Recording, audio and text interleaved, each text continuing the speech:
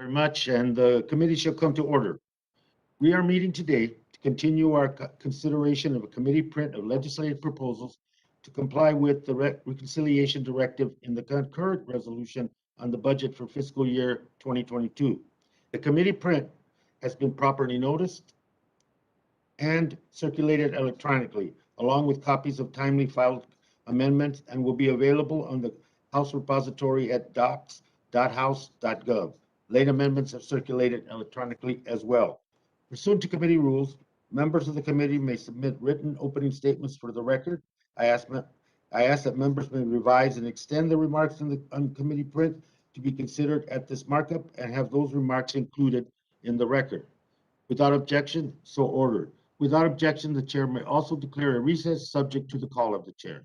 Pursuant to Committee Rule 3I and the House Rule 11 and Clause 2, I announce that I may postpone further proceedings today on the question of approving any measure or matter or adopting an amendment on which a recorded vote or the ayes and nays are ordered.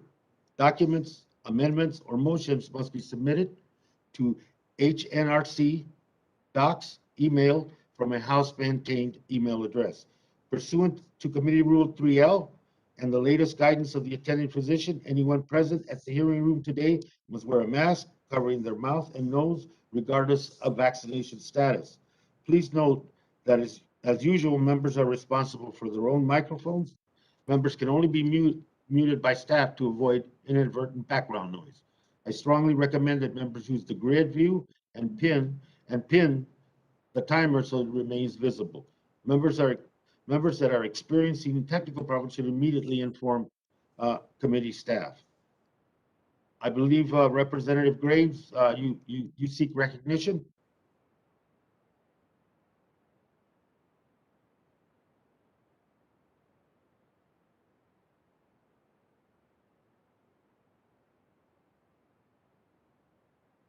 Mr. Graves?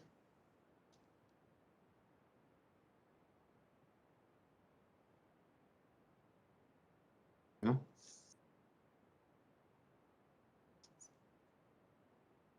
A report. Mr. Chairman, he's trying to connect. Okay, Mr. Westerman, we'll give it a few minutes. We want to be able to follow through on the commitments, so we'll give it a little time.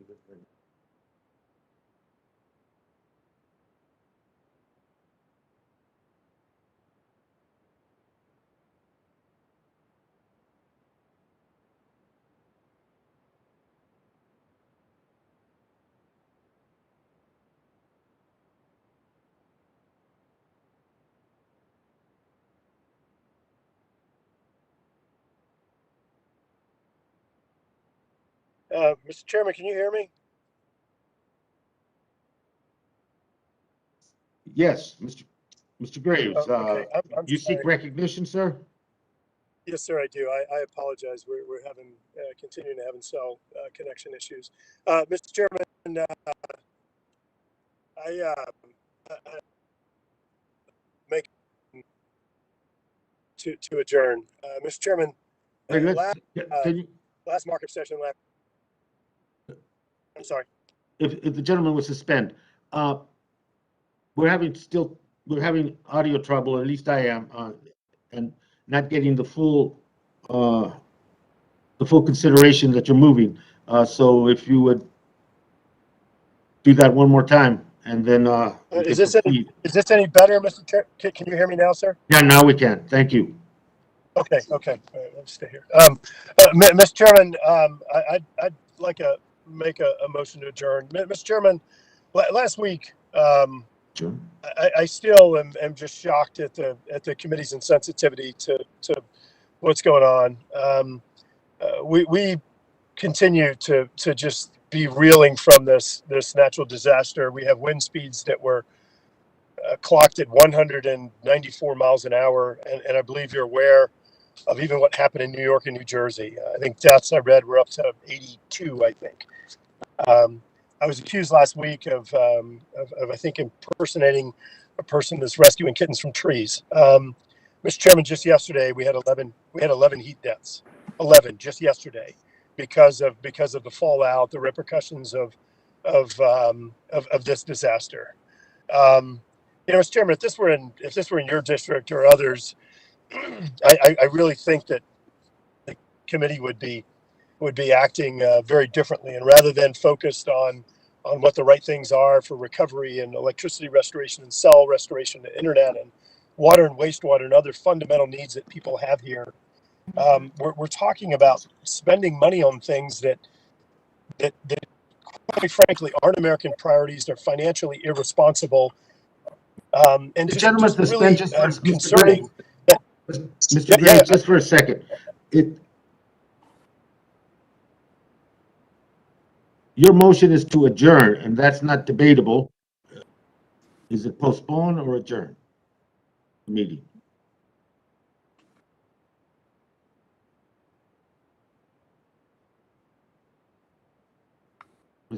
Mr. Graves?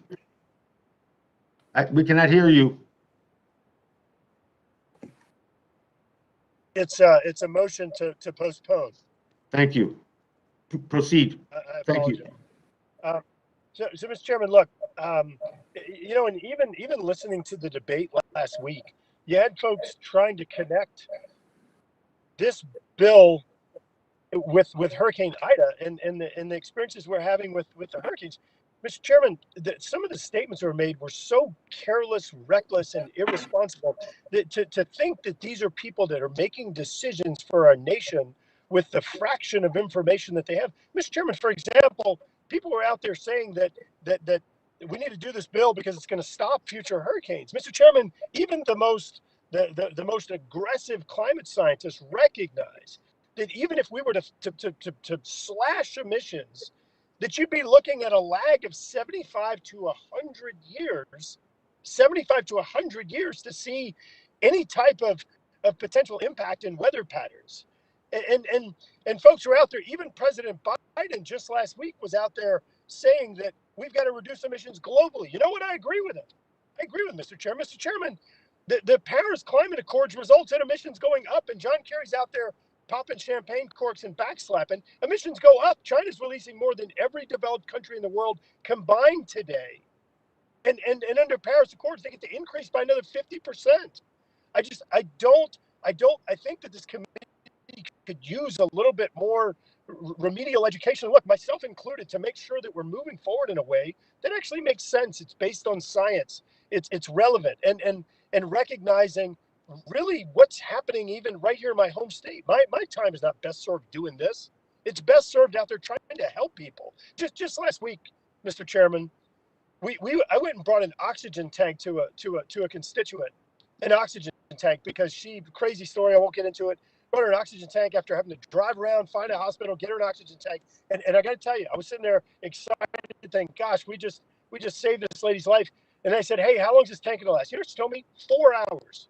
4 hours. So it was like, oh my gosh. And it's that situation times 1,000. And we had people that died because their insulin wasn't refrigerated. And look, I understand y'all are in other places right now, and it's totally out of sight, out of mind, but we've got fundamental problems right now. These are fellow Americans, and I just like to ask for a little bit of sensitivity.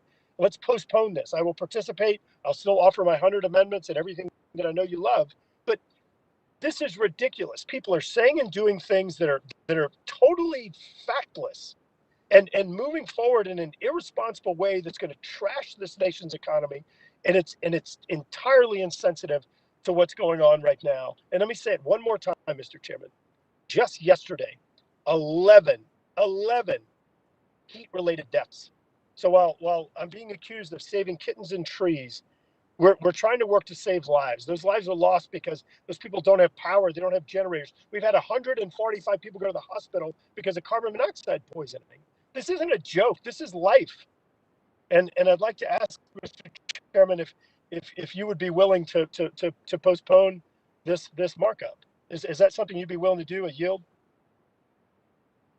Thank the gentleman for yielding. No, I think I don't want to get into a lengthy response, Mr. Graves, because that's the essence of the debate that we're having over many things on this committee. But suffice, in response to your specific point and the people you represent and the suffering that they're going through, I don't think there's a member of this committee on both sides of the aisle that doesn't believe that relief, not only expedited but urgent, has to be the priority. And our staff and as your staff, that's been something that they've been directed to do, and they're doing that, advocating for that relief, immediate and urgent. The other issue is the recovery, and that's what we're talking about with the overall legislation and reconciliation. And the recovery, I think, speaks to how you define that recovery, sir. After the relief, after the support, and after the intervention that is so needed right now in the region, how do we define a recovery? And I think our definition of it is about long-term and mitigate and hopefully lessen the impact of these natural catastrophes that are linked to climate change. And so that's where we're at. That's the debate. And I appreciate your comments, and I appreciate what you're doing for your constituents that are going through a hell of a lot. So, and Mr. Chairman, I appreciate you expressing some sensitivity, because I haven't seen it at all from the committee on your side, and I do appreciate that. But are you not concerned at all that we're gonna spend $3.5 trillion under this proposed legislation, and our ability to even come back and offer assistance to people that need it, like people in the wildfires and people that have experienced this disaster? Does that not concern you that we just continue printing money? We're going to see crazy inflation, and our ability as a nation to even help people that truly need it versus some of the irresponsible spending that is not even requested under this legislation. I mean, look at the numbers in this bill. They're numbers where they're all round numbers, 100 for this and $1 billion for that. There's no justification for this. Somebody just sat there and played a math game. Well, is that not a concern for you at all? Okay, this is gentleman yields to me, and I cannot agree to postpone. Given the time frame we have set for achieving the Build Back Better agenda, this is the time frame we're on, and postponing, delaying, and by, as I've said 2 or 3 times, and by attrition somehow derail that effort. That's not going to happen, and so I cannot agree to postpone, and because not because of any lack of understanding for the natural tragedies that are around us right now, but because precisely because of those things that I think we need to and have to move forward. Thank you, Mr. Chairman. Does the gentleman withdraw his motion? Mr. Chairman, I see where this is going. I look forward to having some amendment debate, and because I do read the writing on the wall here, I will withdraw my motion, but I want to be clear that I do that with much regret that this committee is continuing to recklessly and irresponsibly move forward. Yield back. Thank you very much. Gentleman yields, and the motion is withdrawn, and we now return to unfinished business. The item for consideration is the committee print. The print has already been read and made open for the amendment at any point. We have completed general debate and are currently on amendments. We will now turn to the previously requested recorded votes that were postponed. After these votes, we will then continue the process of offering and debating more amendments. The question is on unfinished business. The amendments, to the committee print. The first amendment is amendment designated Bobert number 2. Recorded vote has been requested. The clerk shall call the roll. Mr. Grijalva. No? Mr. Grijalva votes no. Mr. Westerman. Aye. Mr. Westerman votes aye. Mrs. Napolitano. No. Mrs. Napolitano votes no. Mr. Young.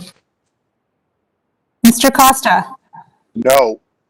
Mr. Costa votes no. Mr. Gomert. Aye. Mr. Gomert votes aye. Mr. Sablan. No. Mr. Sablan votes no. Mr. Lamborn. Lamborn votes aye. Mr. Lamborn votes aye. Mr. Huffman. No. Mr. Huffman votes no. Mr. Whitman. Aye. Mr. Whitman votes aye. Mr. Lowenthal. No.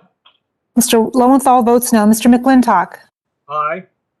Mr. McClintock votes aye. Mr. Gallego. Mr. Gosar. Aye. Mr. Gosar votes aye. Mr. Neguse. No. Mr. Neguse votes no. Mr. Graves. Graves is aye. Mr. Graves votes aye. Mr. Levin. Oh, Mr. Graves, I didn't get a visual. Mr. Graves votes aye.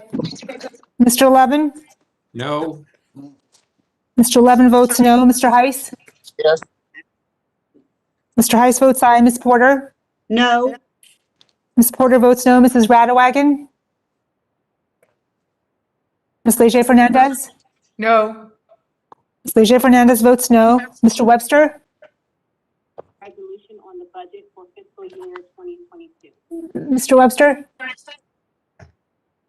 I'm okay for now.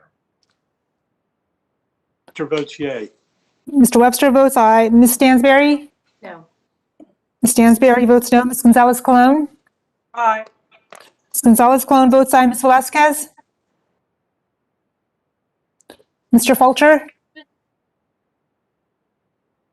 Ms. DeGette. No. Ms. DeGette votes no. Mr. Stauber. Aye. Mr. Stauber votes aye. Ms. Brownlee. Brownlee votes no. Ms. Brownlee votes no. Mr. Tiffany. Mrs. Dingle. Dingle votes no. Mrs. Dingle votes no. Mr. Carl. Aye. Mr. Carl votes aye. Mr. McEachin. McEachin votes no. Mr. McEachin votes no. Mr. Rosendale. Rosendale, yes. Mr. Rosendale votes aye. Mr. Soto. Soto votes no. Mr. Soto votes no. Mr. Moore. Mr. San Nicolas. San Nicolas votes no. Mr. San Nicolas votes no. Ms. Harrell. Mr. Garcia. No. Mr. Garcia votes no. Mrs. Bobert. Bobert votes aye. Mrs. Bobert votes aye. Mr. Case. No. Mr. Case votes no. Mr. Obernolte. Obernolte, aye. Mr. Obernolte votes aye. Ms. McCollum. No. Ms. McCollum votes no. Mr. Bentz. Mr. Benz votes yes. Mr. Bentz votes aye. Mr. Cohen. Mr. Tonko. No. Mr. Tonko votes no. Ms. Talib. No. Ms. Talib votes no. Ms. Trahan. No. Ms. Trahan votes no. Mr. Cohen votes no. Are there members who wish to vote or change their vote? I do. More. How's Mr. Cohen Cohen recorded? votes no. Mr. Cohen votes no. Tiffany. Mr. Cohen votes no. Mr. Tiffany, you are not recorded. Tiffany votes aye. Mr. Tiffany votes aye. Moore votes aye. Mr. Moore votes aye.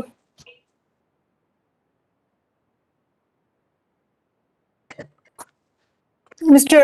Tonko, I did not get your vote, sir.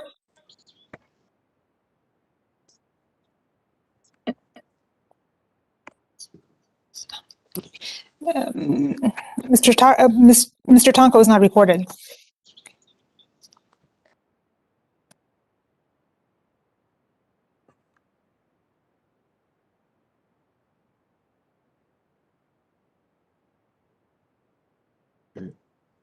think I should call it. Are there any members who wish to record their vote and have not? If not, the vote is closed and the clerk shall report. Mr. Chair, on this vote, the yeas are 18 and the nays are 23. Ooh. The amendment fails. The next recorded vote request is designated Bobert number 3, and the clerk shall call the roll. Mr. Grijalva? No. Mr. Grijalva votes no. Mr. Westerman? Aye. Mr. Westerman votes aye. Mrs. Napolitano? No. Mrs. Napolitano votes no. Mr. Young? Mr. Costa? No. Mr. Costa votes no. Mr. Gomert? Aye. Mr. Gomert votes aye. Mr. Sablan? Louis. Mr. Lamborn? Lamborn votes aye. Mr. Lamborn votes aye. Mr. Huffman? No. Mr. Huffman votes no. Mr. Whitman? Aye. Mr. Whitman votes aye. Mr. Lowenthal? No. Mr. Lowenthal votes no. Mr. McClintock?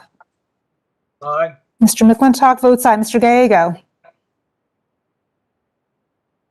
Mr. Gosar? Aye. Mr. Gosar votes aye. Mr. Neguse? No. Mr. Neguse votes no. Mr. Graves? Yes. Mr. Graves votes aye. Mr. Levin? No. Mr. Levin votes no. Mr. Heiss? Yes. Mr. Heiss votes aye. Ms. Porter? No. Ms. Porter votes no. Mrs. Radewagen? Ms. Leger Fernandez? No. Ms. Leger Fernandez votes no. Mr. Webster? Webster votes yay. Mr. Webster votes aye. Ms. Stansberry? No. Ms. Stansberry votes no. Ms. Gonzalez-Colon? Aye. Ms. Gonzalez-Colon votes aye. Ms. Velasquez? Mr. Fulcher? Ms. DeGette? DeGette votes no. Ms. DeGette votes no. Mr. Stauber? Stauber votes aye. Mr. Stauber votes aye. Ms. Brownlee? Brownlee votes no. Ms. Brownlee votes no. Mr. Tiffany?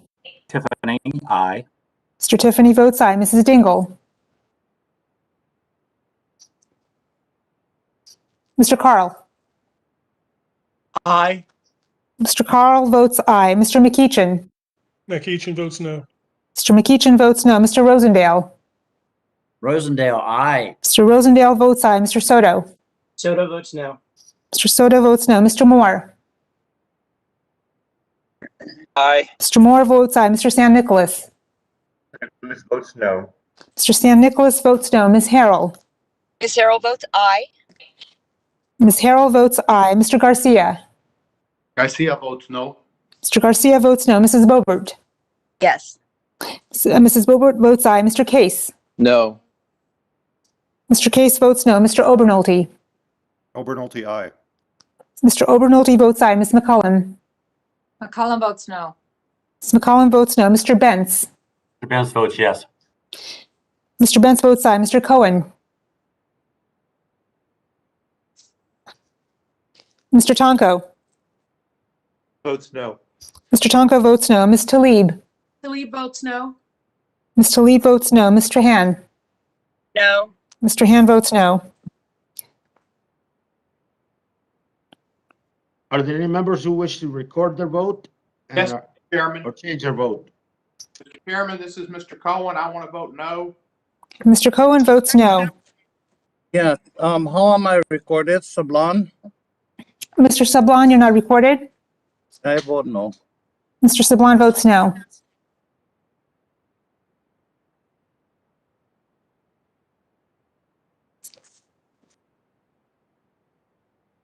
Any other members? If not, the vote is closed and the clerk shall report.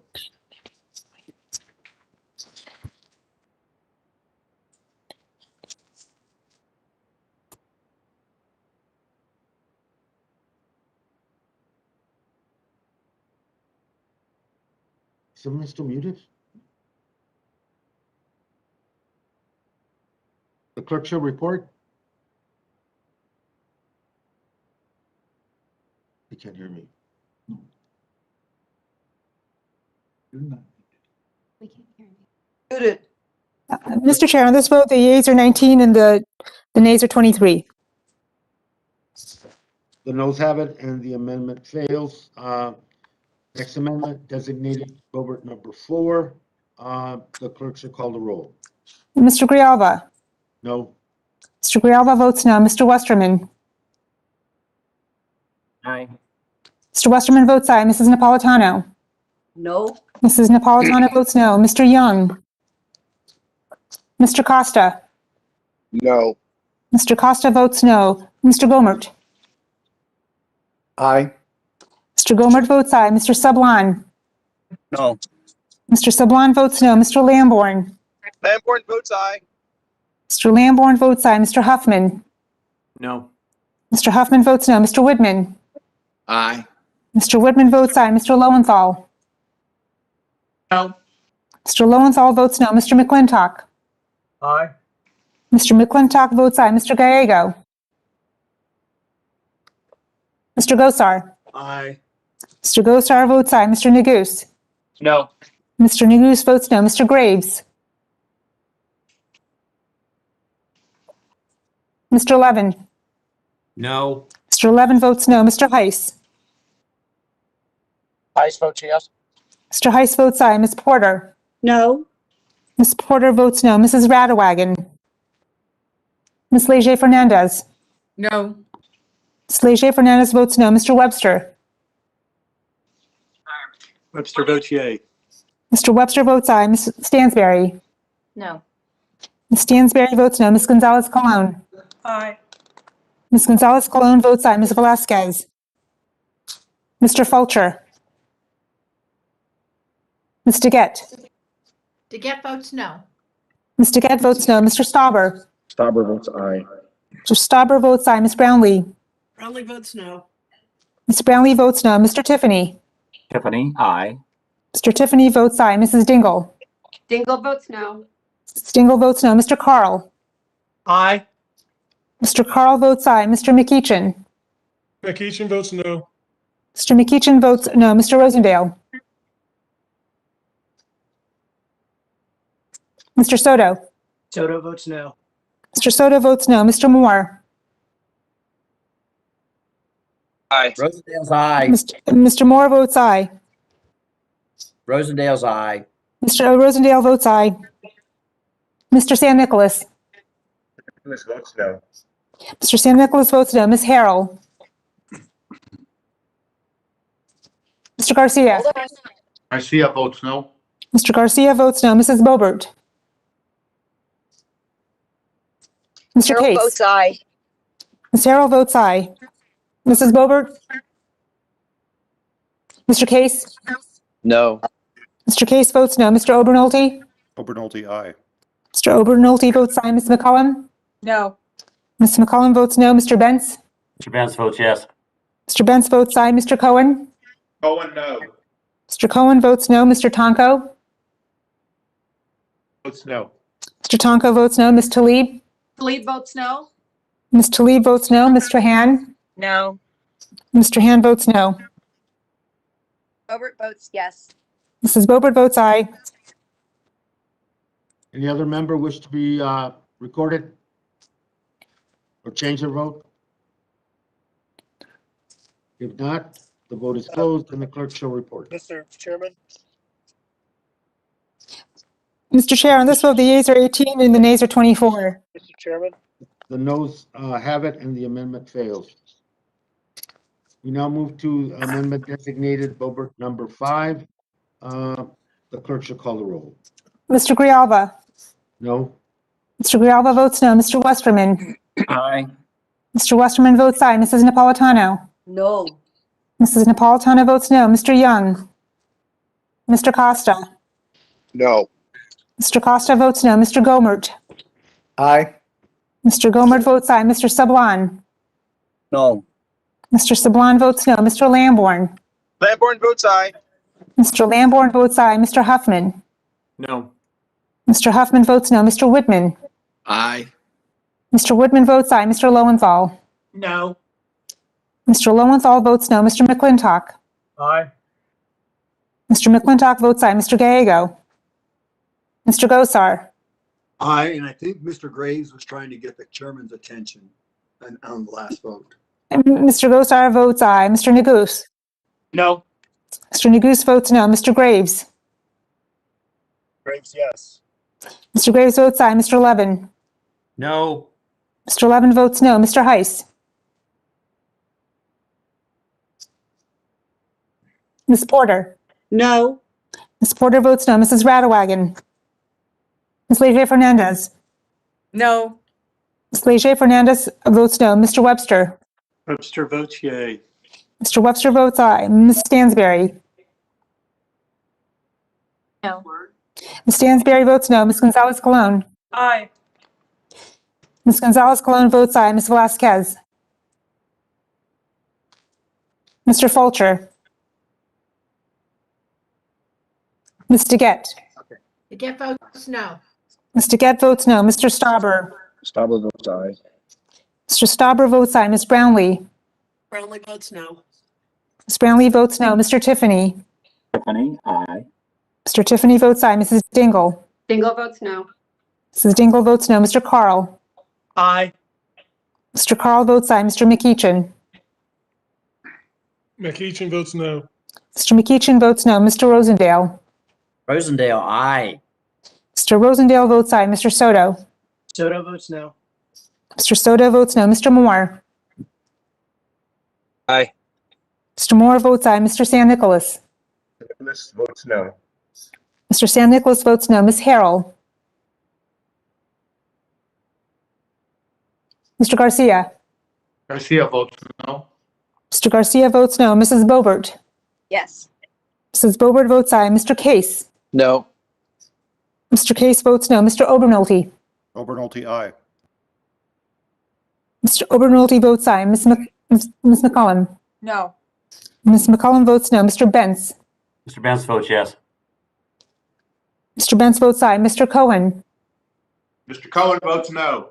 Mr. Cohen votes no. Mr. Tonko, Tonko votes no. Mr. Tonko votes no. Ms. Talib, Talib votes no. Ms. Talib votes no. Ms. Trahan, No. Mr. Han votes no.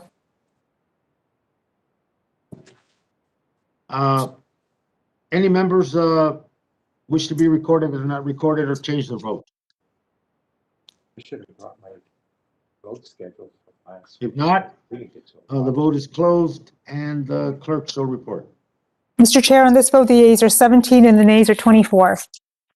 The noes have it and the amendment fails. I believe Mr. Graves, another colleague indicated you were seeking recognition. Probably deep in constituent stuff. Did you say Graves? Mr. Graves? I was trying to vote on the previous vote, Mr. Chairman. I think I've Okay, voted on this one already. thank you. The next amendment with the recorded vote is the amendment designated Carl number 1, and the clerk shall call the roll. Mr. Grijalva, No. Mr. Grijalva votes no. Mr. Westerman, Aye. Mr. Westerman votes aye. Mrs. Napolitano, No. Mrs. Napolitano votes no. Mr. Young, Mr. Costa, No. Mr. Costa votes no. Mr. Gomert, Aye. Mr. Gomert votes aye. Mr. Sablan, No. Mr. Sablan votes no. Mr. Lamborn, Lamborn votes aye. Mr. Lamborn votes aye. Mr. Huffman, No. Mr. Huffman votes no. Mr. Whitman, Aye. Mr. Whitman votes aye. Mr. Lowenthal, No. Mr. Lowenthal votes no. Mr. McClintock, Aye. Mr. McClintock votes aye. Mr. Gallego, Mr. Gosar, Aye. Mr. Gosar votes aye. Mr. Neguse, No. Mr. Neguse votes no. Mr. Graves,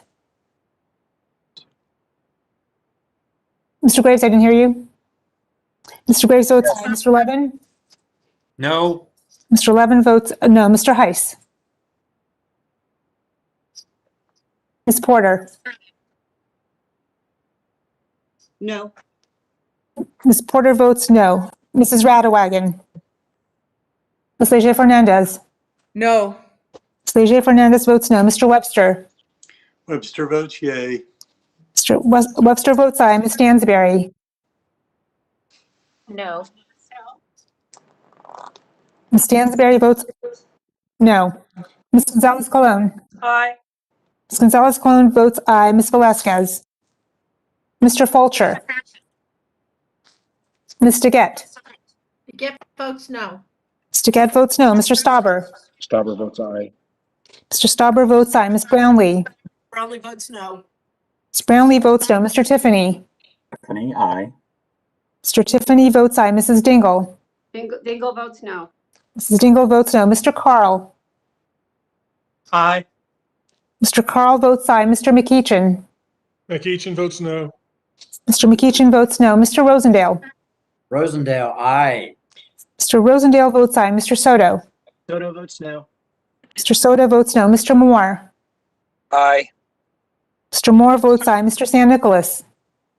Nicholas votes no. Mr. San Nicolas votes no. Ms. Harrell. Mr. Garcia. Garcia votes no. Mr. Garcia votes no. Mrs. Bobert. Yes. Mrs. Bobert votes aye. Mr. Case. No. Mr. Case votes no. Mr. Obernolte. Obernolte, aye. Mr. Obernolte votes aye. Ms. McCollum. No. Ms. McCollum votes no. Mr. Bentz. Mr. Benz votes yes. Mr. Bentz votes aye. Mr. Cohen. No.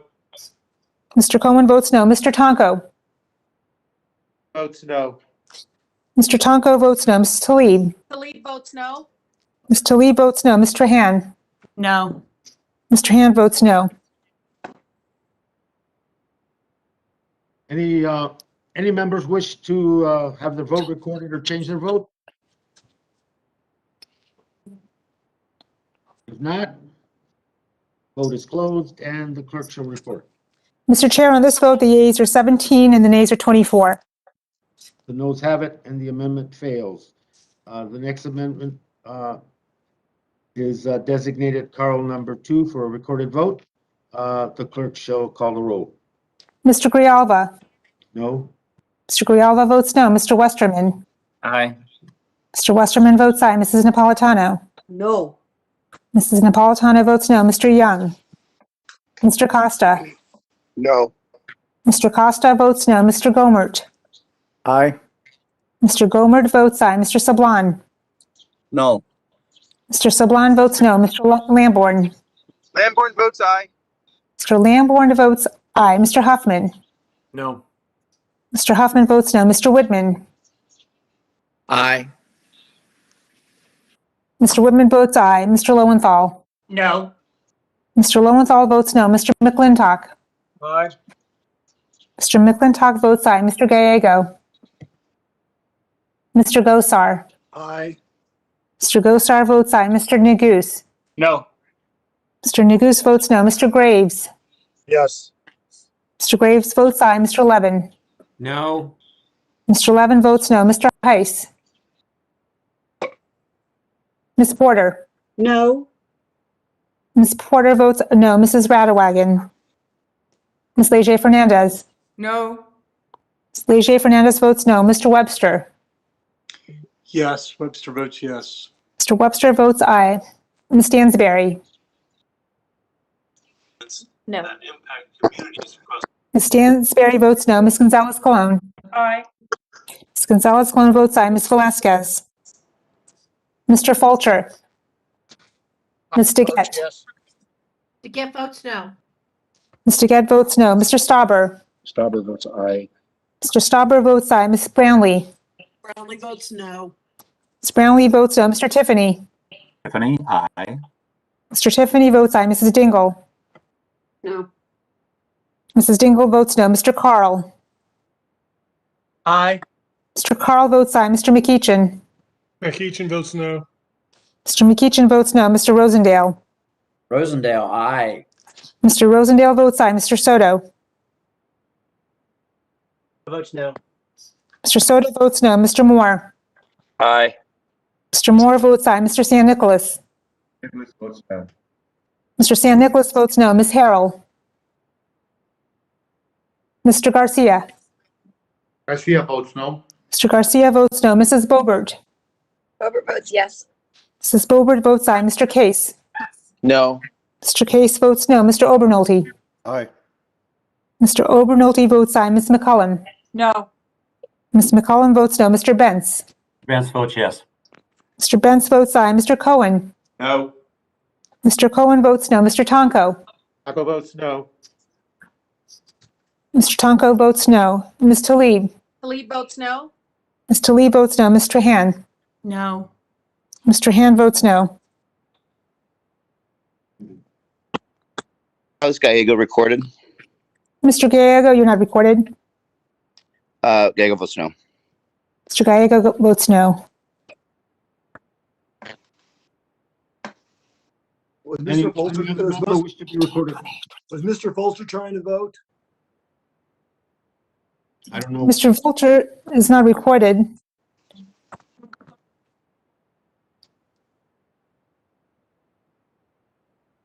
Does Mr. Fulcher wish to be recorded? Are there any other members? If not, the vote is closed and the clerk shall report. Mr. Chair, on this vote, the yeas are 17 and the nays are 25. The notes have it and the amendment fails. We move to amendment designated Young number 1, and the clerk shall call the roll. Mr. Grijalva. No? Mr. Grijalva votes no. Mr. Westerman. Aye. Mr. Westerman votes aye. Mrs. Napolitano. No. Mrs. Napolitano votes no. Mr. Young. Mr. Costa. Mr. Gomert. Aye. Mr. Gomert votes aye. Mr. Sablan. No. Mr. Sablan votes no. Mr. Lamborn. Mr. Lamborn votes aye. Mr. Huffman.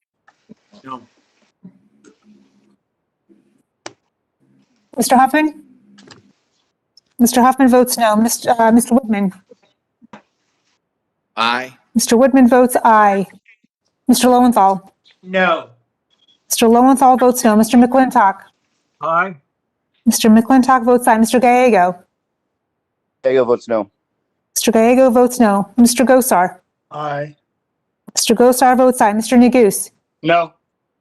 Mr. Neguse votes no. Mr. Graves. Yes, yes, yes. Mr. Graves votes aye. Mr. Levin. No. Mr. Levin votes no. Mr. Heiss. Ms. Porter. No. Ms. Porter votes no. Mrs. Radawagon. Yes. Ms. Leger Fernandez.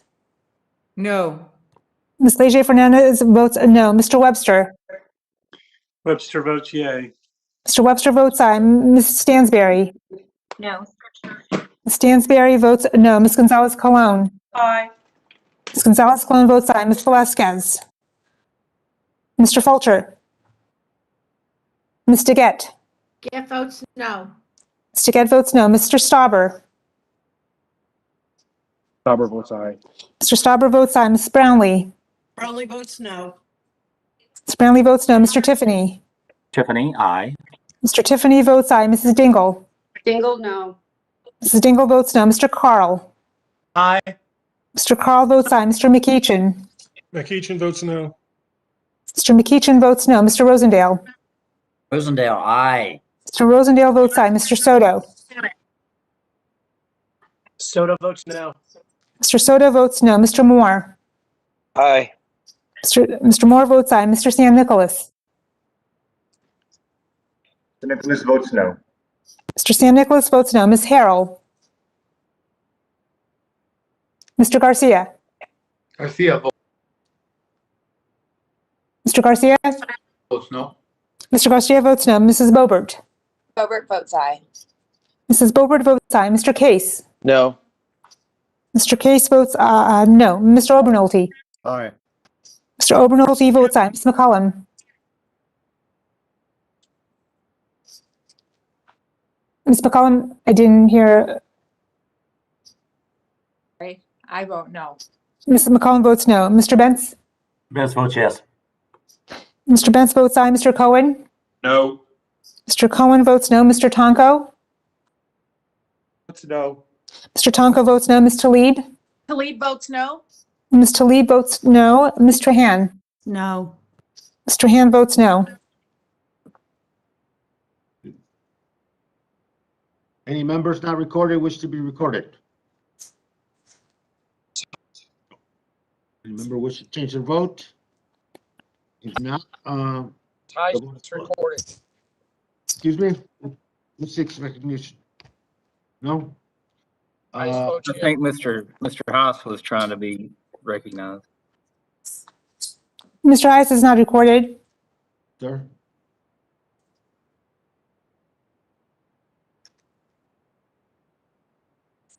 Mr. Heiss, do you wish to be recorded? Ties votes yes. Mr. Hayes votes aye. Thank you. The vote is closed and the clerk shall report. Ties votes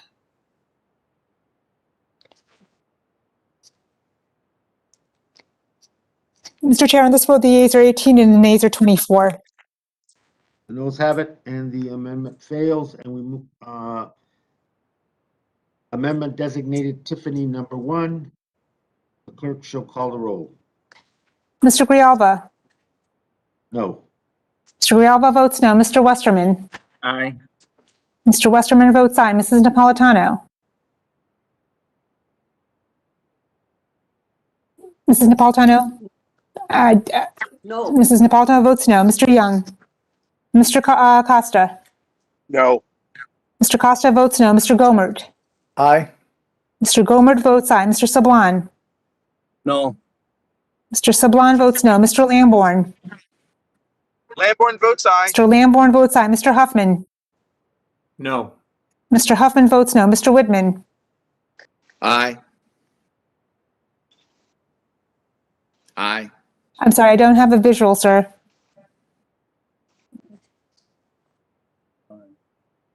Mr. Lowenthal? Lowenthal votes. Right here. I'm right here.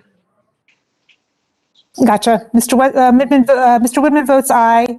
Mr. Lowenthal? Votes no. Mr. Lowenthal votes no. Mr. McClintock? Aye. Mr. McClintock votes aye. Mr. Gallego? Votes no. Mr. Gallego votes no. Mr. Gosar? aye. Mr. Gosar votes aye. Mr. Neguse? No. Mr. Neguse votes no. Mr. Graves? Graves yes. Mr. Graves votes aye. Mr. Levin? No. Mr. Levin votes no. Mr. Heiss? Yes. Mr. Heiss votes aye. Ms. Porter? No. Ms. Porter votes no. Mrs. Radewagen? Radewagen, Ms. aye. Leger Fernandez? Mrs. Radewagen votes aye. Ms. Leger Fernandez? No. Ms. Leger Fernandez votes no. Mr. Webster? Webster votes yea. Mr. Webster votes aye. Ms. Stansberry? No. Ms. Stansberry votes no. Ms. Gonzalez Colon? Aye. Ms. Gonzalez Colon votes aye. Ms. Velasquez? Mr. Fulcher? Ms. Deget? Deget votes no. Ms. Deget votes no. Mr. Stauber? Stauber votes aye. Mr. Stauber votes aye. Ms. Brownlee? Brownlee votes no. Ms. Brownlee votes no. Mr. Tiffany? Tiffany, aye. Mr. Tiffany votes aye. Mrs. Dingle?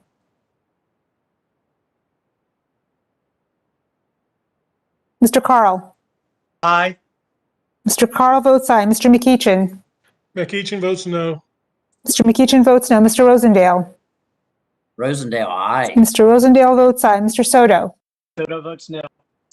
Mr. Soto votes no. Mr. Moore? Moore, aye. Mr. Moore votes aye. Mr. San Nicolas? Nicholas votes no. Mr. San Nicolas votes no. Ms. Harrell? Mr. Garcia? Mrs. Bobert?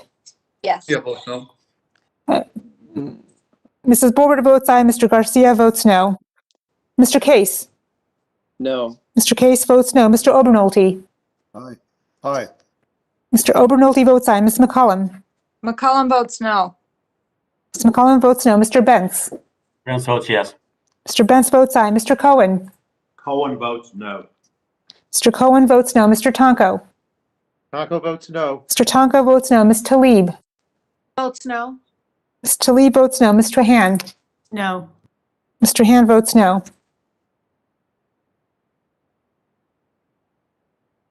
Any members not recorded? Any members want to change their vote? If not, vote is closed. The clerk shall report. Mr. Chair, on this vote, the yeas are 19 and the nays are 24. Mr. Chairman, did I miss The this noes have vote? it I'm and the sorry. amendment fails. Who wishes to be recognized? Oh, did Miss Dingle miss this vote? Unfortunately, yes. Okay, sorry. Too late. Thank you. The next amendment, requiring a roll call, designated Gonzalez Colon, number 1. The clerk shall call the roll. Mr. Grijalva. No? Mr. Grijalva votes no. Mr. Westerman. Aye. Mr. Westerman votes aye. Mrs. Napolitano. No. Mrs. Napolitano votes no. Mr. Young. Mr. Costa. No. Mr. Costa votes no. Mr. Gomert. Aye. Mr. Gomert votes aye. Mr. Sablan. Mr. Lamborn. Lamborn votes aye. Mr. Lamborn votes aye. Mr. Huffman. No. Mr. Huffman votes no. Mr. Whitman. Aye. Mr. Whitman votes aye. Mr. Lowenthal. Votes no. Mr. Lowenthal votes no. Mr. McClintock. Aye. Mr. McClintock votes aye. Mr. Gallego. Gallego votes no. Mr. Gallego votes no. Mr. Gosar. Aye. Mr. Gosar votes aye. Mr. Neguse. No. Mr. Neguse votes no. Mr. Graves.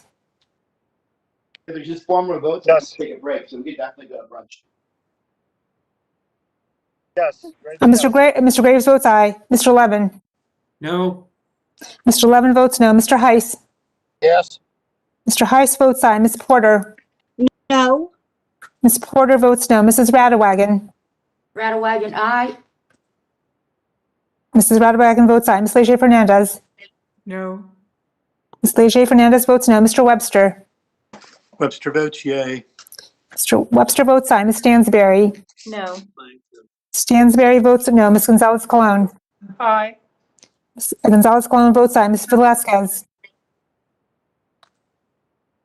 Mr. Fulcher. Ms. DeGette. Mr. Stauber. Stauber votes aye. Mr. Stauber votes aye. Ms. Brownlee. Brownlee votes no. Brownlee votes no. Mr. Tiffany. Tiffany, aye. Mr. Tiffany votes aye. Mrs. Dingle. No. Mrs. Dingle votes no. Mr. Carl. Aye. Mr. Carl votes aye. Mr. McEachin. McEachin votes no. Mr. McEachin votes no. Mr. Rosendale. Is this the Gonzalez Colon amendment? Yes. Rosendale votes not, no. Mr. Rosendale votes no. Mr. Soto. Soto votes no. Mr. Soto votes no. Mr. Moore. Aye. Mr. Moore votes aye. Mr. San Nicolas. Nicholas votes no. Mr. San Nicolas votes no. Ms. Harrell. Mr. Garcia. Garcia votes no. Mr. Garcia votes no. Mrs. Bobert. Yes. Mrs. Bobert votes aye. Mr. Case. No. Mr. Case votes no. Mr. Obernolte. Aye. Mr. Obernolte votes aye. Ms. McCollum. Mr. Bentz. Vance votes yes. Mr. Bentz votes aye. Mr. Cohen. No.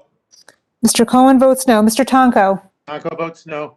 Mr. Tonko votes no. Ms. Tlaib. Mr. Han. No. No. Mr. Han votes no.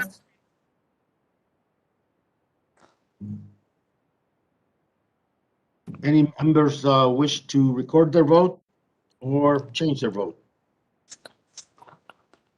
Madam, Yes, excuse me. I'm trying to seek recognition. Ms. McCollum, you recognize, please? Yeah, for some reason, my sound's gone out on my iPad. I'll switch over. McCollum votes no. Ms. McCollum votes no. Thank you. I'm switching Thank out. you. Huh. Any other Okay, member? If not, that sounds good. the vote is closed and the clerk shall report. Mr. Chair, on this vote, the yeas are 18 and the nays are 23. The amendment, the noes have it and the amendment fails. Now we move to amendment designated more number 1. The clerk shall call the roll. Mr. Grijalva? No. Mr. Grijalva votes no. Mr. Westerman? Aye. Mr. Westerman votes aye. Mrs. Napolitano? No. Mrs. Napolitano votes no. Mr. Young? Mr. Costa? No. Mr. Costa votes no. Mr. Gomert? Aye. Mr. Gomert votes aye. Mr. Sablan? No. Mr. Sablan votes no. Mr. Lamborn? Lamborn votes aye. Mr. Lamborn votes aye. Mr. Huffman? No. Mr. Huffman votes no. Mr. Whitman? Aye. Mr. Whitman votes aye. Mr. Lowenthal? Lowenthal votes no. Mr. Lowenthal votes no. Mr. McClintock? Aye. Mr. McClintock votes aye. Mr. Gallego? Mr. Gosar? Aye. Mr. Gosar votes aye. Mr. Neguse? No. Mr. Neguse votes no. Mr. Graves? Gallego votes no. Graves, yes. Graves, yes. Mr. Graves votes aye. Mr. Gallego, how do you vote? No. Mr. Gallego votes no. Mr. Levin? No. Mr. Levin votes no. Mr. Heiss? Ms. Porter? No. Ms. Porter votes no. Mrs. Radewagen? Radewagen, aye. Mrs. Radewagen votes aye. Ms. Leger Fernandez? No. Ms. Leger Fernandez votes no. Mr. Webster? I think our flight's delayed. Mr. votes yay. Mr. Webster votes aye. Ms. Stansberry? No. Ms. Stansberry votes no. Ms. Gonzalez Colon? Aye. Ms. Gonzalez Colon votes aye. Ms. Velasquez? Mr. Fulcher? Ms. DeGette? Get votes no. Ms. DeGette votes no. Mr. Stauber? Stauber votes aye. Mr. Stauber votes aye. Ms. Brownlee? Brownlee votes no. Ms. Brownlee votes no. Mr. Tiffany? Tiffany, aye. Mr. Tiffany votes aye. Mrs. Dingle?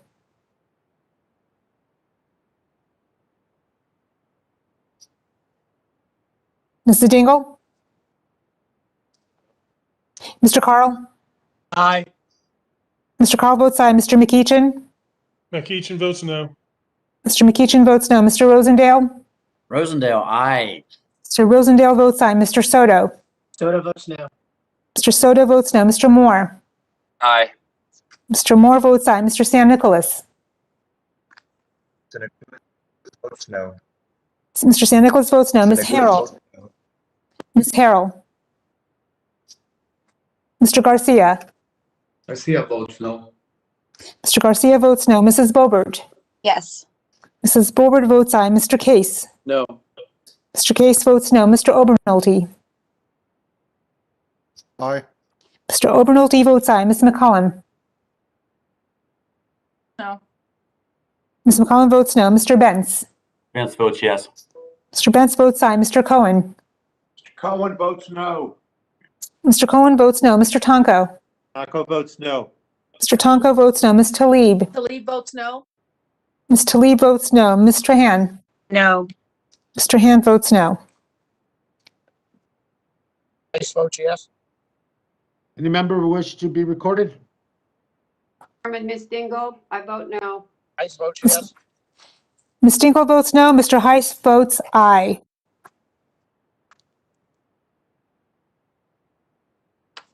If no one else wishes to be recognized, the vote is closed and the clerk shall report. Mr. Chair, on this vote, the yeas are 19 and the nays are 25. The noes have it and the amendment fails, and we move to amendment designated more number 2. Clerk should please call the roll. Mr. Grijalva? No. Mr. Grijalva votes no. Mr. Westerman? Aye. Mr. Westerman votes aye. Mrs. Napolitano? No. Mrs. Napolitano votes no. Mr. Young? Mr. Costa? No. Mr. Costa votes no. Mr. Gomert? Aye. Mr. Gomert votes aye. Mr. Sablan? No. Mr. Sablon votes no. Mr. Lamborn. Lamborn votes aye. Mr. Lamborn votes aye. Mr. Huffman. No. Mr. Huffman votes no. Mr. Whitman. Aye. Mr. Whitman votes aye. Mr. Lowenthal. Votes no. Mr. Lowenthal votes no. Mr. McClintock. Aye. Mr. McClintock votes aye. Mr. Gallego. Gallego votes no. Mr. Gallego votes no. Mr. Gosar. Aye. Mr. Gosar votes aye. Mr. Neguse. No. Mr. Neguse votes no. Mr. Graves. Graves, yes. Graves, yes. Mr. Graves votes aye. Mr. Levin. No. Mr. Levin votes no. Mr. Heiss. Yes. Mr. Heiss votes aye. Ms. Porter. No. Ms. Porter votes no. Mrs. Radewagen. Radewagen, aye. Mrs. Radewagen votes aye. Mr. Leger Fernandez. No. Ms. Leger Fernandez votes no. Mr. Webster. Ms. Stansberry. Webster votes yay. No. Mr. Webster votes yea. Ms. Stansberry votes no. Ms. Gonzalez Colon. Aye. Ms. Gonzalez Colon votes aye. Ms. Velasquez. Mr. Fulcher. Ms. DeGette. DeGette votes no. Mr. DeGette votes no. Mr. Stauber. Stauber votes aye. Mr. Stauber votes aye. Ms. Brownlee. Brownlee votes no. Ms. Brownlee votes no. Mr. Tiffany. Tiffany, aye. Mr. Tiffany votes aye. Mrs. Dingle. Mr. Carl. Aye. Mr. Carl votes aye. Mr. McEachin. McEachin votes no. Mr. McEachin votes no. Mr. Rosendale. Rosendale, aye. Mr. Rosendale votes aye. Mr. Soto. Soto votes no. Mr. Soto votes no. Mr. Moore. Aye. Mr. Moore votes aye. Mr. San Nicolas. Nicholas votes no. Mr. San Nicolas votes no. Ms. Harrell. Mr. Garcia. Garcia votes no. Mr. Garcia votes no. Mrs. Bobert. Yes. Mrs. Bobert votes aye. Mr. Case. No. Mr. Case votes no. Mr. Obernolte. Aye. Mr. Obernolte votes aye. Ms. McCullum. I'll go up. Votes no. Ms. McCullum votes no. Mr. Bentz. Spence votes yes. Mr. Bentz votes aye. Mr. Cohen. Votes no. Mr. Cohen votes no. Mr. Tonko. Taco votes no. Mr. Tonko votes no. Ms. Talib. No. Ms. Talib votes no. Ms. Trahan. No. Ms. Trahan votes no.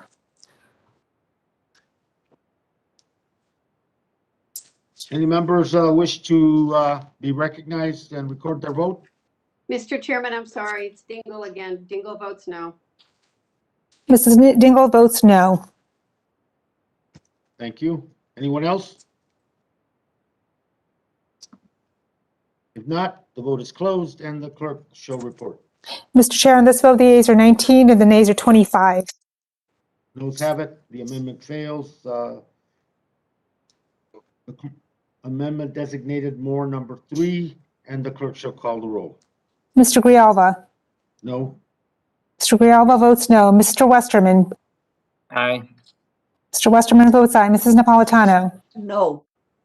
Mrs. Napolitano votes no. Mr. Young. Mr. Costa. No. Mr. Costa votes no. Mr. Gomert. Aye. Mr. Gomert votes aye. Mr. Sablon. No. Mr. Sablon votes no. Mr. Lamborn. Lamborn votes aye. Mr. Lamborn votes aye. Mr. Huffman. No. Mr. Huffman votes no. Mr. Whitman. Aye. Mr. Whitman votes aye. Mr. Lowenthal. No. Mr. Lowenthal votes no. Mr. McClintock. Mr. McClintock votes aye. Mr. Gallego. Gallego votes no. Mr. Gallego votes no. Mr. Gosar.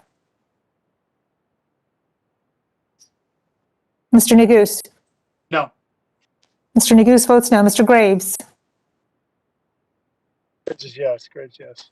Mr. Graves votes aye. Mr. Levin. No. Mr. Levin votes no. Mr. Heiss. Yes. Mr. Heiss votes aye. Ms. Porter. No. Ms. Porter votes no. Mrs. Radewagen. Radewagen, aye. Mrs. Radewagen votes aye. Ms. Leger Fernandez. No. Ms. Leger Fernandez votes no. Mr. Webster. Webster votes yay. Mr. Webster votes aye. Ms. Stansberry. No. Ms. Stansberry votes no. Ms. Gonzalez Colon. Ms. Velasquez. Aye. Ms. Velasquez votes, Ms. Gonzalez Colon votes aye. Ms. Velasquez? Mr. Fulcher? Ms. DeGette? DeGette votes no. Ms. DeGette votes no. Mr. Stauber? Stauber votes aye. Mr. Stauber votes aye. Ms. Brownlee? Brownlee votes no. Ms. Brownlee votes no. Mr. Tiffany? Tiffany, aye. Mr. Tiffany votes aye. Mrs. Dingle? Dingle votes no. Mrs. Dingle votes no. Mr. Carl? Aye. Mr. Carl votes aye. Mr. McEachin? McEachin votes no. Gosar, Mr. aye. Mr. McEachin votes aye. Mr. Gosar votes aye. No, ma'am, Mr. Rosen- McEachin votes no. McEachin votes Mr. no. Mr. McEachin votes no. Mr. Gosar votes aye. Mr. Rosendale? Rosendale, aye. Mr. Rosendale votes aye. Mr. Soto? Soto votes no. Mr. Soto votes no. Mr. Moore? Aye. Mr. Moore votes aye. Mr. San Nicolas?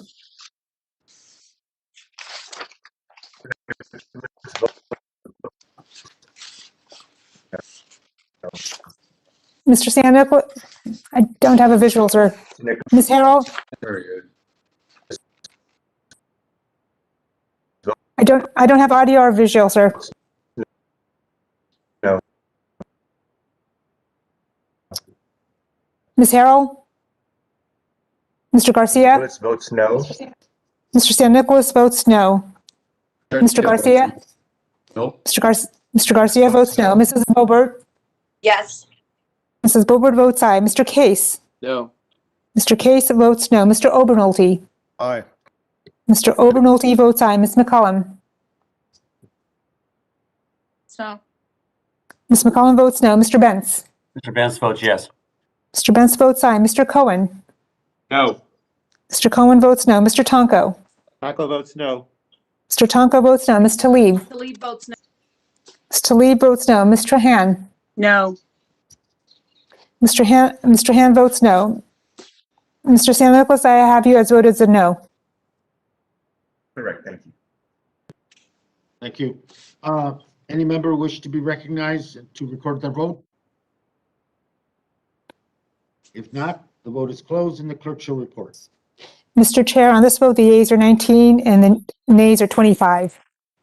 Noes have it, the amendment fails, and we now move to amendment designated Gonzalez Colon number 2. The clerk shall call the roll. Mr. Grijalva? No. Mr. Grijalva votes no. Mr. Westerman? Aye. Mr. Westerman votes aye. Mrs. Napolitano? No. Mrs. Napolitano votes no. Mr. Young? Mr. Costa? No. Mr. Costa votes no. Mr. Gomert? Aye. Mr. Gomert votes aye. Mr. Sablan? Aye. Mr. Sablan votes aye. Mr. Lamborn? Lamborn votes aye. Mr. Lamborn votes aye. Mr. Huffman? No. Mr. Huffman votes no. Mr. Whitman? Aye. Mr. Whitman votes aye. Mr. Lowenthal? No. Mr. Lowenthal votes no. Mr. McClintock? Aye. Mr. McClintock votes aye. Mr. Gallego? Go votes no. Mr. Gallego votes no. Mr. Gosar? Aye.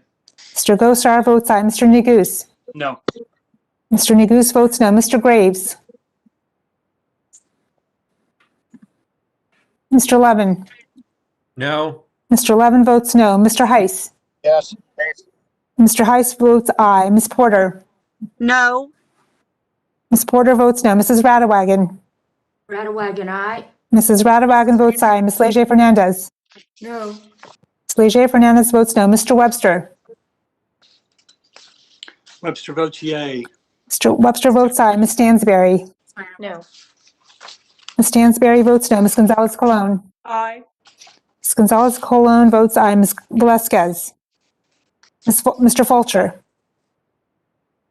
Ms. DeGette? DeGette votes no. Ms. DeGette votes no. Mr. Stauber? Votes aye. Mr. Stauber votes aye. Mr. Brownlee? Ms. Brownlee? Brownlee votes no. Ms. Brownlee votes no. Mr. Tiffany? Tiffany, aye. Mr. Tiffany votes aye. Mrs. Dingle? Votes no. Mrs. Dingle votes no. Mr. Carl? Aye.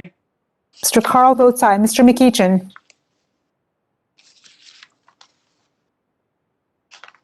Mr. Rosendale?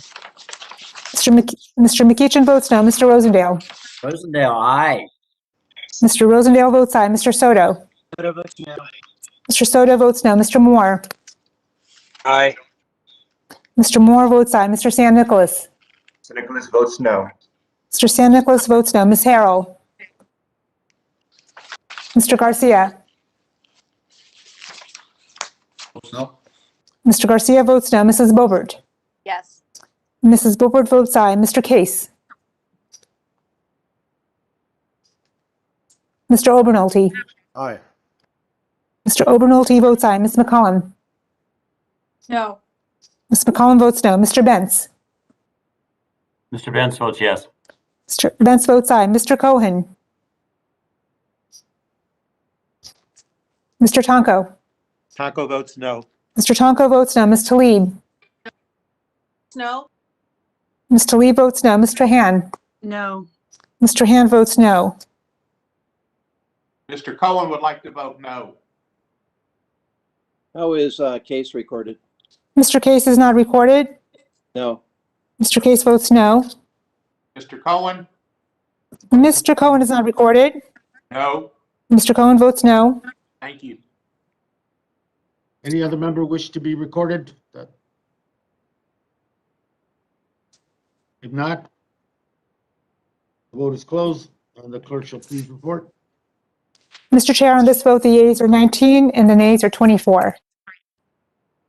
The noes have it, the amendment fails.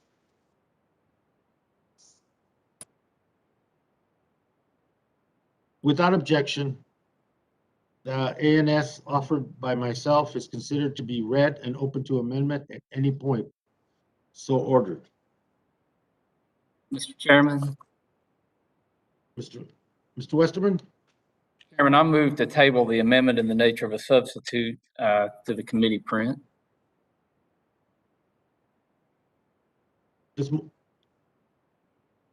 the gentleman's motion is not debatable. I understand there'll be a recorded vote that will be requested, so we will skip the voice vote. Question is now on the motion to table the amendment in the nature of a substitute, and the clerk shall call the roll. Mr. Grijalva? No. Mr. Grijalva votes no. Mr. Westerman? Aye. Mr. Westerman votes aye. Mrs. Napolitano? No. Mrs. Napolitano votes no. Mr. Young? Mr. Costa? No. Mr. Costa votes no. Mr. Gomert? Aye. Mr. Gomert votes aye. Mr. Sablon? No. Mr. Sablon votes no. Mr. Lamborn? Aye. Mr. Lamborn votes aye. Mr. Huffman? No. Mr. Huffman votes no. Mr. Whitman? Aye. Mr. Whitman votes aye. Mr. Lowenthal? Lowenthal votes no. Mr. Lowenthal votes no. Mr. McClintock? Aye. Mr. McClintock votes aye. Mr. Gallego? Gallego votes no. Mr. Gallego votes no. Mr. Gosar? Aye. Mr. Gosar votes aye. Mr. Neguse? No. Mr. Neguse votes no. Mr. Graves? Mr. Levin? No. Mr. Levin votes no. Mr. Heiss? Yes. Mr. Heiss votes aye. Ms. Porter? Mrs. Radewagen? Ms. Porter votes no. Mrs. Radewagen? Aye. Mrs. Radewagen votes aye. Ms. Leger Fernandez? No. Ms. Leger Fernandez votes no. Mr. Webster? Webster votes yay. Mr. Webster votes aye. Ms. Stansberry? No. Ms. Stansberry votes no. Ms. Gonzalez-Colon? Aye. Ms. Gonzalez-Colon votes aye. Ms. Velasquez? Mr. Fulcher? Ms. DeGette? DeGette votes no. Ms. DeGette votes no. Mr. Stauber? Ms. Brownlee? Ms. Brownlee votes no. Ms. Brownlee votes no. Mr. Tiffany? Tiffany, aye. Mr. Tiffany votes aye. Mrs. Dingle? Mr. Carl? Aye. Mr. Carl votes aye. Mr. McEachin? McEachin votes no. Mr. McEachin votes no. Mr. Rosendale? Rosendale, aye. Mr. Rosendale votes aye. Mr. Soto? Soto votes no. Mr. Soto votes no. Mr. Moore? Aye. Mr. Moore votes aye. Mr. San Nicolas? Nicholas votes no. Mr. San Nicolas votes no. Ms. Harrell? Mr. Garcia? Mrs. Bobert? Yes. Mrs. Bobert votes aye. Mr. Case? No. Mr. Case votes no. Mr. Obernolte? Aye. Mr. Obernolte votes aye. Ms. McCullum? No. Ms. McCullum votes no. Mr. Bentz? Benz votes yes. Mr. Bentz votes aye. Mr. Cohen? No. Mr. Cohen votes no. Mr. Tonko? Mr. Taco votes no. Mr. Tonko votes no. Ms. Talib? Talib votes no. Ms. Talib votes no. Ms. Trahan? No. Ms. Trahan votes no.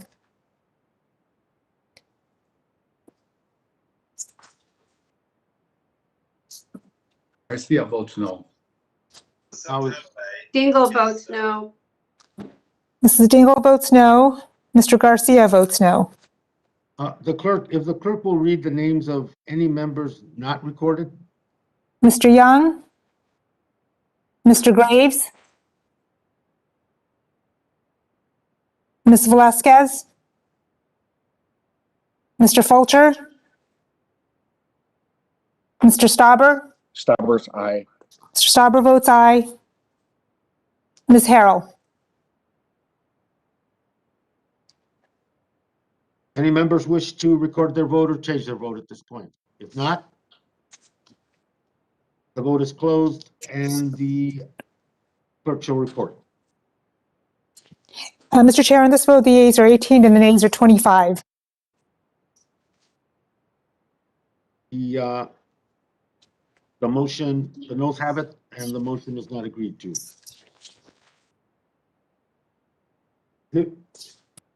Hearing no further debate, we will now continue with amendments. I recognize myself to offer the amendment designated number 14 to the ANS. The amendment makes technical corrections to the ANS to address clerical errors. These errors affected provisions drafted by Democratic and Republican members alike.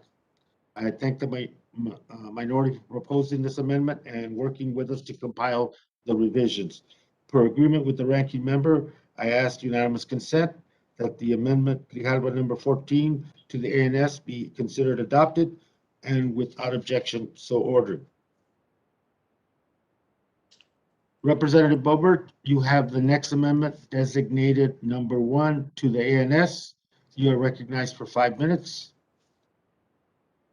Thank you, Mr. Chairman. This amendment would amend the blatantly political payout from the spending package that would directly benefit Speaker Pelosi's district.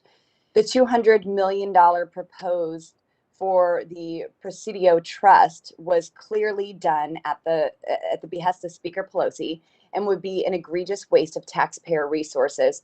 It also runs counter to the enabling statute of the Presidio Trust. The Presidio Trust of San Francisco is a 1,500 acre former military installation now used as a public recreation area with the Golden Gate National Recreation Area.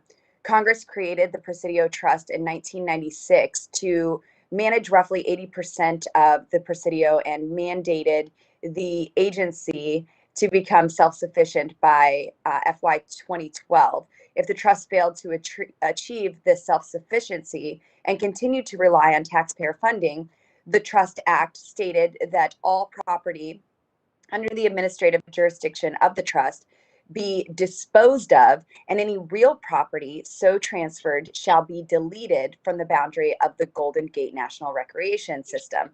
In recent years, this trust has sought $200 million to redevelop up to 22 historic Spanish colonial barracks at its 30-acre Fort Scott site and turn it into a, quote, place for change, end quote.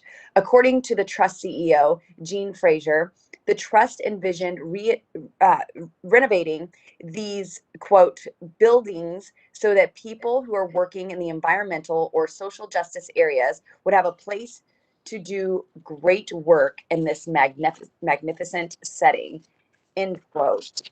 The original plan laid out by the Presidio Trust in 2018 was to find a wealthy philanthropist to come in and fund this $200 million project. It is clear that that never materialized, and yet the trust has found a new philanthropist to fund this liberal, quote, place for change, end quote. And that is the American taxpayer who did not sign up to be a philanthropist for such. Clearly, a $200 million direct appropriation runs counter to the original intent of the trust and is very inappropriate way to spend limited taxpayer resources.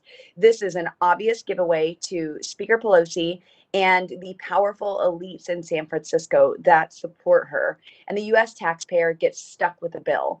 This amendment would reduce the obscene amount proposed for this suspect earmark and will also prohibit the trust from using taxpayer funds on any of the pristine golf courses, high-end hotels, or luxury homes and apartments in the Presidio. In addition, this amendment will delay this pet project from being funded until the legitimate maintenance backlog hampering our federal lands is completed first.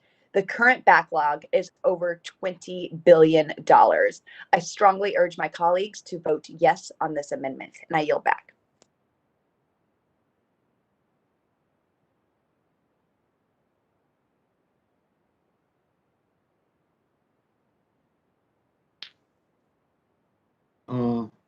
Thank you very much. The gentlelady yields, and anyone wish to be recognized?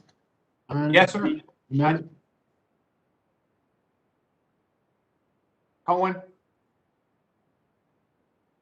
Mr. Cohen, sir, you're recognized. Thank you, Mr. Chairman. Once again, I want to commend you for your not showing the biting of your tongue and your gracious and hospitable way that you run our committee. And I want to let Mr. Graves know that I, and I'm sure many others on both sides of the aisle, feel badly for the people in Louisiana. It's a terrible natural disaster, and we're trying to stop them in the future. I remember when I was down there with Mr. Graves and flew over Grand Isle and some of those places, and I feel terrible, and I commend him for what he's doing. On this particular amendment, the Presidio is a national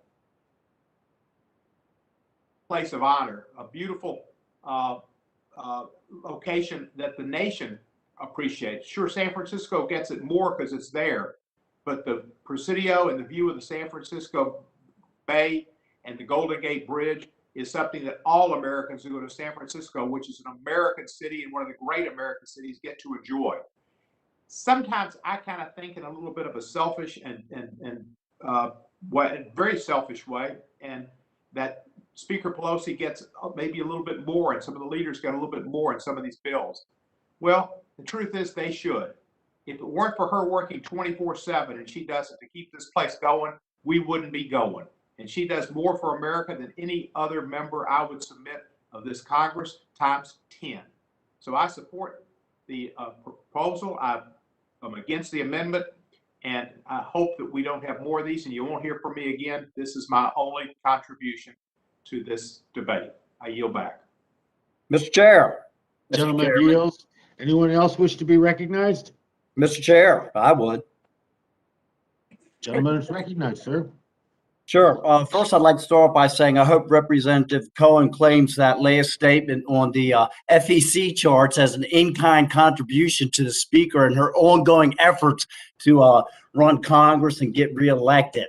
Next, I would like to say that with my fair amount of real estate background, I would like to acknowledge that that property we're talking about is some of the most valuable real estate in the world.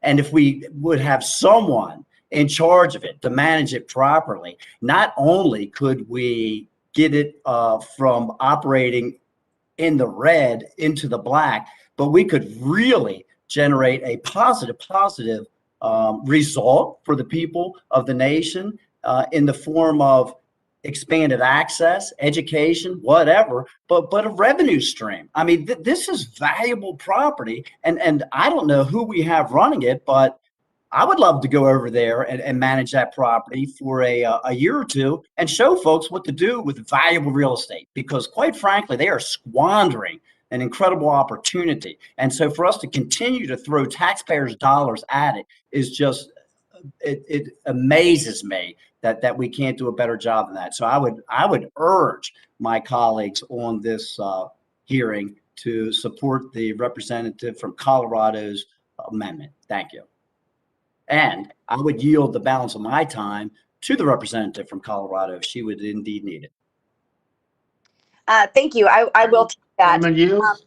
I just cannot believe that we're sitting in the Natural Resource Committee praising Speaker Pelosi for so-called work that she's done. I mean, there's threats of putting razor wire up around the People's House again. All she's done is isolate us from the American people. And last I checked, she took the same oath of office that I did, and I'm a member of Congress just like she is. So no, she should not. No leader should get more added to a bill and should be able to spend more of the taxpayers' money just because they are speaker or leader or whatever leadership role that they are in. Just like I said, the American taxpayer is not the philanthropist that they were looking for this trust. And just because she is speaker doesn't mean she gets to bloat this bill that way. That is gross, that any member of Congress would come into a committee room and sing praises and say, because somebody works, because somebody is Speaker of the House, they get to add things to a bill selfishly, and that's okay. I too will be looking for that FEC in-kind contribution from the gentleman from the Bad Hair Caucus. And with that, I yield back. Gentlelady yields, gentleman yields back. Any other wish to address? Representative Tiffany. Mr. Tiffany, you're recognized, sir. Yeah, I really appreciate the remarks by Representative Cohen, because it fully takes the mask off what this is all about. Anyone that has a sense of decorum, that has a sense of respect for the taxpayer, you're going to vote for this amendment by the representative from Colorado. This truly is, the mask just came off. This is the Pelosi payoff. This is where somebody puts themselves before their office, where the words does not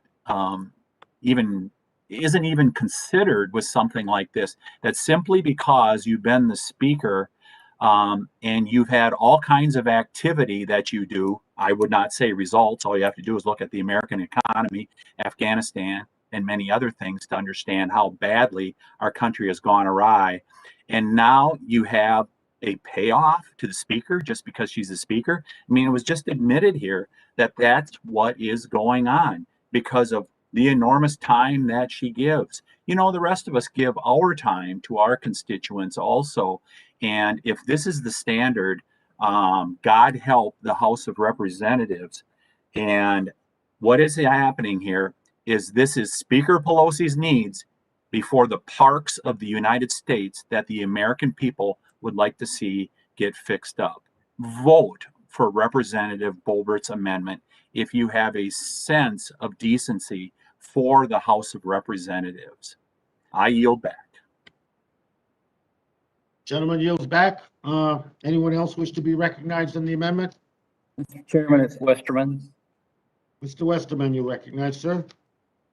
Thank you, Mr. Chairman. You know, Mr. Chairman, if the speaker really was working for the American people and cared about the American people, instead of packing this bill with pork, I think she would have Congress back here in DC working on issues like how do we get Americans out of Afghanistan that are still there? How do we vet people who are evacuated from Afghanistan who may not have been vetted before they're brought here? How do we get disaster relief to the Gulf Coast and the states who've had all the flooding and the devastation from the hurricane? I think if the speaker really cared about the country, she would be here. She would have us all back here working on issues to address the massive wildfires and drought in the West. I think she would be here having us all work on how we secure the southern border. But the speaker's prerogative is to put $200 million into a bloated spending bill for her special interest. And there's all kinds of irony here. This is probably the epitome of why this bill is so bad. But even if you look at the Presidio Trust, it says no cost to taxpayers. When it was founded, it said there would be no cost to taxpayers. Mr. Speaker, for $200 million, you can fix the national park backlog in my district in 2 parks. You can fix that for $200 million.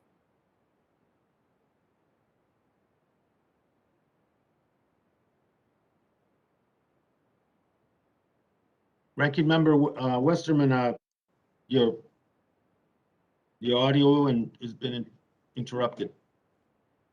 Sorry about that. Are we Okay, good? Are we good now? We're good, yeah.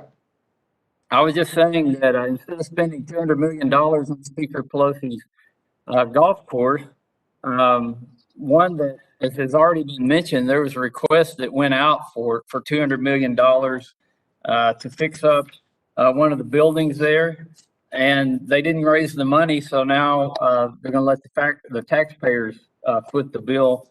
I also find it highly ironic that if you look at the powerful Presidio Trust board members, that they've made political contributions. They're actually mega donors to Speaker Pelosi. They've contributed $18.8 million to Speaker Pelosi and the DCCC.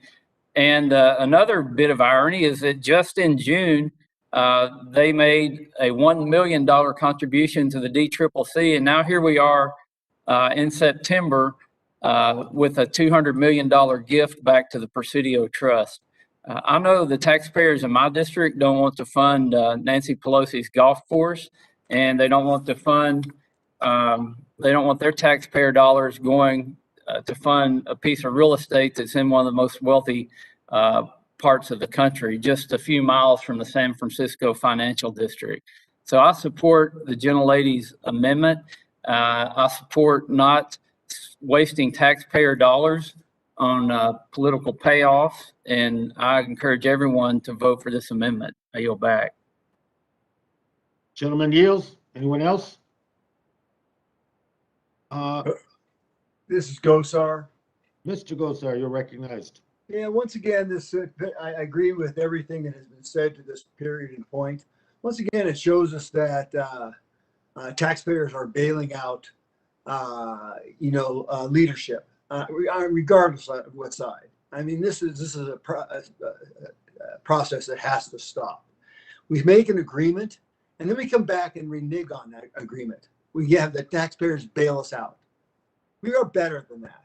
We are better than that. We're better than the big bridges that occupied back in the day, about 6 or 8 years ago, when no earmarks were allowed, but leadership got them regardless. So from this standpoint, we need to start making contracts that we keep, not contracts that we keep changing the goalposts and having the American people bail people out. I find it flawed. I think we ought to stop this practice, and we ought to be treated like anybody else. The thing I look at is we ought to be leading by example, and the speaker ought to be leading by example by not putting herself before anybody else, and that includes the American taxpayer. With that, I hope that everybody will vote with Ms. Bobert on this amendment, and caution everybody: should you vote for it?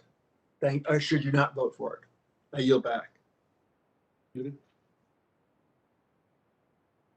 Gentleman yields back. Anyone else wish to be recognized? This is Gomer. I'd like to be recognized. You're recognized, sir. Thank you. This is of such great concern. We have so much in the way of backlog for national forests, national parks, Corps of Engineer lakes there's so many problems, and I was just traveling with a very poor county's judge because two of my counties have a great deal of national forest. Others have some, but not to that extent. And one of the county judges had showed me back in the late 80s in the system that was set up when the local governments agreed to provide the land for national forests. They were going to get 25% of all of the revenue that came from harvesting the pine trees. They're a wonderfully renewable resource. The older they get, the less carbon they sequester. So it is great to have the cycle going.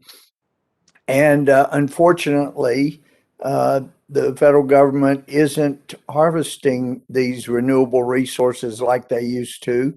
So in the late 80s, when one year this rural county got 1.6 million as their 25%, a couple of years ago it was down to 64,000.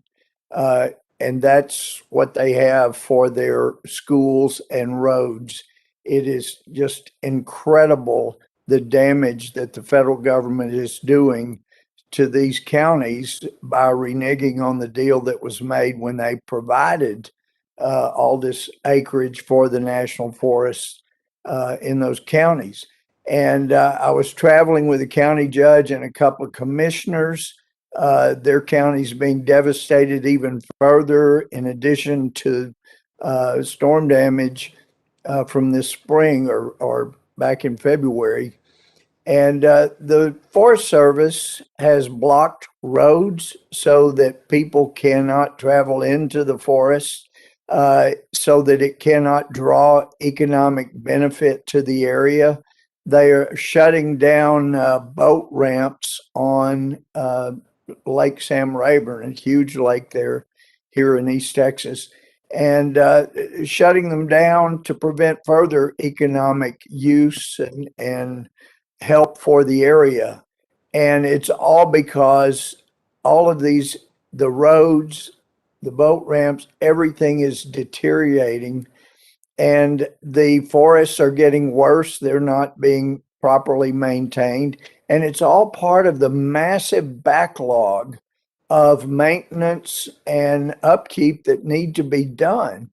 And I just can't understand why we couldn't have at least a temporary or partial respite in this massive spending, whether it's golf courses or whatever, until we start living up to the agreements that were made with these counties that have become extremely poor and have put people in desperate situations in these counties because they can't improve their situation because of what the national government, the federal government, is doing to them in not keeping their promises.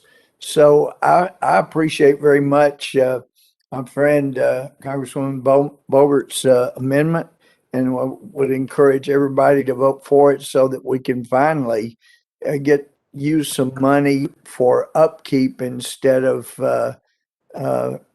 political payoffs. So I thank you for the time. I yield back.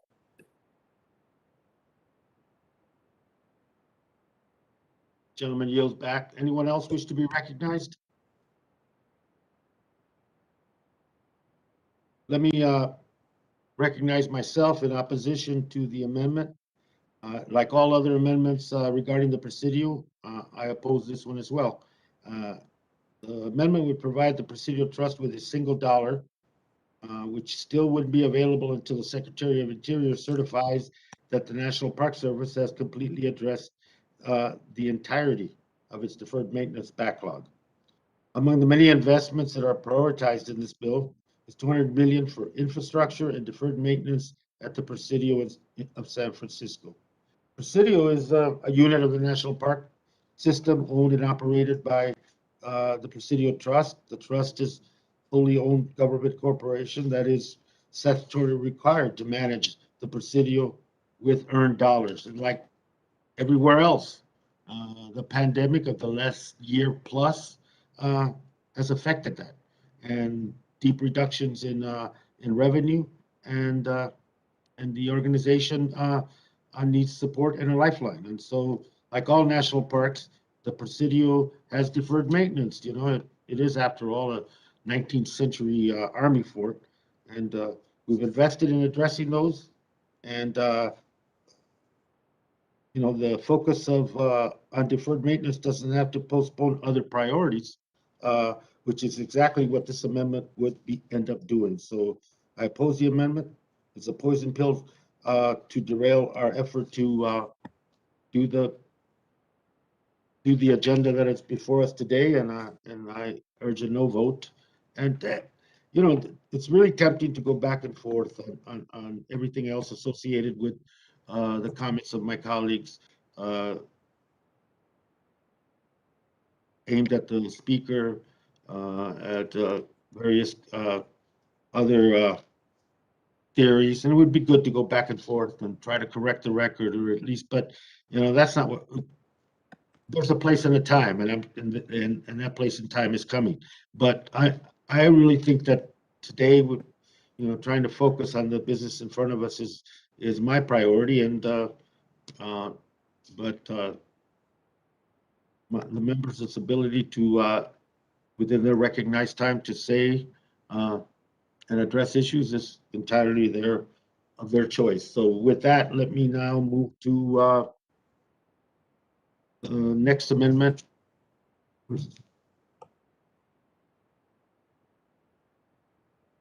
Whoa, whoa. Are we going to vote on this amendment? Vote. You know what? Hearing no further debate, the question is on the Bobert Amendment number 1 to the ANS. Members in favor can unmute. All those in favor indicate by saying aye. Aye. Aye. Let me pause. Members opposed can unmute. Please indicate by saying no. No. No. No. In the opinion of the chairs, the noes have it. The noes have it, and the amendment is not agreed to. Mr. Chairman, I would like to request a recorded vote so we could get members on record paying this Pelosi political payout. Gentle lady is asking for a recorded vote, and the recorded vote will be postponed pursuant to prior announcement. Mr. Lowen. Nice. Representative Graves, you have the next amendment designated number 3 to the ANS, and you are recognized, sir, for 5 minutes. Thank you, Mr. Chairman. Mr. Chairman, I appreciate the opportunity to talk about our next amendment. Our next amendment, what it would do is it would take the $200 million that was randomly put toward the Presidio Trust, and it would make those funds available for recreational opportunities for Gold Star families, for veterans, and for active duty military. Mr. Chairman, I don't have to tell you about the incredible sacrifice that our veterans, especially just the amazing sacrifice that our Gold Star families have made for our country, and to see just these absurd amounts of dollars, $3.5 trillion being spent, and little being done to actually benefit priorities of real Americans, and to recognize those that have worked so hard, that have offered so much for our country, I think is really just awful policy. And so we want to help provide an opportunity and help to recognize those veterans and those veteran families that have sacrificed so much for our nation, for our freedoms, for the freedom of every single American, and to recognize, again, the Gold Star families, to recognize those active duty military men and women, to recognize our veterans, and just ensure that they have the opportunity to have outdoor recreational opportunities. As you well know, Mr. Chairman, there's a lot of science that shows the relationship between psychological health and outdoor recreation opportunities. Certainly, our veterans have go through a lot. I think they deserve this. They're underpaid and not recognized as much as they should, although we've tried to make some progress of that in recent years. So I just urge you to think carefully about this amendment. I'd urge you to support this. I think it's good policy. I think it's a good prioritization of dollars. And as we all know, Mr. Chairman, the Presidio Trust, all this is this is just a gift for the speaker. This isn't anything that Americans have recognized as a priority. We shouldn't just have veterans in the immediate vicinity of this area that, as we know, there are very few veterans in that area because they can't afford to live there. So let's make recreational opportunities for all Americans, not just for Speaker Pelosi's constituents. I'll say it one more time. I think this is a great reprioritization of dollars to go toward things that would benefit all Americans and not just Speaker Pelosi's constituents or those that live in an incredibly affluent area of the United States. Yield back.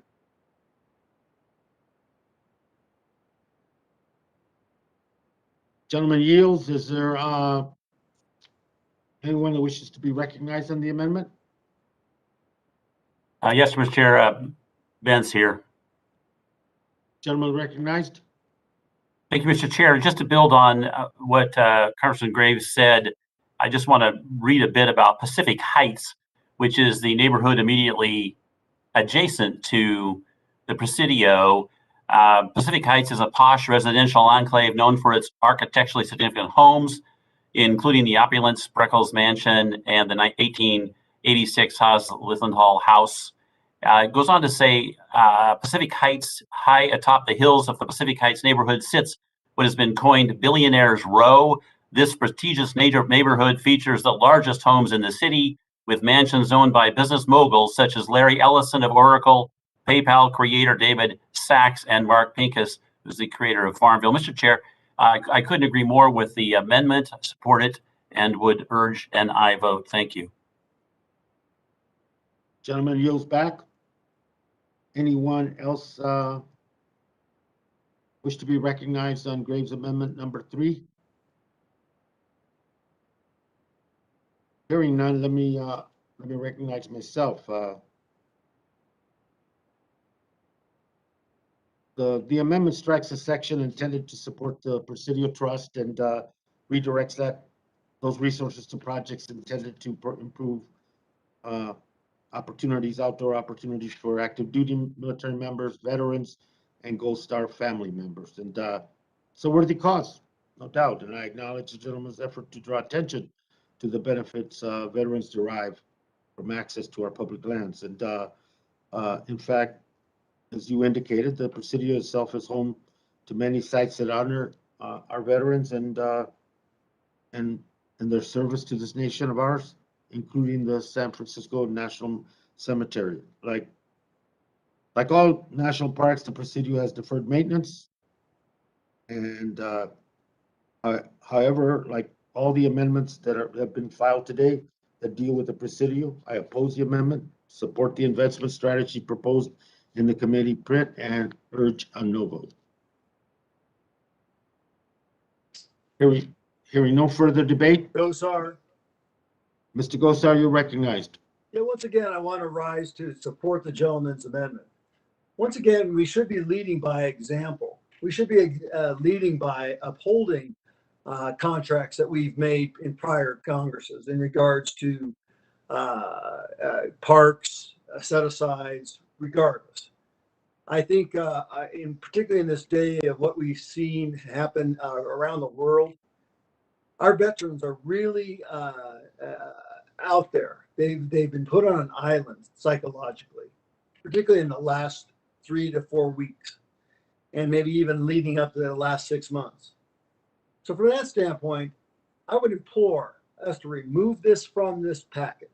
I would actually ask that the gentlelady from California, the speaker, remove it, showing good faith to the American people and do things right accordingly. This is nothing but a set aside for wealthy donors. Let's do what's right. Let's put the people before a special interest. And with that, I would ask that everybody support Mr. Graves' amendment. I Yield back. Gentleman yields back. Anyone else? Mr. Chairman, Who seeks recognition? Chairman Webster here. Webster. Sir, you're recognized. Thank you.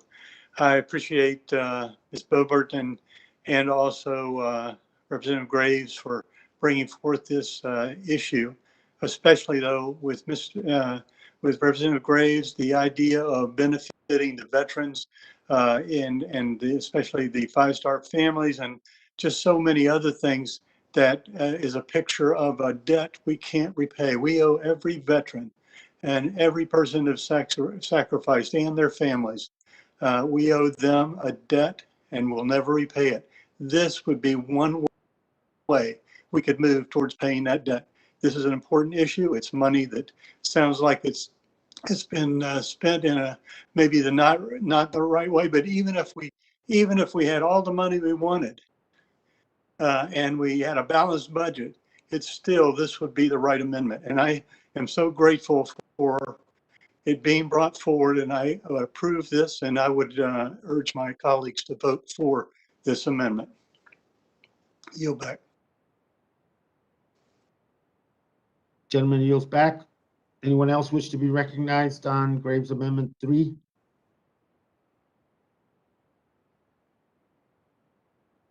Hearing none.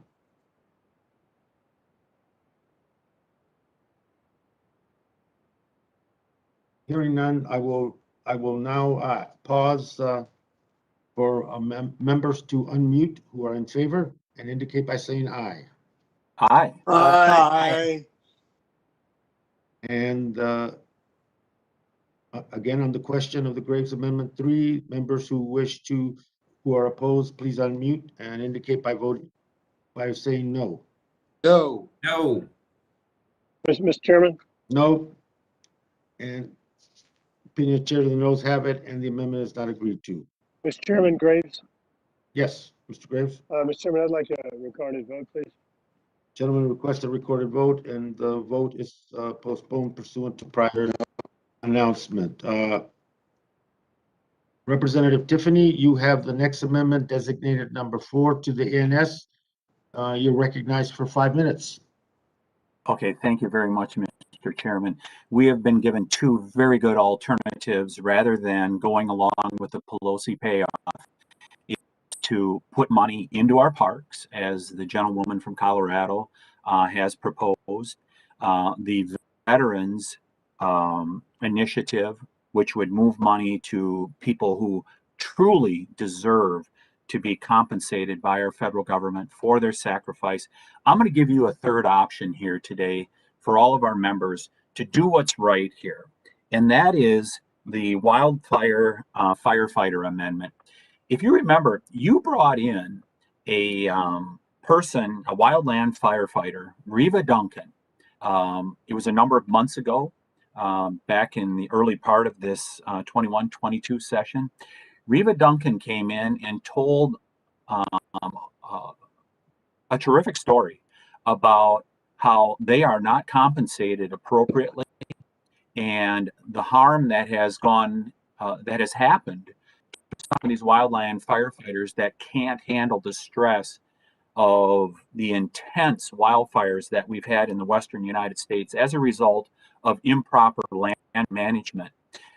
If you remember, Ms. Duncan was in tears, talking about them not being paid appropriately, the working conditions being far beyond what most people should have, and partly because, and she acknowledged, we chose a tough profession, fighting fires, in particular wildland fires, and but she said we should at least have the basics, and we should at least be compensated fairly. So what this amendment does is it moves the money from the Pelosi payoff out in Presidio into compensating those people that are fighting these wildfires that have been building for decades. We've been warned about what was going to happen as a result of the lack of management on our national forest lands. And it is all coming to fruition now as a result of the lack of management. And these people are at the front lines and they're bearing the brunt of it. let's make sure that we compensate them appropriately. So I really urge, if you can't vote to improve our parks, if you can't vote to move money to our veterans rather than putting it in to the Pelosi Park project, consider doing this. Because let's be really honest about this. And I really appreciate the candor of the representative from Tennessee when he said, this is all about the speaker and all the hard work that she's put in, and she deserves to have something that comes to her neighborhood up in Billionaires Row, as we just heard, in Pacific Heights in San Francisco. The speaker's going to be gone here after this session, you guys. You should make sure that you're not gone with her by voting for stuff that is contrary to the interests of the American people. I urge you, if you can't vote for parks, if you can't vote for veterans, then at least vote for our wildland firefighters. I yield back.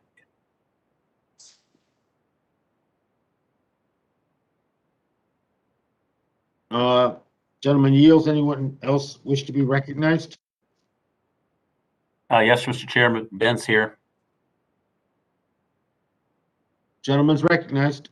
Thank you, Mr. Chair. And just to build on that which we just heard and in support of the amendment, I want to point out the challenges out here in Oregon, Washington, even California, Montana, Idaho, finding people to fight fires. It's been extraordinarily difficult. We have literally thousands of people trying their best to put out some 40 fires that are burning right now. In fact, the smoke from those fires has been filling up the area where I live here in the eastern part of Oregon for literally weeks. We've been breathing smoke from these fires that men and women are doing their best to put out. It's an incredible challenge. And going back to this $200 million, it's odd that we don't see an amendment that just amends the originating legislation for the Presidio that would place the Presidio on a level playing field with all of the other federal parks that need help. Why does it suddenly get this priority when there are many, many other public land spaces that need help? Why is this suddenly given the green light when there are so many other spaces that need the money? Frankly, I'm bringing an amendment later that we'll, of course, talk about that points out the lack of prioritization that's in this entire bill. But this we're focused on, of course, now moving this money over to the firefighters. I couldn't agree more. I support the amendment. I yield back. Gentleman yields back. Anyone else wish to be recognized on the amendment? Chair, if I could. Number 4. Mr. Chair. Who was, sir, you're recognized. Thank you, Mr. Chair, and I agree. You know, we're talking about a $200 million gift to some of the most valuable real estate in the world. I can't stress that enough. In the world. All it would take is proper management of those lands, and they could not only maintain their own properties, but they could generate additional revenue for other much needed investments around the state and around the country, whether that's going into other parks, whether that's going into roads, whether that's going into school systems. We're missing an opportunity here, quite frankly, to properly fund the other priorities that we all have established. Right here in Montana, if we were just simply to direct some of that money right here, I just got my morning update from the Natural Resources Department here within the state. And as of 9 o'clock this morning, we have 42 active fires. That includes 20 uncontained large fires. We have nearly 1 million acres of land that's already been burned here within my state. Almost 1 million acres. And with just state funds alone, they've expended over $50 million. So if we could just shift these funds over to some of these other urgent priorities, the nation would be much better served. So again, I would ask my colleagues to support this amendment. Mr. Rosendale, would you yield to Representative Tiffany? I will yield the balance of my time to Representative Tiffany, gladly. Tiffany? Okay, thank you, Mr. Chairman and Mr. Rosendale. So that smoke that they talked about out in Oregon, well, we're seeing it here in the Midwest also. It is polluting the Midwest, and it has been all summer. But isn't it ironic that here is the $200 million going to Pacific Heights, San Francisco, when the home of the elite environmental organizations, the rich environmental organizations that shut down logging over the last few decades in the Western states, that have precipitated much of the problems we have with wildfires, because disease and pestilence, dying trees were not cleaned up as they should have been. And it was as a result of those organizations in San Francisco, funded by those billionaires on billionaires' roll oftentimes, that stopped the very management practices that should have happened in the Western states. I would think if you have a conscience at all, you would say, if you're in San Francisco, the least we can do is pay those wildland firefighters a decent wage to fix the problem that we created out in San Francisco. I yield back to the gentleman from Montana. Gentleman yields. Gentleman yield back. And I would yield back, Mr. Chair. Thank you. Anyone else wish to be recognized on Tiffany number 4? Let me recognize myself in opposition to the amendment. The amendment strikes the section intends to support the Presidio Trust and redirects the money to wildfire issues addressed elsewhere in the bill. Committee Democrats have prioritized communities, ecosystems, and federal employees in our effort to address the wildfire crisis. This subtitle already invests $1 billion for wildfire management, including federal and tribal wildland firefighters. I acknowledge the gentleman's efforts to draw attention to the men and women on the front lines of climate change, but like all amendments filed today that deal with the Presidio, I oppose this amendment and support the investment strategy that is proposed in the committee print. Furthermore, the additional investment of $3.5 billion in civilian climate corps programs will help train the next generation of land managers, park rangers, and of course, wildland firefighters. I think that significant amendment and other amendments across all these priorities will go a long ways to protecting the climate and supporting jobs and security. At the same time, I believe we can support the Presidio as part of our shared heritage and history. And with that, I urge my colleagues to oppose the amendment. Anyone else wish to be recognized? Yes, Gosar once again. Mr. Gosar, you're recognized. Yes, I want to echo what Mr. Tiffany is, the gentleman from Wisconsin has talked about. You know, we talk about climate change, we talk about greenhouse gases, and yet one of the most polluting events is a catastrophic wildfire, probably second only to a volcanic eruption. The release of heavy metals, the release of methane, the release of particulates that are catastrophic to people with lung and breathing problems. You know, once again, we're spending money we don't have. Once again, we're spending money on behalf of people that can afford it. We're spending money for an area that does not frankly deserve this from the American taxpayers. Once again, it shows preoccupation with giving the speaker something that really shouldn't happen. They made an agreement, they didn't follow through, and therefore they shouldn't have any other benefits with that. And so from that standpoint, if we're not going to address the wildfire, we could spend a whole lot more than what is in the budget in regards to fire and the preservation of our forests and to actually get people there to maintain it. The chairman knows the problem in Arizona. It's cataclysmic. We've breached it so far to having a minor to a moderate fire season just because we had a very nice monsoon season. But that's not what's happened in the Northwest and the far West, and up in Montana, Idaho, and the Washington and Oregon areas. So once again, I think I know we're harping on this, but an example is important to show that we live by the same manner that we expect the citizens of this country. So with that, I would ask everybody to vote on behalf of Mr. Tiffany's amendment. And with that, I yield back. Thank you, gentlemen. Yields. Any further discussion on the amendment? Hearing no further debate, the question is on the Tiffany amendment number 4 to the ANS. I'll pause so the members in favor can unmute. All those in favor, please indicate by saying aye. Aye. Aye. I will now pause so the members opposed can unmute. All those opposed, say no. No.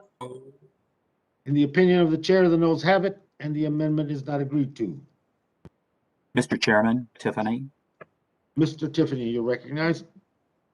Yeah, Mr. Chairman, may we have a recorded vote on this amendment?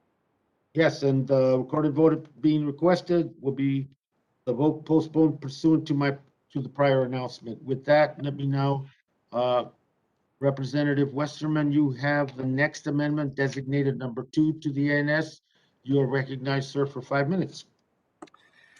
Thank you, Mr. Chairman. And like many of these other amendments, this amendment would direct the $200 million Presidio payout for Speaker Pelosi to something more worthwhile, something much more worthwhile. Mr. Chairman, I dare say that any member on this committee could look in their district, especially if you've got any kind of federal land, Park Service, Forest Service, BLM, Fish and Wildlife. And just like in my district, I could find a lot of uses for $200 million. As I stated before, you could take care of the maintenance backlog for all the Park Service for 2 national parks in my district for much less than $200 million. Maybe this committee, if we're going to start talking about who works hard on certain issues, maybe this committee should be doing an amendment to split all this up among all of our districts. But that's not what this committee should be about. And if we're going to spend $200 million, instead of spending it on Speaker Pelosi's very wealthy district, again, on a piece of property that when it was established said no taxpayer funds would be used on the property. It's amazing this amendment even got dreamed up and stuck in this bill, but I think it speaks volumes about the whole bill. But my amendment would direct this money to remembering the lives lost nearly 20 years ago on September 11th. President Biden once famously said, "Don't tell me what you value, show me your budget and I'll tell you what you value." And leaving this line item in this bill for Speaker Pelosi's golf course, I think is going to show America what people who vote for it value. The heart of this amendment is a simple one. What do you value? Supporting the $200 million earmark for the Speaker, or supporting the memorials that honor and ensure we never forget the tragedy that was 9/11? As we sit here just 2 days from the 20th anniversary of one of the darkest days in American history, when over 3,000 Americans lost their lives in the heinous terrorist attacks of 9/11, there's a genuine need to invest in the memorials that we have built to honor those lost. Since COVID-related closures in March of 2020, austerity measures have been taken to reduce budgets and eliminate staff at the 9/11 Memorial and Museum. 60% of their staff was laid off in July 2020, over 200 people, and current visitation is only approximately 15% of what it was in 2019. This has caused the foundation that runs the museum to suffer a 95% loss in revenues in 2020. Despite these lower revenues, their costs remain as high as they must keep a constant security presence. In fact, security alone costs the memorial $1 million per month. The 9/11 Memorial and Museum is currently planning to lead the world in commemorating the 20th anniversary of 9/11 attacks. Honoring those lost through this investment is an appropriate way to ensure we never forget their sacrifices. It's painfully clear that the 9/11 Memorial and Museum not only needs this money more, but that it is far more worthy cause. It's a cause that I think most Americans would agree to on spending 200 million taxpayer dollars. I hope all of my colleagues will join me in supporting this amendment. And I hope if we don't spend it on the 9/11 Memorial, that we take the line item out of the bill, because it definitely doesn't belong there and it doesn't belong anyplace else. With that, I yield back. Anyone else wish to be recognized on the amendment? Mr. Chair, Matt's here. Sir, you're recognized. Thank you, Mr. Chair. And there is some, I guess, justice, if you will, in where the money's coming from that we're talking about this 200 million, because apparently the information I have so far is that there's going to be an increase in taxes on the most wealthy, and I guess those folks living up in Pacific Heights are going to be paying for this improvement to their backyard.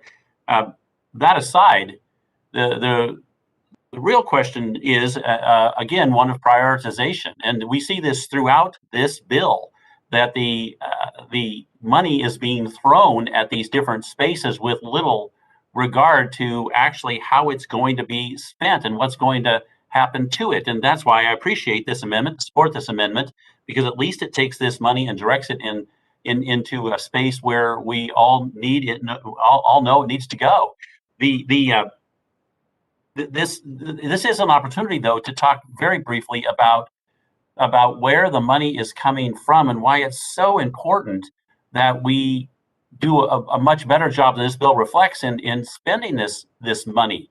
And the reason is there are many who would say that this 200 million is going to come from very wealthy people and corporations. I would call out something that everybody knows but nobody says, and that is when a corporation pays a tax, it simply passes it on to the very people who acquire its products. And that means that everybody across the United States that buys anything from anybody that's a corporation is actually paying these bills, paying this $200 million is going for this unprioritized use.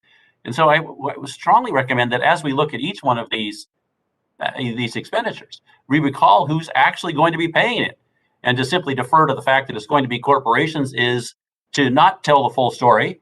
The people that buy stuff from corporations are the ones that will be paying more. And this 200 million will be looked at later as something that should have been considered in light of who's actually paying the bill. With that, Mr. Chair, I yield back. Else wish to be recognized? If not, let me recognize myself in opposition to the Westerman Amendment number 2. It strikes funding for the Presidio and directs it toward grants under the 9/11 Memorial Act. As we approach, this 20th anniversary that Mr. Westerman mentioned of the 9/11 attacks, we should be coming together as a country to reflect on the events that has informed and defined so much of the last 2 decades of American domestic and foreign policy. Instead, my colleagues on the other side of the aisle continue to use the events in Afghanistan, our veterans, 9/11 as political cannon fodder on an overall attack on the climate change efforts that are within this investment agenda that you have before you. Ironically, the 9/11 Memorial is somewhat of an analogous to the Presidio, in that Congress decided to establish them both as independent entities apart from the National Park Service, requiring them to come back to Congress in order to receive assistance. This is why we created the 9/11 Memorial Grant Fund to specifically support the site at Ground Zero, which received money as recently as last year. Here we are investing in supporting the Presidio, a unit of the National Park System managed on behalf of all Americans. And so I would urge my colleagues to see for what this amendment is, an attempt to undermine our overall efforts here today, and I would urge opposition. And with that, I yield back. Mr. Chair, Who seeks recognition? Stauber from Minnesota. Sir, you're recognized. Thank you, Mr. Chair. I do have to tell you that it is really appalling to me that the speaker gets $200 million of pet projects in her city. As our ranking member said, wouldn't it be nice if we all were able to get that and invest in our communities? I think this is not the way this funding was meant to be, to give the speaker and the power she holds,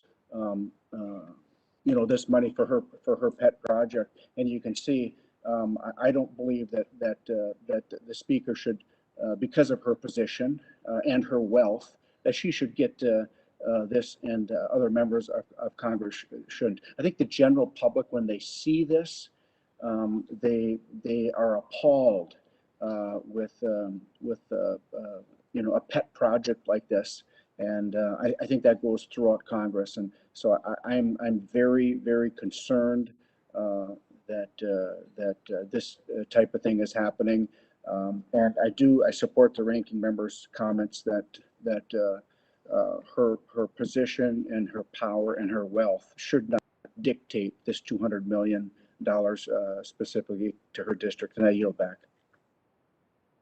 Gentleman yields. Mr. Chairman, Graves, Louisiana. Mr. Graves, sir, you're recognized. Thank you, Mr. Chairman. Mr. Chairman, I want to revisit your comments. Mr. Chairman, you just referred to Afghanistan veterans and September 11th as political fodder. Mr. Chairman, I refer to those as lives, as Americans, as folks who sacrificed the ultimate sacrifice. I got to tell you, I'm really shocked, appalled, disgusted at calling the people that this administration left in Afghanistan, the people who died in Afghanistan as a result of the irresponsible actions, fodder. I wonder if I should call the people behind me fodder as well. I don't think that'd go over well, and it certainly isn't how I feel. Mr. Chairman, this entire package is so insulated from America and its authorities right now.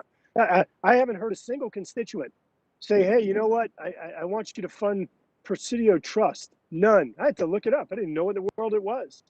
Mr. Chairman, I have a question for you. What is the entrance fee? What do the locals pay for using that facility? I yield.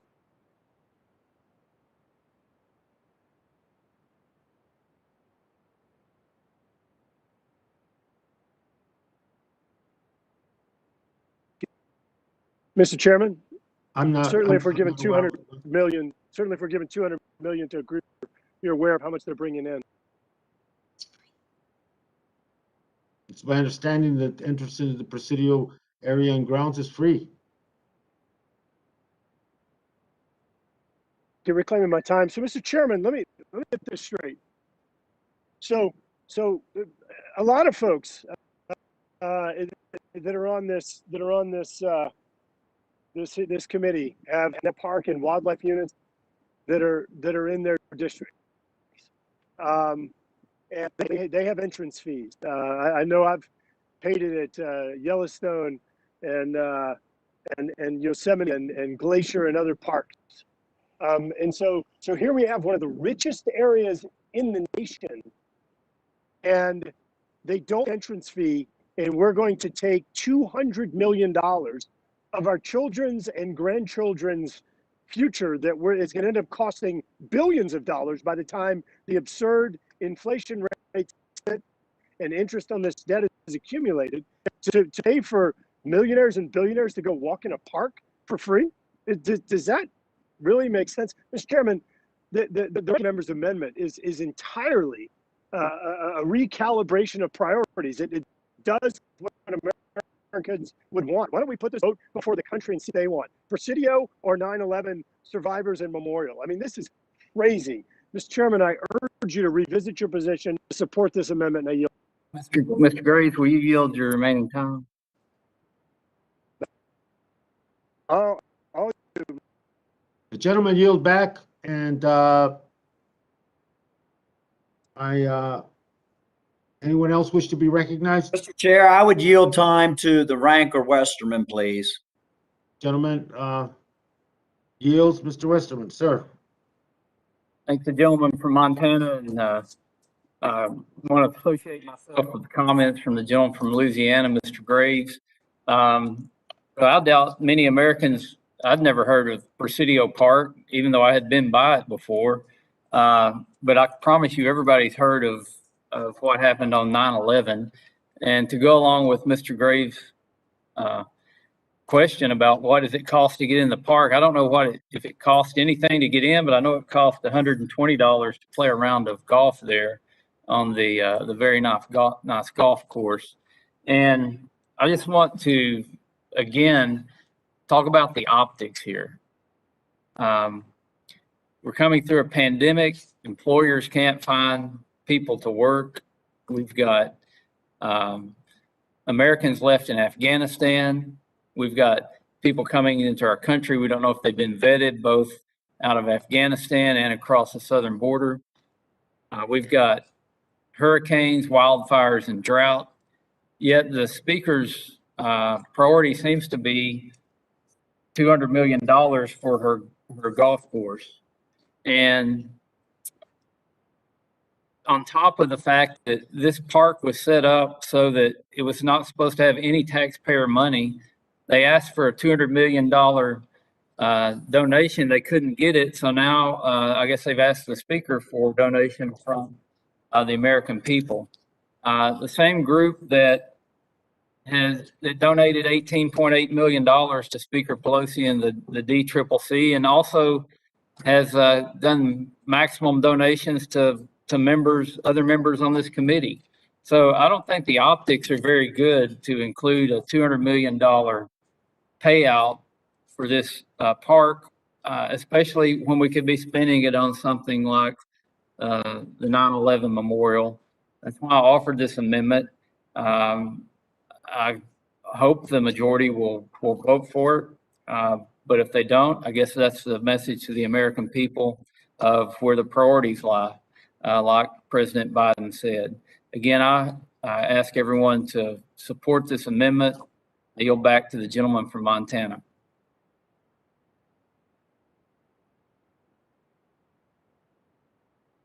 Mr. Chair, I would just like to add on to that, and while that nice graphic is over the ranker's shoulder, and tell you that I visited Yellowstone Park about 3 weeks ago and looked at the needs that are in line for that park. We're not talking about just the structures where the actual rangers, the park rangers and the employees live, because it is so isolated. They're not just across the bay from these monumental and very expensive communities. They are miles away from any type of housing whatsoever.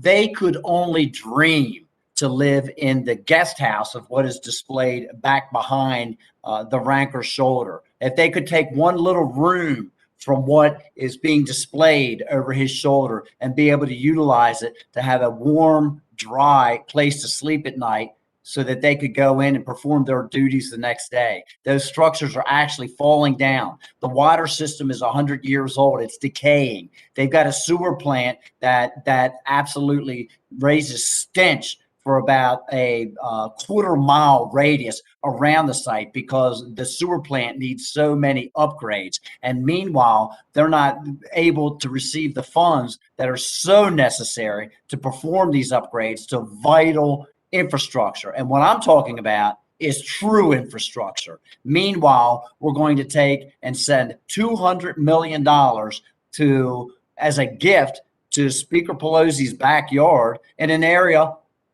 if I haven't said it, let me say it again, is some of the most valuable real estate in the world, and that they can't pay their own bills.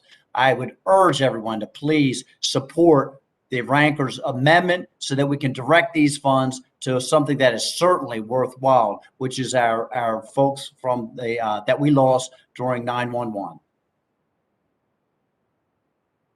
Gentleman yields. And I yield back. Thank you, sir.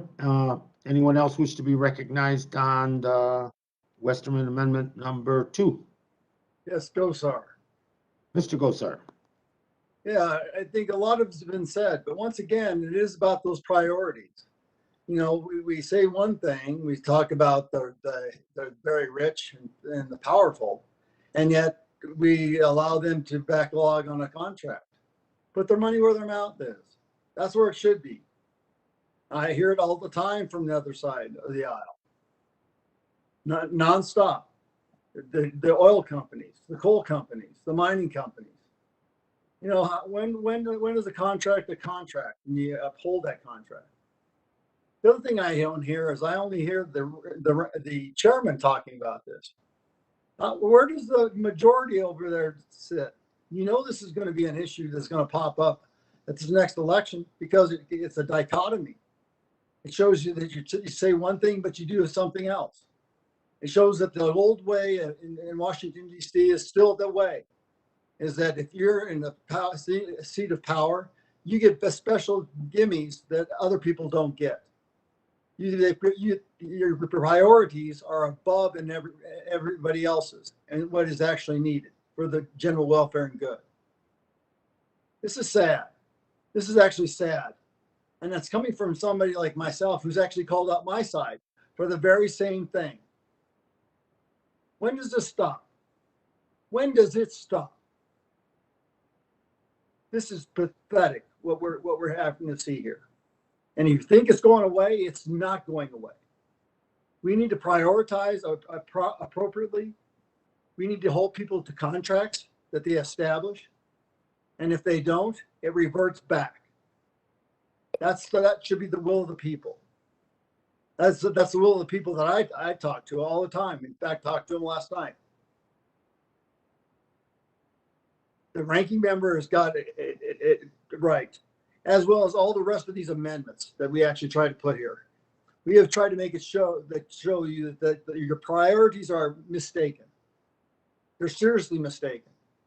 And we're giving you every avenue, every single avenue to change your course. Remember this day in September. I yield back. Hey, well, the gentleman yield.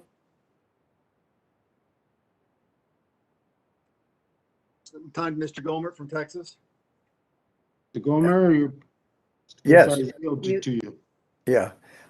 Just very quickly, look, I hate to keep bringing up the Park at Presidio, but we know that the speaker had a Capitol Police Station opened in San Francisco for what, I don't know, but just like on Capitol Hill, they're subject to the direction of the speaker.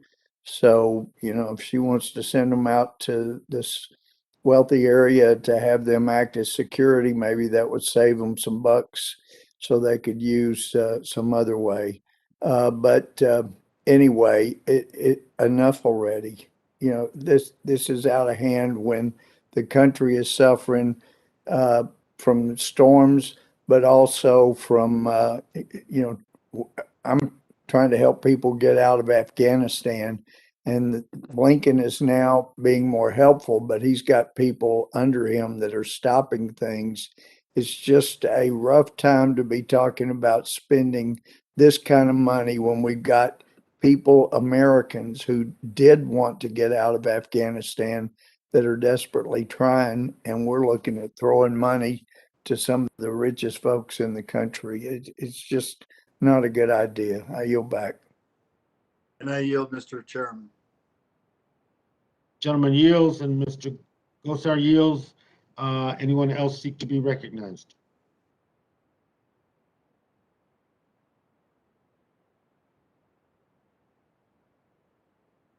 Hearing no further debate.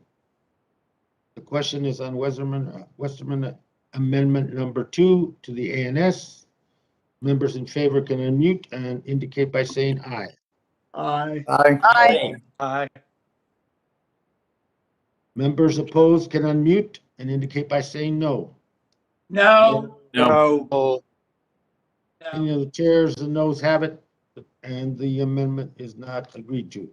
Mr. Chairman, can we get a recorded vote? The ranking member has requested a recorded vote, and it's postponed pursuant to prior announcement. Representative Obernaut, you have the next amendment designated number 6 to the ANS, and you're recognized, sir.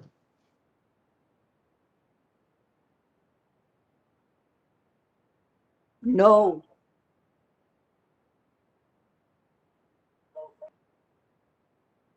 Representative Obernaut, you're recognized. You have the next amendment, number 6.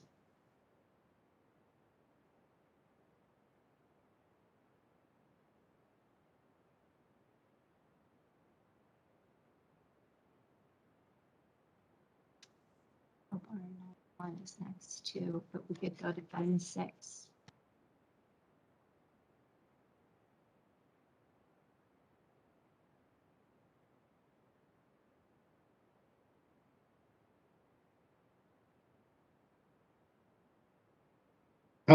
Let me now move to the gentleman returns, or let me call on Representative Bentz.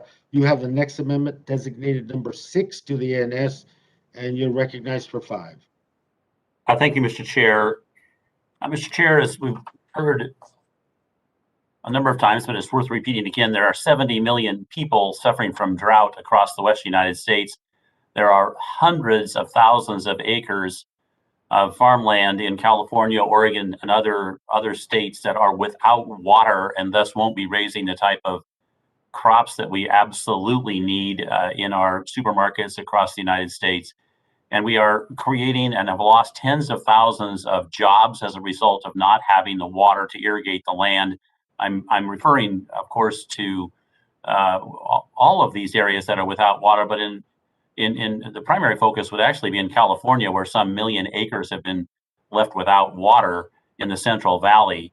The consequences of drought, it's odd when people are suffering from way too much water in the eastern United States, and yet we have none. We are literally praying for rain out here, and we hope to get some rain in the next couple of days. It'd be the first in literally months, and people seem to take some odd glee in saying, well, it's climate change. And you go, okay, whatever it is, we don't have any water. And the question is, how do we get some? Just to put it in perhaps a perspective that folks might appreciate, many people across the United States support wild horses. And wild horses there are too many of them, but nonetheless, there are wild horses across the Western United States, many of whom are dying of thirst. They don't have water. And so the question becomes, what do we do for farmers? What do we do for ranchers? What do we do for cities like Phoenix and others? What can we do? Well, my amendment reauthorizes the reclamation provisions of the WIN Act. It also would strike funding from the pollinators, mussels, and desert fish provisions of this bill, and it would transfer a modest sum under the standards created in this bill of $50 million to the emergency drought relief portion of the bill. Of course, reauthorizing the WIN Act is absolutely what we should be doing. We have to reauthorize it. It was a 5-year effort initiated by President Barack Obama back in 2016. The idea there is it would help fund water storage projects, water supply innovation technologies, and the like. Secondly, the amendment strikes, as I mentioned, from funding accounts to help pay for drought relief and places that money into drought relief. Specifically, it would cut $75 million in new programs for single species, which the Fish and Wildlife Service has previously testified that they would rather have the money go elsewhere. So good, let's put it back into drought relief. And thirdly, it would make projects under the WIN Act, storage projects, eligible for drought relief funding. Mr. Chair, this is truly a matter of how we acclimate, how we adapt to a drier, hotter future. And I know there's money in the bill for drought relief. I'm thankful for that, but we need more. That the type of money necessary to address these issues is beyond significant, and this amendment would assist in the 3 respects I've already mentioned. With that, Mr. Chair, I yield back. Gentleman yields back. Anyone else wish to be any further discussion on the amendment? Yes, Mr. Chair. Huffman here. Mr. Huffman, sir, you're recognized for 5 minutes. Thank you, Mr. Chairman, and I've updated my background to show you what my district looks like right now. This is 24 hours ago, one of the areas of my district that is being ravaged by wildfire. This is the 5th consecutive year in which we've seen this kind of natural disaster wreak havoc in the communities I represent and in many of your districts across the West. So I just put this up since we're all talking a lot about the hardships and tragedies that we're dealing with in our district to remind us that these climate catastrophes, these previews of climate catastrophe are everywhere. Many of us are trying to juggle priorities and deal with them. And I hope we all have each other's backs and care about the big picture. There's certainly no glee on my part. I haven't heard glee from any of my colleagues in talking about the linkage between climate change and these natural disasters and human tragedies that many of us are being visited with.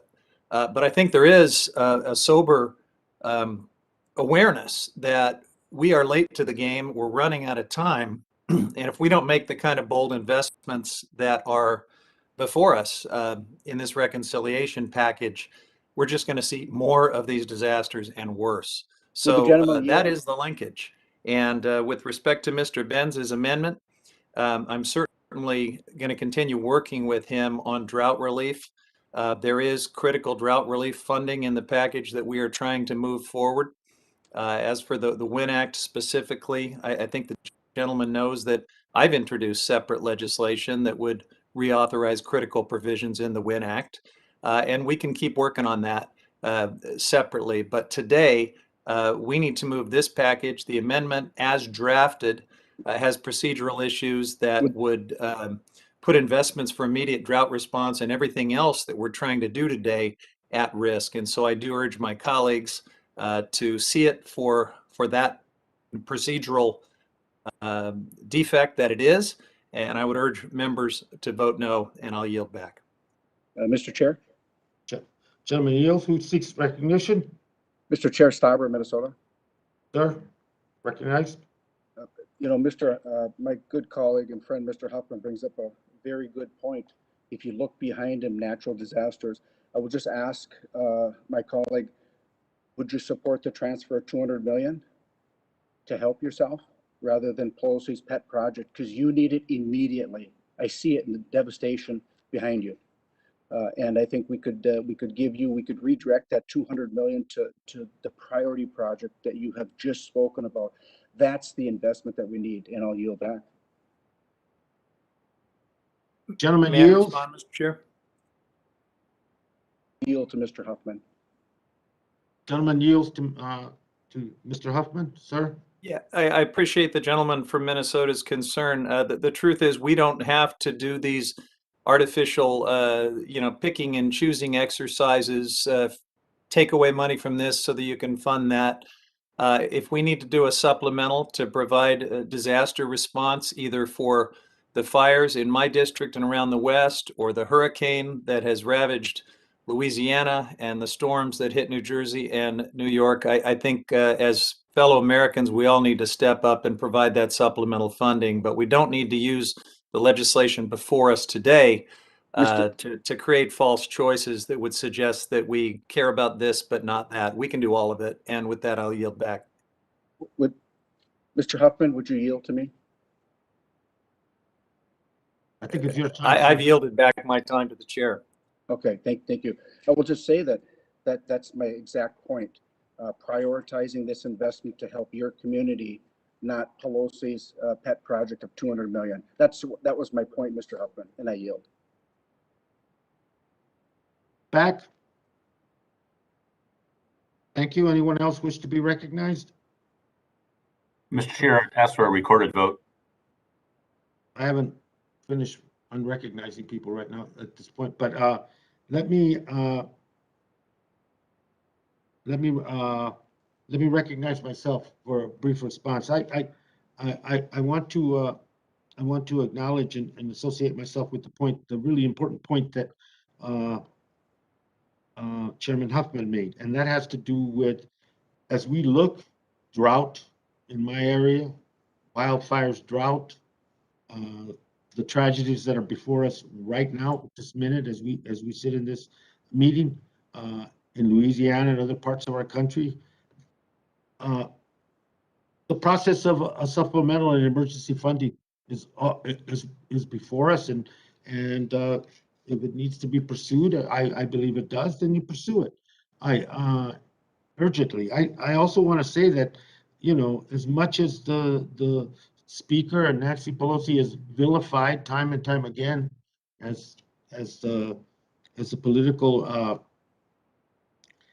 gotcha moment, the fact remains that she has been and continues to be one of the most effective speakers this nation's had, and I'm proud to be associated with that tenure.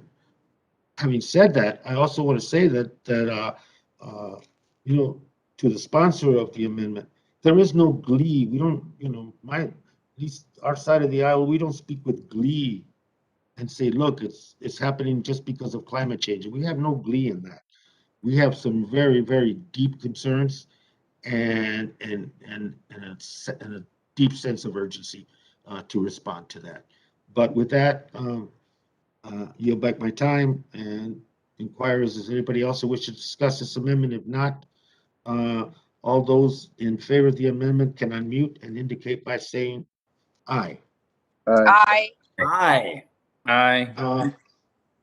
Members opposed can unmute and indicate by saying no. No. No. Opinion of chair, the noes have it. The noes have it, and the amendment is not agreed to. Mr. Chair, Sir, thank you. I would request a recorded vote. gentleman asked for a recorded vote, and it is postponed pursuant to prior announcements.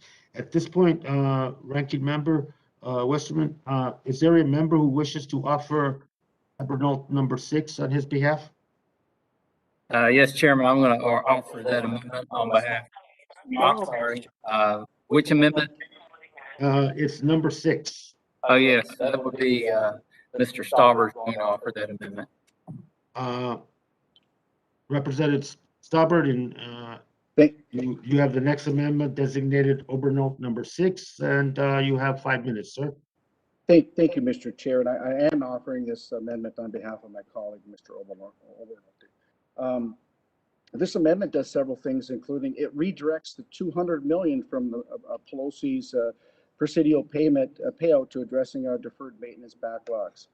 It redirects the NPS climate resilient money towards fixing overcrowding at our national parks. It removes redundant urban park spending to support public-private partnerships through the NPS Centennial Challenge Fund, and adding the American Battlefield Protection Program to the bill. This is another amendment that removes the obviously partisan, unnecessary, and redundant spending from the bill in favor of programs that actually encourage private sector investments which gets real results on the ground. Nancy Pelosi is trying to push her liberal pet projects to the front of the deferred maintenance line instead of competing for funding like everybody else through the Great American Outdoors Act. This amendment provides more money for deferred maintenance so we can actually start addressing smaller projects that impact visitor services. Mr. Obernolte's amendment also directs money from the vague climate resiliency funding and instead dedicates those funds to be spent on seeking solutions to overcrowding in our national parks. All summer long, we've heard media reports of overcrowding at our national parks as millions of Americans have gotten vaccinated and ventured outside once again. Overcrowding is a significant issue in the national park system and deserves our attention and funding. Finally, Mr. Obernolte's amendment redirects a portion of the funding for historic preservation to the American Battlefield Protection Program, and also toward grants to state and tribal historic preservation offices for the development of geographic information systems mapping and electronic records of historic properties. Battlefields and sites of armed conflict are poignant reminders of the shared heritage of all Americans. As the American Battlefield Trust states, These battlefields are the places where ordinary citizens, farmers, merchants, and laborers displayed extraordinary valor fighting for independence and freedom. These are the sites where our nation was forged, and they deserve to be protected so that future generations can come to them and learn from their history. Battlefield sites also promote tourism in rural communities, drive Hi, economic Charlie. development, Do you have a create minute jobs, to go over the memo? and provide conservation benefits that stretch far beyond the Yeah. battlefield itself. And I urge my colleagues to support Mr. Obernolte's amendment. And Mr. Chair, I yield back. Gentleman yields back. And anyone else wish to be recognized in the amendment?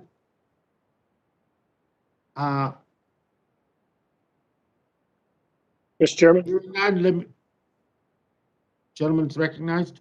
Who wishes Thank you, to be Mr. Chairman. Graves, Louisiana. Mr. Chairman, thank you. And I want to thank Mr. Stauber, Mr. Obernolte for offering this amendment. Once again, this is about reprioritizing dollars in a way that truly affects America's priorities. I'll say it again. If this amendment were put to a vote before the American people, there would be overwhelming support for this amendment. Mr. Chairman, let me continue to help to communicate to the rest of the committee about the area where the Presidio exists. Within two blocks of the Presidio, for those of you that are in the market for a new house, I believe Mr. Huffman is in that area. They have two houses that are on sale for $28 million within 2 blocks. I want to help to communicate to the rest of the committee, communicate to the country where we're dumping $200 million in their funding, in taxpayer funding, really in deficit spending and debt that our children and grandchildren and great-grandchildren are going to be paying. So there's no entrance fee. There's no user fee. This is a community that has 2 homes for sale today for $28 million if you're in the market, or if you would like, there was one, excuse me, there was one for $45 million. Let me say that again, $45 million. You can buy a home within blocks of the Presidio. And so, look, this is this is great. I mean, you get $200 million in your free recreational area that the taxpayers shouldn't be putting money toward.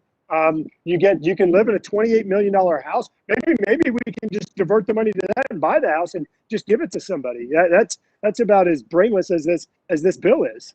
Mr. Chairman, it's really concerning that we're not spending time talking to Americans about what their priorities are. I heard Ranking Member Westerman talk about this. Let me ask you a question, Mr. Chairman. Could you please identify funds in the bill that similarly treat Republican members as Speaker Pelosi is being treated, with a $200 million slush fund for something in her area that clearly is one of the richest areas in the nation? Maybe this place is 28 million right here. Maybe that's worth 28 million. No, I guess not. But Mr. Chairman, could you answer that for me, please? Just give me a comparison of another member of Congress, particularly a Republican member, that similarly has a $200 million slush fund like Speaker Pelosi in this legislation. I yield to you for the question. Mr. Chair, may I respond? In response to the question, I'll yield to Mr. Huffman, but before doing that, I was going to yield back. I'm not going to engage in the back and forth on those kinds of questions. They have nothing to do with the substance of what we're dealing with today. But anyway, Mr. Huffman. Yeah, Mr. Chair, putting aside the fact that the Presidio is part of one of the most visited U.S. Park Service units in the nation, that it is a national asset. If the gentleman is looking for something to be outraged about, where a Republican member of Congress gets what clearly is inappropriate preferential treatment, I would direct him to the so-called bipartisan Senate infrastructure package, where Lisa Murkowski gets a heck of a lot more than this, $25 billion in subsidies for a new LNG project in Alaska.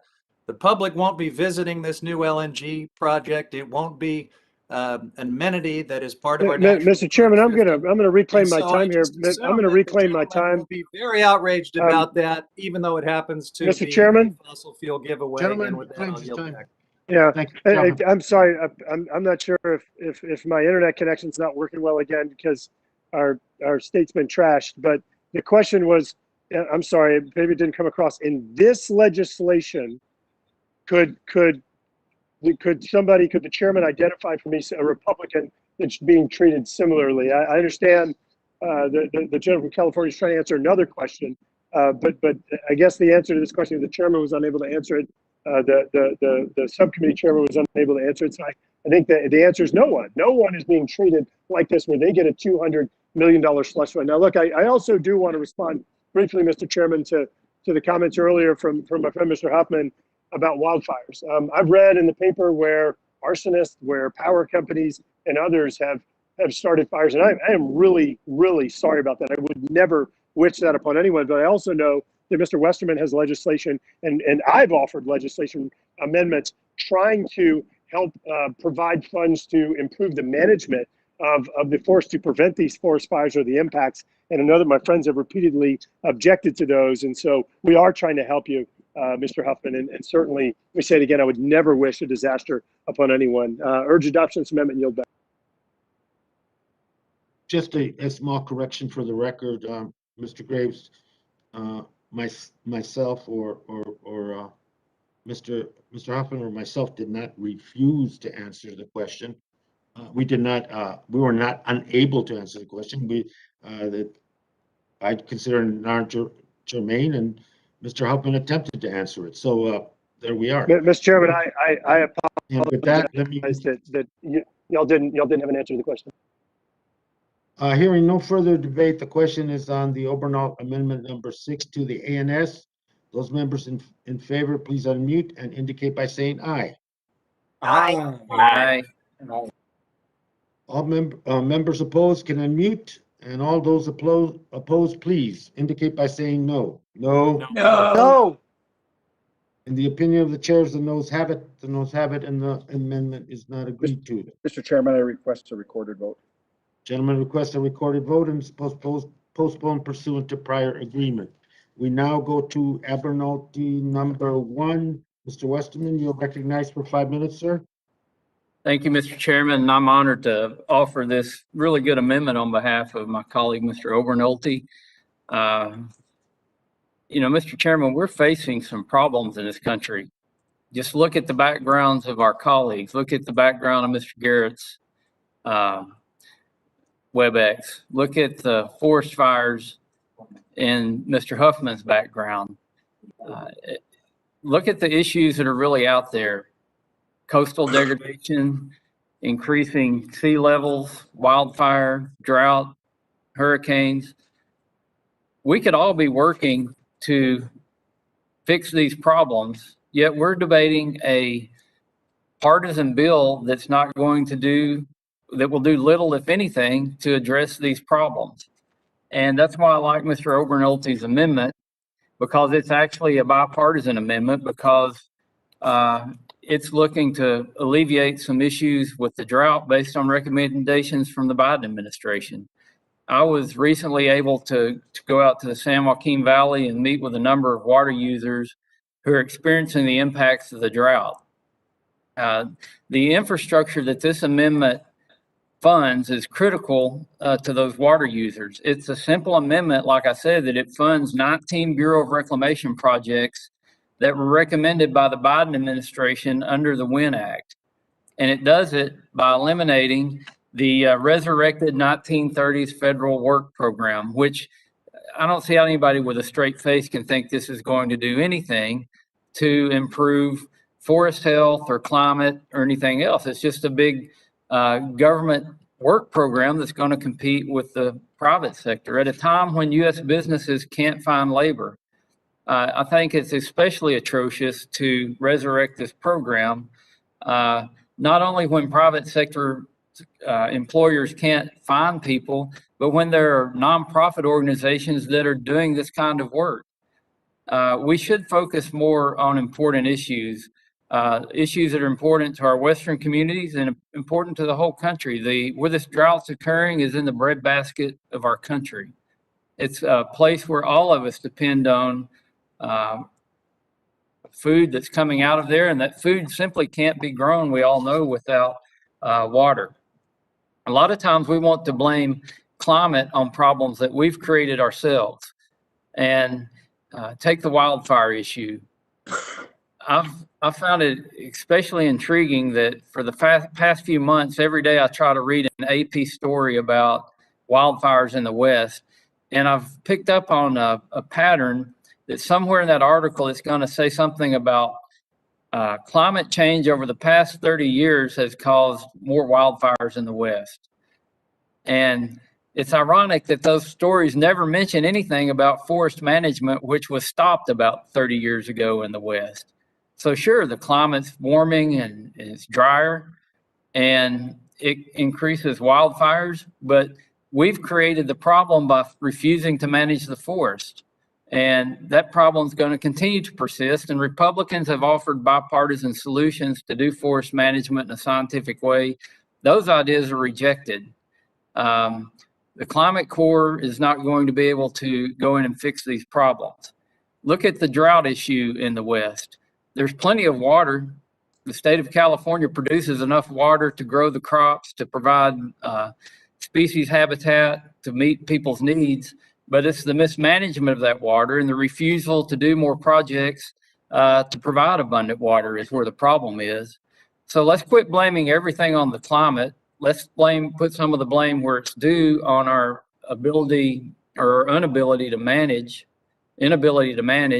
our inability to take action, which is always a decision to take actions, which are the wrong actions, which leads to the mismanagement that gets us in a lot of these predicaments. So I think this is a common sense measure that Mr. Obernolte put out there to take money out of an antiquated works program and put it into water infrastructure in the San Joaquin Valley so that the whole country can benefit. I urge adoption of the amendment and I yield back. Anyone else wish to be recognized? Yes, Mr. Chair, Ben's here.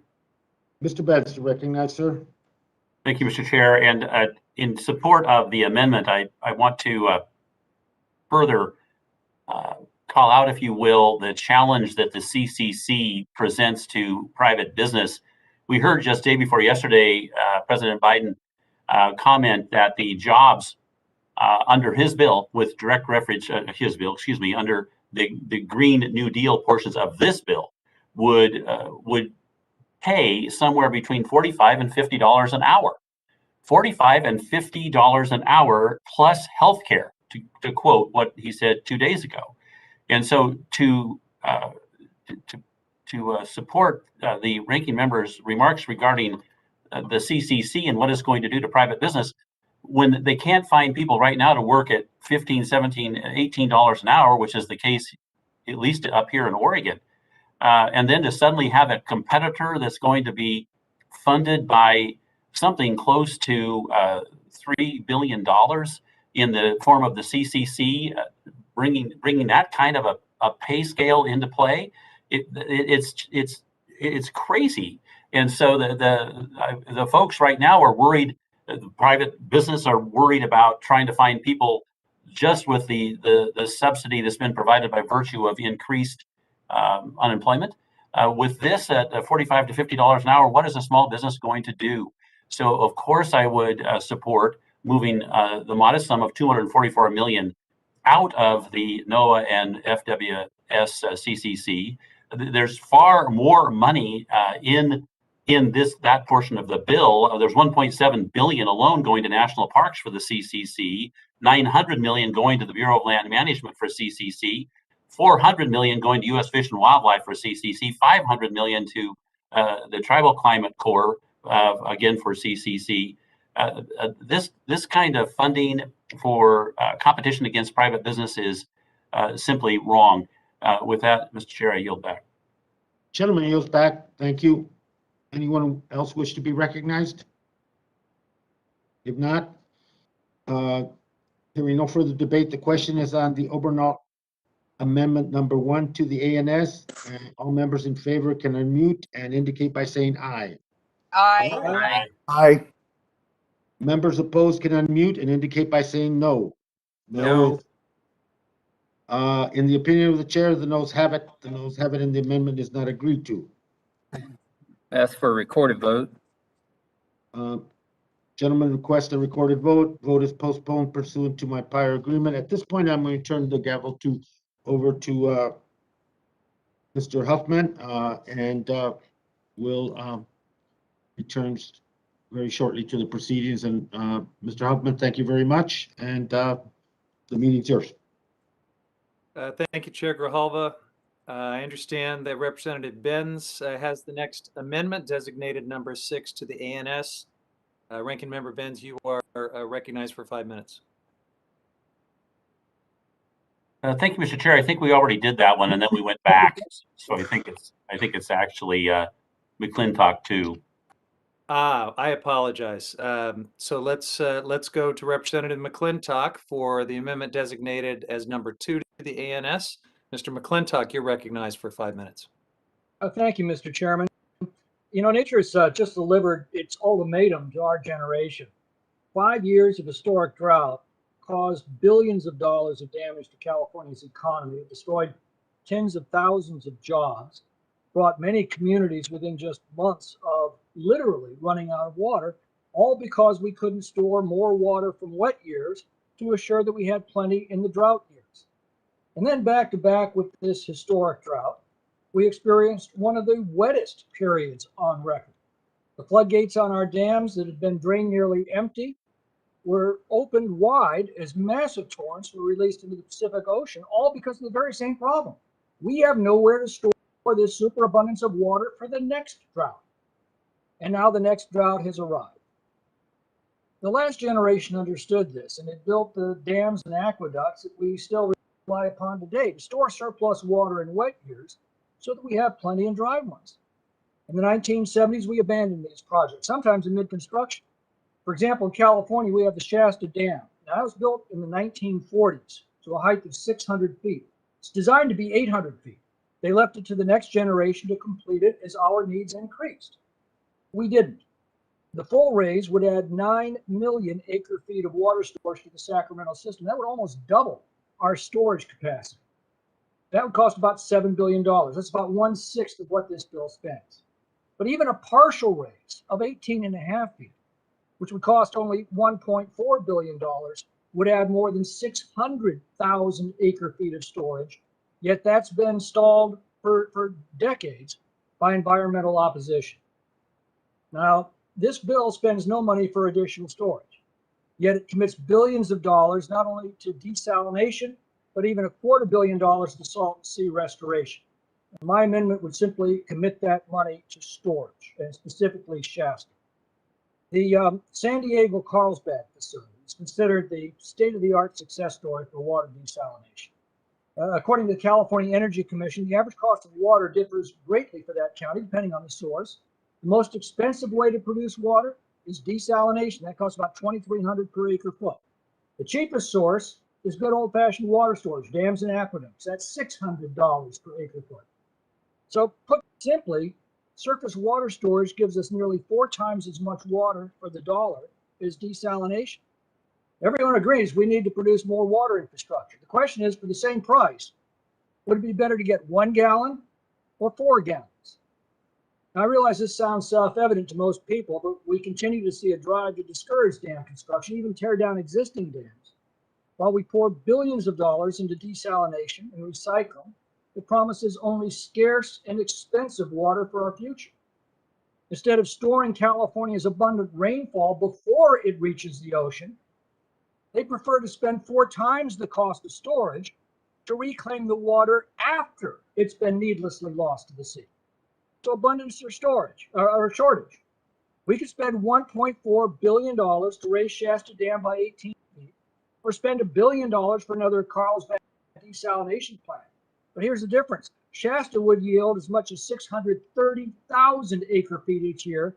Carlsbad produces about 56,000 acre feet. To put another way, for 40% more than the cost of Carlsbad, we could get 1,200% more water.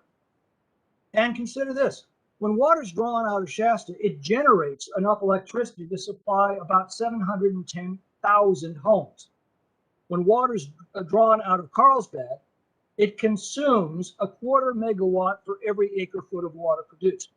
So in other words, Carlsbad consumes enough electricity to power 250 homes in order to produce enough water for one home.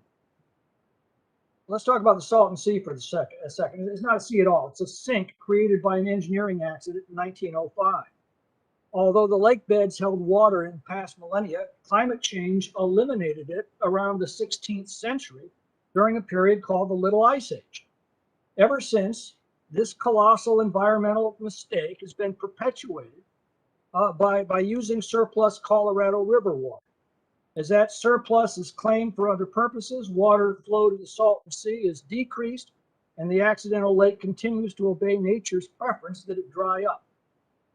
Instead of spending $250 million to squander our fresh water on a Salton Sea and paying 4 times the price for water through desalination, this amendment would spend that money to store the fresh water at Shasta to assure future water abundance. I urgently request your support and yield back.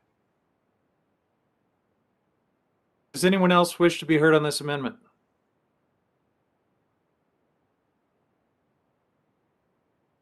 Seeing no one, I will recognize myself. This amendment seeks to cut funding for Salton Sea projects and water technology investments and directs funds to a controversial proposed water storage project in California that the state of California has found to violate state law. It is an illegal project. It is not going to happen. Funding for water storage does happen to be included to the tune of more than $1 billion in the infrastructure bill that we hope to be voting on sometime later this month. This specific project was barred from receiving funds in that bill because it is not only controversial, it is illegal. So today's bill makes investments that address multiple funding gaps in the bipartisan infrastructure bill. This amendment would disrupt our attempt to make these critical investments. So I urge my colleagues to see this for what it is. It's an attempt to undermine our efforts here today, and I ask them to join me in opposing it. And with that, I will yield back. Does anyone else wish to be heard on this amendment? Yes, Mr. Chair, Mr. Benz here.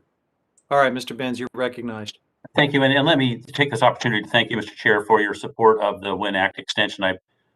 We truly appreciate that effort. And I just want to say in regard to Shasta, certainly not in my district, but I'm certainly aware of it for all the reasons you're all too aware of too when it comes to the Klamath and other spaces in Southern Oregon and Northern California. But I just want to point out the consequences of not having that water in the Central Valley. And I had occasion, of course, to mention earlier that if we had that additional water, we wouldn't have had to dry up close to 1 million acres of land in California, and the incredible damage that that's doing to the literally, I think the number I read was between 200,000 and 300,000 farm workers down in that space that are being hurt by virtue of not having jobs. And so just want to call out that it may be the law in California that you can't raise the height of that dam, but there are certainly incredible consequences to a lot of people, tens of thousands at least, who have lost jobs as a result of not having the water that could have otherwise been stored. And this is not, as we all know, this does not appear to be changing anytime soon. And so, as you've been so artfully and correctly called out, we ought to be looking for where we can get the water in a way that's going to help the most folks. And I just want to say, you folks in California, like me up in Oregon and many other places, are suffering the dramatic impacts of this, what appears to be really long-term drought. And these are exactly the kind of solutions that we have to be debating. We can't take that easy way out of pointing at a law and saying, "Oh, we can't do it." This is a bad deal, Mr. Chair, and you know it better than anybody, given that background that we are now all feeling badly for everybody in California, not to mention Idaho, Montana, and all the other spaces. So I just want to join in support of this effort. And if we don't need to take the money from that source. Let's take it from the CCC, as we talked about earlier, because there are literally billions of dollars in that part of this bill that could be redirected in a way that would help so many people. With that, Mr. Chair, I yield back. Thank the gentleman. Does anyone else wish to be heard on this amendment? All right, hearing no further debate, then the question is on the McClintock Amendment number 2 to the ANS. I will pause so that members in favor can unmute. All those in favor, please say aye. Aye. Aye. And now, members, please mute themselves, and I'll allow members opposed to unmute. All those who are opposed, please say no. No. No. The noes have it, in the opinion of the chair, and the amendment is not agreed to. Mr. Chairman, Let me guess, you're going to request a recorded vote. great guess, Mr. Chairman. Spot on. First time you've been right today. Oh, well, we'll take it. The recorded vote has been requested, and that vote will be postponed pursuant to prior announcements on that. Representative Graves, I believe you have, actually, no, I was just told Mr. Stauber may have the next amendment, and that is going to be Stauber number 7. So if everybody is on the same page for that. Okay. Mr. Westerman, is that your understanding? Well, my understanding was we were going to do Graves 6 and Carl 3 and then Stauber, but Stauber's ready to go if that's the order you want to go in. All right. Well, I'm getting all kinds of interesting instructions on this. If Mr. Stauber is ready to go with Stauber 7, why don't we go ahead and tee that up? Mr. Stauber, does that work for you? Yeah, Mr. Chair, it does. Okay, you're recognized. Thank you very much, Mr. Chair. My amendment today strikes several items in this bill that continue to make life harder and more expensive for Americans. Mr. Chair, you and I both know what is happening here today. The legislation, your legislation would hold every employee, even minimum wage workers or third-party designees, liable for payments to the federal government owed by a leaseholder. This is a huge boon for the trial lawyers and a slap in the face to the middle class. I'm sure that those lawyers that advertise their face on public and bus stop benches, I'm sure they're licking their chops right now, waiting for the opportunity to drag a single mother working nights employed as a contractor by a 12-person oil company in New Mexico. Drag that working mother before an administrative law judge on behalf of the federal government. I'm sure the legal fees are lucrative for the lawyer class, but this sort of liability can break middle-class families. Furthermore, this amendment today removes the royalty increase on everything from oil and gas to soda ash, a mineral needed to make glass, household cleaners, and detergents, and other industrial products. In fact, soda ash is frequently used to make automobile windshields, and the soda ash industry employs union workers up and down the West Coast, including the International Longshore and Warehouse Union and the United Steelworkers. So let's recap. Democrats have a bill that spends more than 27 other states' annual budgets alone coming out of just this committee. In order to raise funds for their bill, they're piling on Joe Biden's already ballooning inflation crisis with another punishing cost increase to even vehicles, pushing royalty liability onto minimum wage employees and killing more union jobs. And I would like to enter into the record letters from the International Longshore Workers Union, the United Steelworkers, and the Industrial Minerals Association. Mr. Chair, I urge adoption of my amendment. So let's put an end to this madness. And I yield back. Is there further debate on Mr. Stauber's amendment? Yes, Mr. Chair, I would like to be recognized, Mr. Lowenthal. Chairman Lowenthal, you're recognized. Well, thank you. And as we've just heard from my good friend, the ranking member of the Energy and Mineral Resources Subcommittee, this bill strikes multiple fossil fuel provisions to raise royalty rates, minimum bids, rental rates, lease term lengths, non-competitive leasing, et cetera, et cetera, et cetera. The problem is that this amendment undermines the intent of the provision in question. That is, how do we raise revenues and protect taxpayers at the same time? And that we will not be able to do if we pass this amendment. I oppose the amendment and urge my colleagues to vote no. Is there further debate on this amendment? All right, hearing no further debate, the question then is on the Stauber Amendment number 7 to the ANS. I'll pause so that members in favor can unmute. All those in favor, please say aye. Aye. Aye.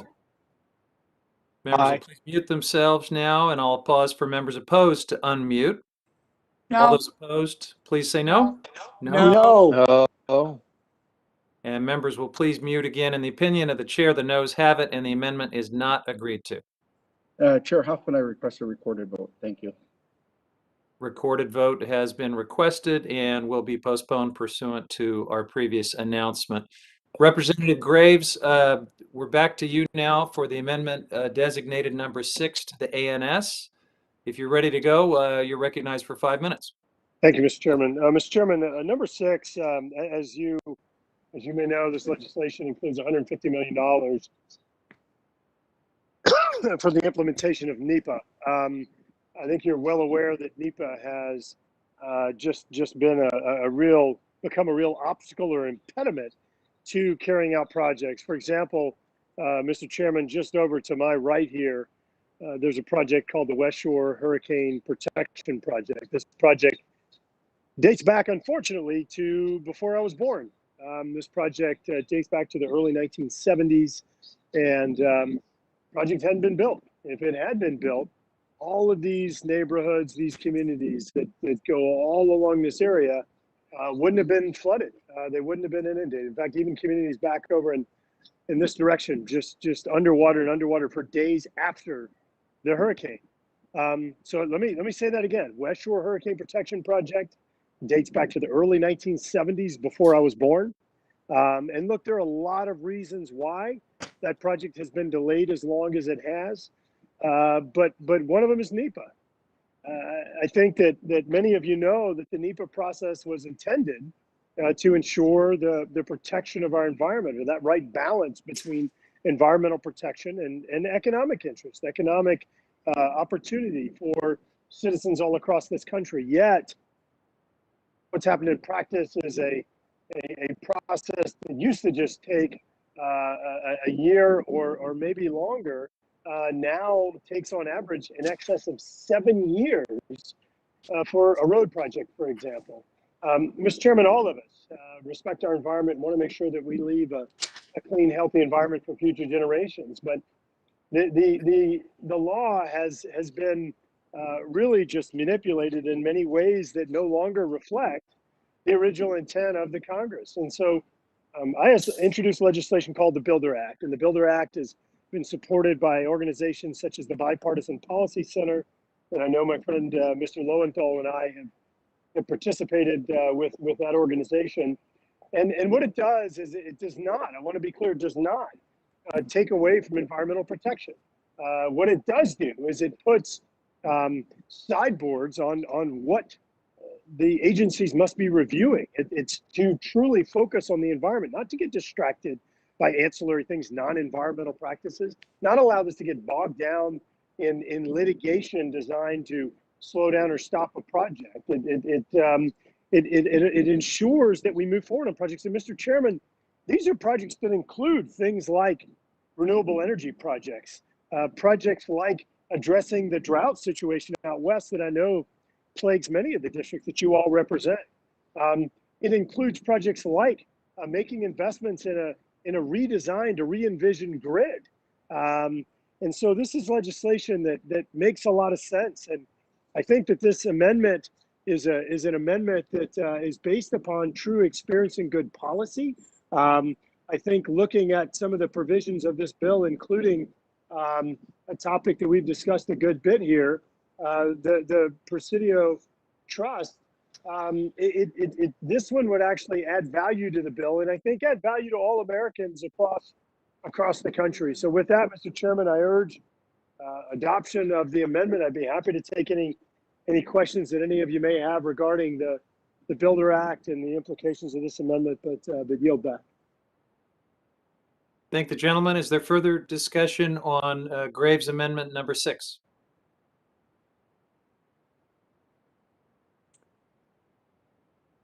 All right, seeing no further discussion, the question is on Graves Amendment number 6 to the ANS. I'll pause so the members in favor can unmute. All those in favor, please say aye. Aye. Aye. Aye. Members will please mute themselves again, and I'll allow members opposed to unmute. All those opposed, please say no. No. No. No. In the opinion of the chair, the noes have it, and the amendment is not agreed to. I believe that brings us to Representative Carl. The next amendment designate. I'm sorry? Can we get a recorded vote? All right, a recorded vote has been requested on Graves Amendment number 6, and that will be postponed pursuant to our prior announcement. Representative Carl, you are recognized for amendment number 3 to the ANS. Thank you, Mr. Chairman. I think I've got one here that we can all agree on. It'd be a good softball amendment that we can all work with on. This amendment does two things. It prevents NOAA from implementing a new rule that puts lobstermen's livelihoods at risk from institutionalizing area-wide fishing bans. For the benefits of those members that are not aware of this issue, let me read an excerpt and a statement from the Maine's bipartisan delegation, including the Democrat governor, Janet Mills, on this new rule, and I quote, "In recent years, the delegation and the Mills administration, including the Maine Department of Marine Resources, have worked closely with the Maine Lobstermen's Association, the Maine's Lobstering Union, and the other stakeholders to ensure that their input was received by the National Marine Fisheries Services with the goals of regulations that are fair, safe, and reflect the reality of the Gulf of Maine. Unfortunately, this final rule does not meet those standards," and I unquote. Lastly, my amendment prevents NOAA from implementing area-wide fishing bans or no-take areas in federal marine protected areas, which include national marine sanctuaries and monuments, without the support of regional fishing management councils. The regional council system was designed to allow governance by knowledgeable people with a stake in the fish management. It makes sense to ensure they have a say in how our natural resources can be used for recreation. I urge my colleagues to support this amendment, and I yield my time back. Thank you, sir. Thank the gentleman. Is there further debate on this amendment? Mr. Chairman. Westerman. Yes, Mr. Westerman, you're recognized. Mr. Chairman, on August 31st, NOAA announced the final rule to modify the Atlantic Large Whale Take Reduction Plan. And while this rule has not been published in the Federal Register, it has already received criticism from the entire Maine delegation, including its Democratic governor. In a letter to the Maine lobster industry, Governor Janet Mills wrote, and I quote, "NOAA has finalized a gear marking scheme that is very different than what was in the proposed rules. NOAA also continues to include an offshore seasonal closure that is not rooted in right whale sightings or surveys. These type of changes, which disregard fishermen's time, money, and safety, are extremely troubling," unquote. The gear modification required by the rule will go into effect on May 1st, 2022, which is the start of the American lobster Jonah crab fishing year. In addition, the changes to the seasonally restricted areas will go into effect 30 days after the publication of this rule. This amendment would prevent NOAA from implementing the final rule. In addition, this amendment would ensure that NOAA cannot prohibit fishing, often called no-take areas, in federal marine protected areas unless there is support from the relevant regional fishery management council. Mr. Chairman, I would agree with the main delegation that local control is often better, and that this amendment provides that local control. And I'm worried if this bill passes without this amendment, it's going to be devastating to the Maine lobster fishery and to the people who depend on that fishery for their jobs. So I urge my colleagues to support this amendment, which really is based on bipartisan ideas. I yield back. Is there further discussion on this amendment? Seeing none, I will recognize myself for a brief statement. Look, ordinarily, I'm happy to work with colleagues, regardless of political party, on issues that benefit the folks that make their living on the water. I represent a lot of fishing communities. And I will actually be bringing forward a Magnuson reauthorization bill to address many of the critical issues facing folks, from managing our federal marine fisheries better to benefiting working waterfronts and coastal communities. But this amendment presents problems. It includes procedural issues that will undermine critical investments that we need to make right now.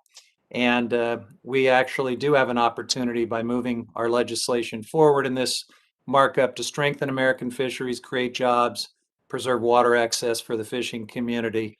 So I urge members to oppose this amendment, and I will yield back. Now, seeing no further debate, the question is on the Carl Amendment number 3.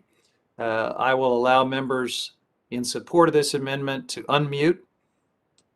All members in favor, please say aye. Aye. Aye. Aye. I will now ask members opposed to the amendment to unmute. Members who are opposed to this amendment, please say no. No. No. In the opinion of the chair, the noes have it. Mr. Chairman, And the amendment is not agreed to. Yes. could I ask for a recorded vote on that, please, sir? The recorded vote has been requested and will be postponed pursuant to my prior announcement. Thank you. Let me just check the order that I have next. And I understand that Mr. Gomert is next. So Mr. Gomert, you have an amendment designated as number 10 to the ANS. You are recognized for 5 minutes. Thank you, Mr. Chairman. Appreciate that. Very simple amendment. It just simply says that no funds may be made available under this title if inflation rates are above 8%. We've discussed quite a bit about the massive spending bill that the bill represents, and especially the natural resources part of it. So it's important to realize what this bill, if passed, will do. Inflation is running away like it hasn't since the 1970s, really. According to a Department of Labor report from July, consumer prices have risen 5.4% over the last 12 months. 86% of Americans say they're concerned about inflation. 79% blame it, at least in part, on Biden policies.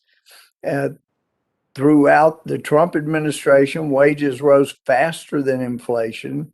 In less than a year, President Biden has already reversed this trend. According to a recent study by the National Federation of Independent Business, 52% of respondents reported raising prices. This hurts low-wage people on fixed income, our seniors, our working poor. And I'd also point out some other data.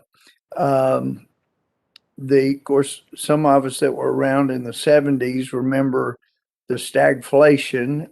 Gerald Ford had a button that said WIN, whip inflation now.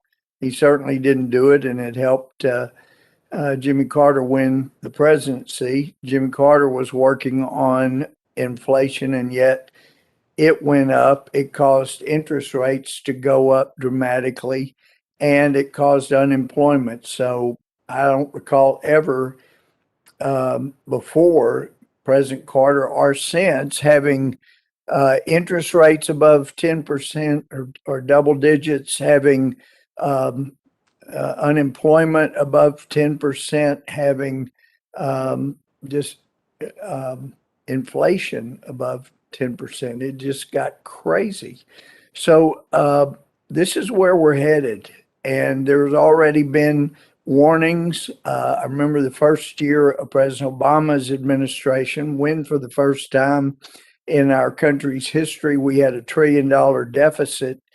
And Standard & Poor's warned us, if you keep spending like this without paying for it, we're going to have to reassess your rating. And they downgraded. Thank goodness no other rating service did.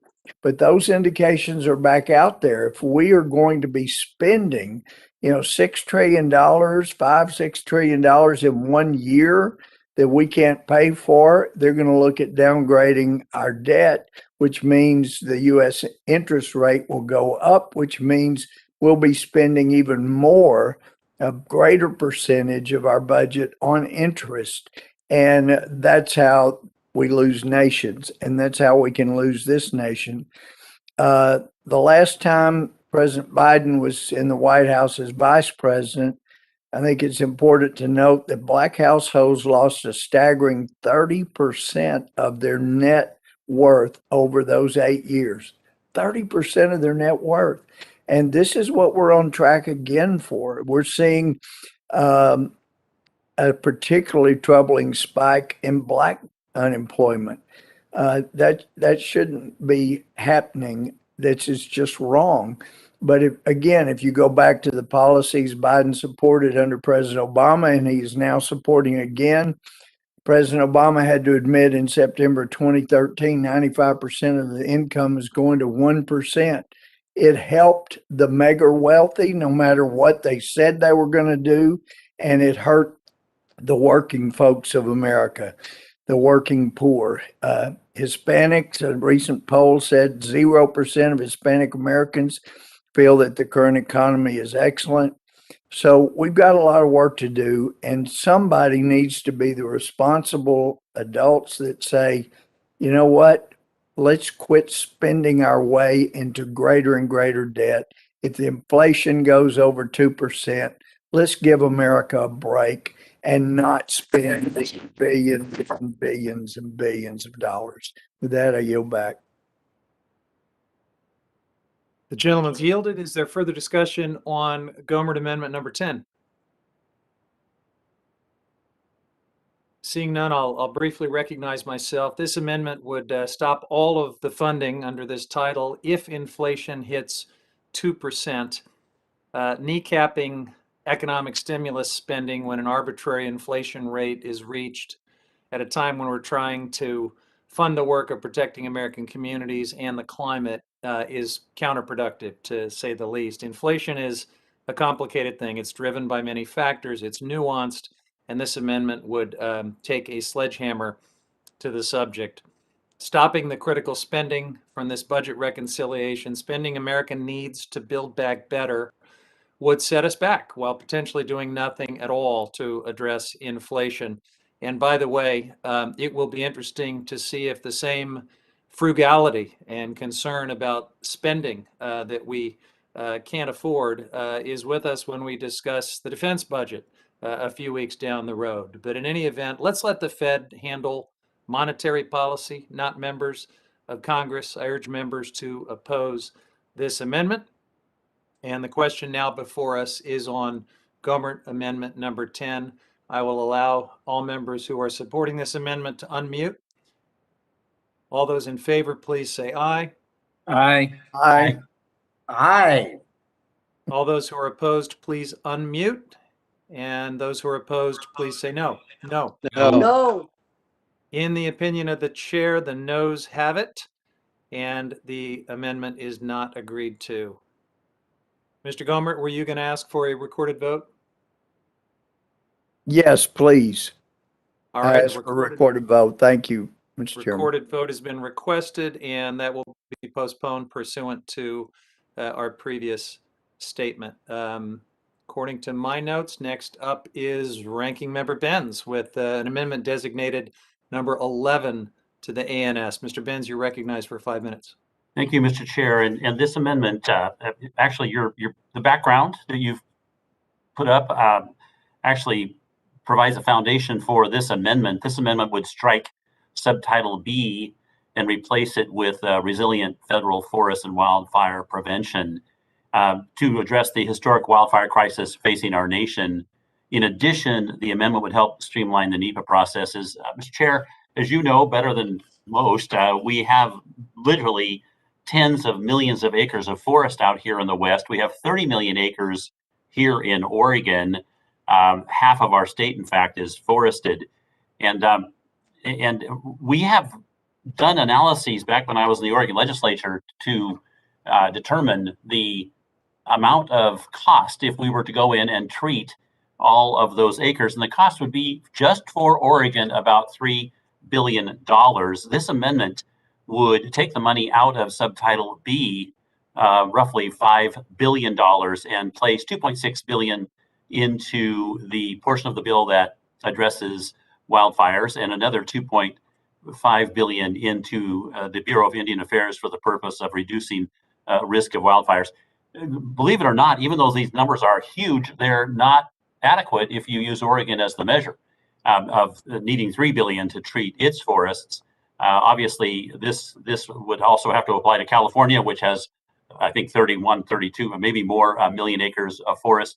Washington State with another 30 million acres, Montana, Idaho, and so forth. The idea here, of course, is that we need to step in and do something now. And this concept of allocating some $4 or $5 billion to the activities reflected in subtitle B is interesting, but most of it is not immediate. And so what we're really debating, if you look at the type of things that one finds in subpart B, you see long-term climate stuff, what we would probably put under the guise of, or the label of mitigation, as opposed to adaptation. And if ever there was a time when we need to adapt right now, it's right now. And you and I and everybody here knows that it's on the Western United States, because you merely need to look out your window, as we mentioned earlier.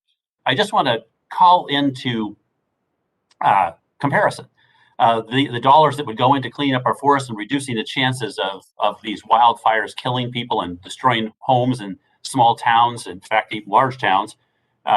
What in the alternative is going to be paid for in subtitle B. And I just want to call out a couple of things. First, we've already heard all about the $200 million going to the Presidio. I won't further belabor that. The Climate Corps, a couple of $1 billion, again, at $45 to $50 per hour. Not only does it not help immediately, it also will place private businesses in an enormous quandary. Who can afford $45 or $50 an hour? How can we possibly compete on the private side of the equation, given what's the billions that are being thrown at the CCC in subpart B? And then not to pick on kids, but in the subpart B is the Every Kid Outdoors subsection. And of course we want kids outdoors, but they don't want to be looking at what we see behind you, Mr. Chair, burnt up land. We want green, green, green, not black, black, black. And if we don't get at it, we're not going to have green, green, green for every kid to go outdoors and visit. So sure, there's $100 million given to the Every Kids Outdoors. Hooray for that, except that it would be so much better spent trying to head off the type of view that we're enjoying behind you, Mr. Chair. And of course, there are the urban parks. Sure, everybody supports urban parks, but my goodness, Mr. Chair, why wouldn't we be spending the money right now on trying to head off wildfire? The Resilient Federal Forest Wildfire Prevention Act would do just that. It would focus these kinds of monies on trying to clean up our forests and reduce the chance of wildfire. And of course, there is a part in this that would help reduce some of the onerous requirements that NEPA imposes, kneecapping the efforts to improve our forests and reduce fire risk. It's nothing worse than trying to do something and then have it delayed by a couple of years, as is the case many times under current NEPA arrangements. The amendment would allocate $150 million to the Interior to hire adequate personnel and streamline environmental reviews to expedite forest management. With that, Mr. Chair, I urge an aye vote of my amendment. I thank the gentleman. Is there further discussion on Ben's amendment number 11, I believe? Yeah. Mr. Chairman, Westerman here. I would like to speak on the amendment. The ranking member is recognized. Thank you, Mr. Chairman. And, I agree with what Representative Ben said about, actually doing something that's going to help reduce the risk of these catastrophic wildfires. We know what to do, we just don't do it. And I find another irony in this bill that we talk about creating this massive so-called climate core workforce. And I just have this vision of all these people standing there with their chopping axes and their shovels and their rakes ready to go to work, and somebody coming up and says, "Oh, not today, guys. We got an injunction. We can't manage this piece of property." So you can't have a workforce large enough to do work that regulations won't allow you to do. And that's why that picture behind you is showing all the forest being burned up, is because we've mismanaged the forest, and we can't throw enough money at a problem that's going to fix it if you can't actually do the work. So I applaud Mr. Benz for trying to streamline some of these forest management practices. It's where we can really make a difference if we really want to make a difference in keeping those forests healthy and keeping that carbon contained in the forest instead of seeing it spew into the air like the photograph behind you, Mr. Chairman. And we need to be able to go in and restore the land and plant trees. I was out in New Mexico with Representative Harrell the past few weeks, and we went to a site where thousands and thousands of acres had burned in a wildfire over a decade ago. There were no trees growing back. So I asked the Forest Service, "Have you tried to plant them?" And they're, "Oh no, that's a wilderness area. We can't plant trees there." So if you had enough people to plant trees on that wilderness area, guess what? You couldn't go plant them. You couldn't do that. We've got to get some common sense into these practices, or we're just talking. We're not making anything better. We're not making anything more resilient. We're just talking. We're just spending money and talking. And the forests don't care. They're burning. I yield back. Is there further discussion on Ben's amendment number 11? Seeing none, I'll recognize myself for a brief statement and appreciate the ranking member's comment. I assure you that the forest burning in the image behind me in the northern part of my district is not because of NEPA. It is, at least in part, because of the climate crisis that many of us are trying to confront, including in the legislation before us right now. It's also because for too long, the only trees that many people were interested in our forests were the ones big enough to clear cut and log and monetize. And the work that we have to do right now in our forests is sometimes not very lucrative. It means we got to reintroduce prescribed fire to reduce these threats. It means we're going to have to do thinning and clearing that is not very profitable, not very lucrative, because it's small diameter stuff in some very unhealthy forests that were clear cut, probably without good NEPA process, and were replanted in an even aged way that led to these plantation forests like the ones in Trinity County, the picture behind me, that are just ready to go up anytime there's a lightning strike. So we have a lot of work to do. We can do it together, and we can do it without trying to scapegoat our environmental laws, without pretending that somehow commercial logging and clear cutting is the only way to achieve resilience. The amendment before us today would strike the entirety of Subtitle B, would replace it with funding for only forest management. Again, we will deal with forest management separately. But this would strike investments in public land access for students, investments in the protection of historic and cultural sites, investments in job creation, climate protection. It would, in short, entirely undermine the subtitle and seriously damage the entire title. The amendment would also redirect funding for efficient and effective environmental reviews to actions that undermine these bedrock environmental protections. And it contains procedural poison pills that would prevent our ability to invest in our country and build back better. So I urge all of my colleagues to oppose this Gentleman amendment. yield. Yes, I will yield. Thank you, Mr. Chairman. I agree. We need to work on this in a bipartisan manner. And I've never promoted clear cutting on federal land, and I would love to work with the gentleman on implementing some management practices that took clear cutting off the table, to do the thinning, to do the burning. But that's not happening either. There's no management taking place. So I just want to make the record clear that we're not promoting clear cutting on federal land. Clear cutting is not happening on federal land. The only clear cutting that's happening on federal land is like what's in the picture behind you, because when we have catastrophic wildfire, that clear cuts everything. The site that I visited in New Mexico, it was clear cut. It was clear cut by wildfire. It wasn't clear cut by people with chainsaws. It was clear cut by Mother Nature.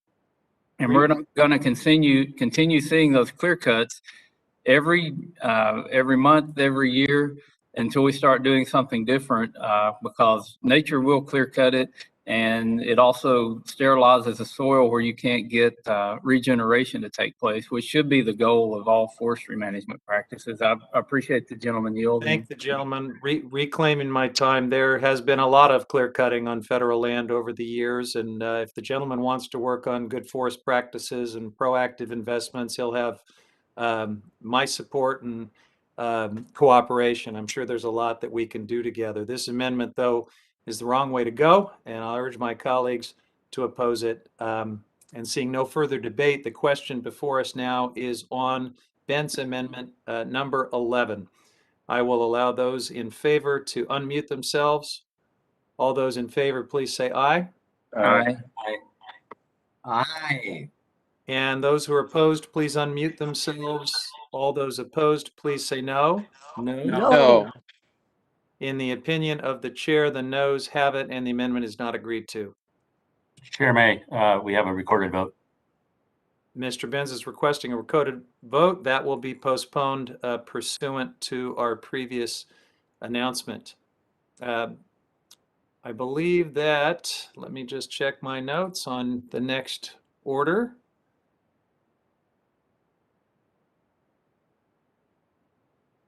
I believe that brings us to Mr. Westerman. You have an amendment designated as number 7 to the ANS. You're recognized for 5 minutes. Yeah, thank you, Mr. Chair. And this is a revised amendment. I believe it has been circulated. My amendment does several things, including it prohibits illegal immigrants from participating in the new CCC program. It ties the CCC to unemployment rates so that we aren't having the federal government competing with Main Street businesses that are desperately trying to fill jobs. It prevents the creation of a federal CCC that would compete with existing private core networks, which we know there's some very successful programs out there in the private sector that are already doing what the CCC proposes to do. And it fixes some basic drafting errors with the original text. This common sense amendment puts the appropriate sideboards on the massive new civilian climate corps that the Democrats have included in this legislation. One would think that spending $3.5 billion on anything would require a lot of time and attention, which is why it's so shocking that this section appears to be so hastily written with so few specifics. In fact, my amendment would change the name of the CCC to just the Civilian Corps. And the reason for that is because the only place the word climate appears in this title is in the header. It's just another example of Democrats slapping the word climate on something that's wholly unrelated to avoiding having to offset billions of dollars in new spending. It's unfathomable to me that at a time when businesses around the nation are still struggling to fill jobs, we would make it even more difficult for them by pumping billions of dollars into a new federal program. As Mr. Bentz mentioned earlier, I believe it was him, that the president's now talking about these being $45 an hour jobs with benefits. You may need to bump the number up. I know a lot of you all are wanting to do that, but you probably can't hire near as many people away from the private sector at $15 an hour. turnover is such an issue that people have coined the period as the Great Resignation. According to the U.S. Department of Labor, 11.5 million people quit their jobs between April and June of this year. An additional 48% of the workforce is considering leaving their job. That's why my amendment ties CCC funding to unemployment to ensure we're only spending money when it is truly needed. Kind of like the FDR program back in the 30s that you all are so enamored with. If unemployment is high, above 25%, then we can provide these temporary jobs to folks who are actually looking for work. However, if unemployment is low like it is now and there are private employers looking to fill jobs, we shouldn't be competing with them. That's just going to drive inflation up for everyone. Labor prices will go up, material prices will go up, and at the end of the day, the taxpayer is the one that foots the bill. As I mentioned, the CCC was originally created during the Great Depression when there were no jobs. This amendment prevents money from being spent to create new federal CCC jobs and keeps funding for the existing private, state, and tribal conservation corps that weren't in existence when the original CCC was created, but are here now. My amendment, like I said, stipulates that any participant in the CCC program must be a legal citizen. As the nation recovers from the COVID-19 pandemic and associated economic crisis, it would be entirely unfair if we spent hard-earned taxpayer funds on non-citizens who entered our country illegally. We actually have programs for migrants to come here and do work like this. It's a guest worker program that's been quite successful. So why should we create a duplicative program that's going to not hire people who are coming here legally, but could hire illegal people? My amendment also provides priority hiring preferences to our veterans. For many veterans, trauma they've experienced during their military service, both visible and invisible, does not simply go away once their military service ends. Working and creating outdoors or recreating outdoors on public lands has been found to be extremely beneficial to those returning from the ravages of war. This amendment will ensure that our veterans have opportunities to find gainful employment following their time of service in our country. Right now, they do have that opportunity because there are so many jobs available in the private sector. But if this program were only set up for when unemployment was high, there were no jobs, I think veterans should be first in line.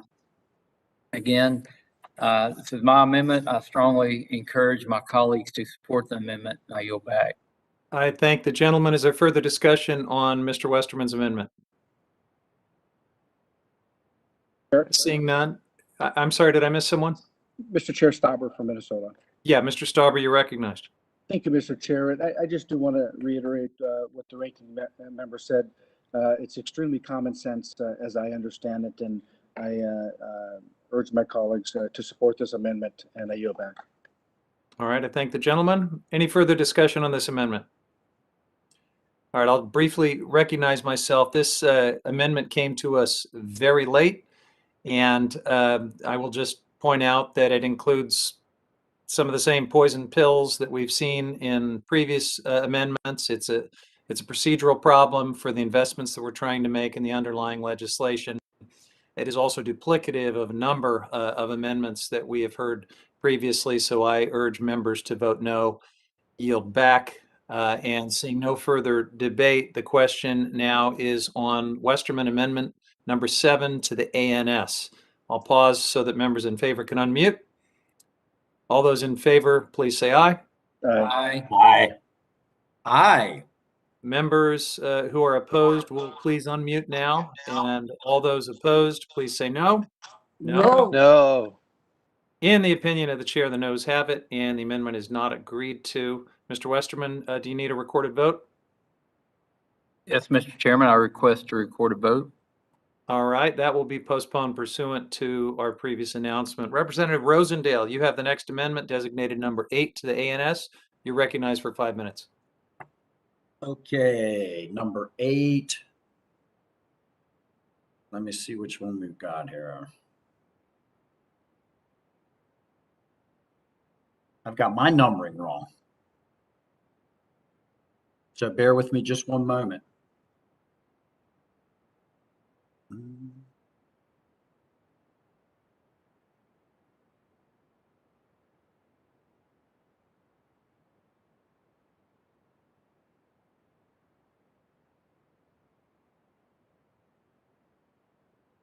I've got mine are numbered number 2, Mr. Chair, and I'm sorry, there it is, number 8. I'm sorry. Now I'm up to speed with you. Okay, number 8. Really, this is a very, very simple amendment. It just simply redirects the funds from the Civilian Climate Corps to people that this administration has plunged into economic hardship because of their attack on conventional and reliable energy sources.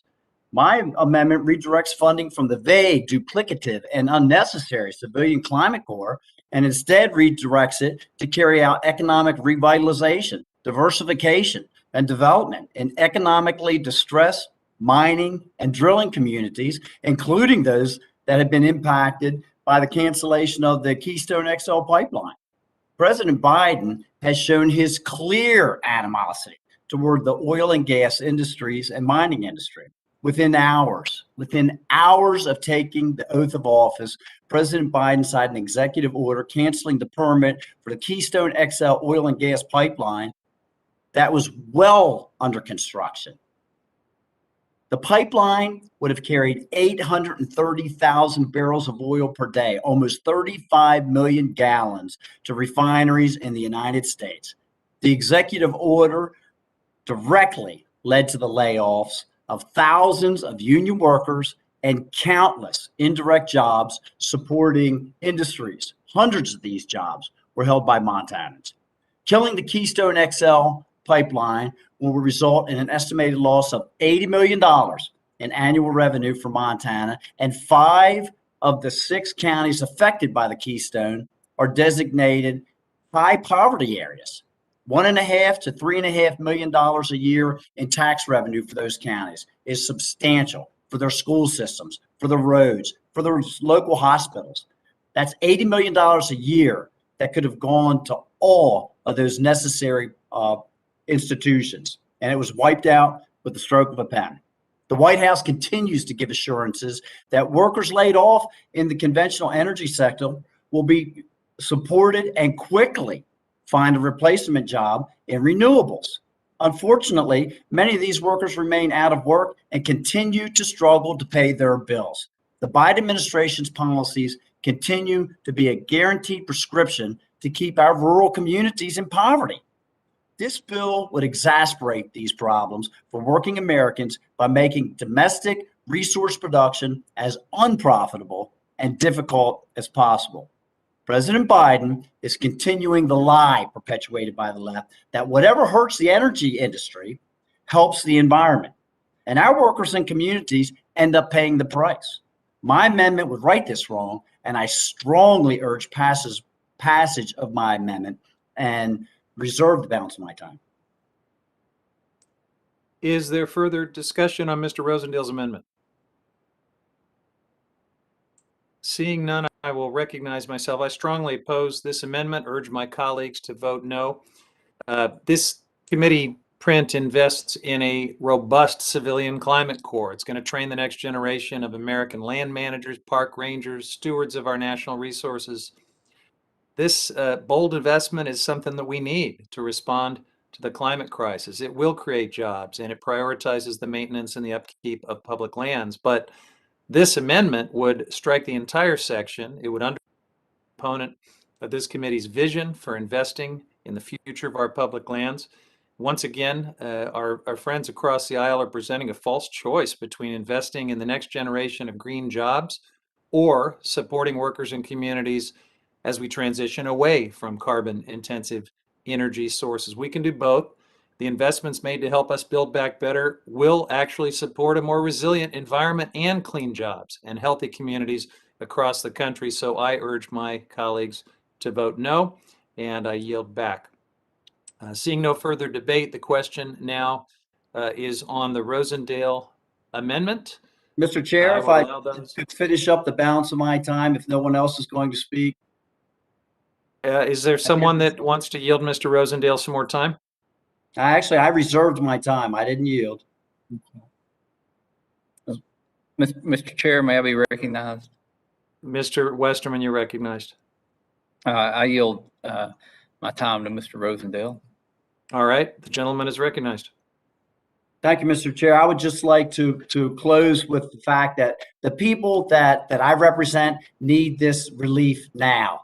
They need their income back now. This is income that was stripped from them, not by their own doing. It was stripped from them by this current administration, and they need this relief right now. And this amendment will make sure that we can provide it. They can't wait for weeks. Their families can't. Their refrigerators are empty from groceries. Their energy bills are going to come due here in another probably 30 days. We have winter early in Montana, and I'm trying to provide that relief now. We cannot wait until these new renewables become developed.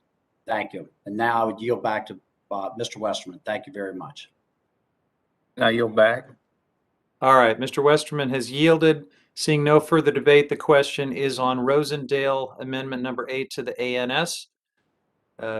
All those in favor will now unmute themselves, and those in favor should say aye. Aye. Aye. Aye. All right, and I will now allow members opposed to unmute. All those who are opposed, please say no. No. No. In the opinion of the chair, the noes have it, and the amendment is not agreed to. Mr. Chair, could I please have a recorded vote? Recorded vote is requested and will be postponed pursuant to our previous ruling. Representative Graves, you have the next amendment. I believe it's designated as number 2 to the ANS. You're recognized for 5 minutes.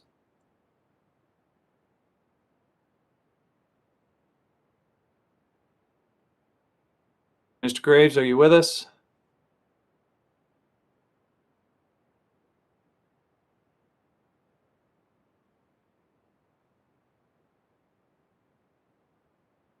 And I had Mr. Graves down for the next, let's see, three amendments. So if he is not with us, the batting order after that was going to bring us back to Mr. Westerman. Mr. Westerman, are you ready to go on number 12 to the ANS? I'm ready to go, Mr. Chairman. Why don't we do that and we can come back to Mr. Graves. Yeah, and again, this is another what I would call a common sense amendment that would relocate the $1 billion set aside in this bill for tribal climate resiliency and adaptation. With the BIA currently receiving approximately $500 million in its annual appropriation for climate resiliency efforts, there are more pressing needs in Indian country right now. My amendment would redirect $1 billion to the Bureau of Indian Affairs Public Safety and Justice Construction account. Indian country currently faces some of the highest rates of crime, with tribal citizens 2.5 times more likely to become victims of violent crime, and Native women in particular subject to higher rates of domestic violence and abuse. And as we all who served with our former colleague and the current Secretary of the Interior, Secretary Holland, we know that this is an issue that's very important to her, and there was a lot of bipartisan support to work on this issue when she brought it up in the committee last Congress. The federal government is not providing the resources necessary to combat crime in Indian country. For example, Indian country's police staffing does not meet the national police coverage standards. In fiscal year 2020, Indian country only had 1.9 officers per 1,000 residents compared to an average of 3.5 officers per 1,000 residents nationwide. Indian country also continues to be plagued by outdated, unsafe, and overcrowded detention centers. A 2021 National Public Radio investigative report found that at least 19 men and women have died since 2016 in tribal detention centers. Several of the 70+ detention centers across the country have been in disrepair for years, with broken pipes, overflowing toilets, and rust in water. It is estimated that there's a $135 million budget shortfall for BIA tribal detention facilities alone. Directing much needed funding for public safety and justice is something that should be a bipartisan effort. Again, I think this would be a lot better way to spend this money than on a climate and resiliency fund that's already gets a large annual appropriation. This is some place where this money could be put to use immediately. I urge adoption of the amendment, and I yield back. I thank the gentleman. Is there further discussion on Mr. Westerman's amendment? Mr. Chairman? Yes. The gentlelady from New Mexico is recognized. Thank you, Mr. Chairman. You know, the trust and treaty responsibilities of the United States government do indeed obligate Congress to support the health and well-being of American Indians and Alaska Natives by fully funding all the federal programs that serve them. This legislation provides critical investments in American Indian, Alaska Native, and Native American programs, Native Hawaiian programs at the Department of Interior and the Department of Health and Human Services to address the effects of extension construction backlogs, aging infrastructure, programmatic underfunding. The issue that the gentleman raises are indeed correct, because we know that tribal programs across all federal agencies have been subject to severe underfunding for decades. Making the necessary investments in Indian country must indeed be a bipartisan effort. I was very proud of the Subcommittee of Indigenous Peoples hearings, where on a bipartisan basis, we heard the members express understanding and empathy and set out the many budgetary needs in Indian country. Those needs are multifaceted. It's not a single issue, but a multiplicity of needs. The simple fact is that resilience is a key part of health, water, and safety investments. Investments in IHS healthcare facilities and BIA public safety are critical. But if we fail to invest in their resiliency as well, we will threaten their effectiveness. Investing in tribal renewable energy and climate resilience will result in job creation and economic resilience. I urge my colleagues to vote against this amendment. We do not want to undermine our efforts today to invest in the multiplicity of the urgent needs in Indian country. I yield back.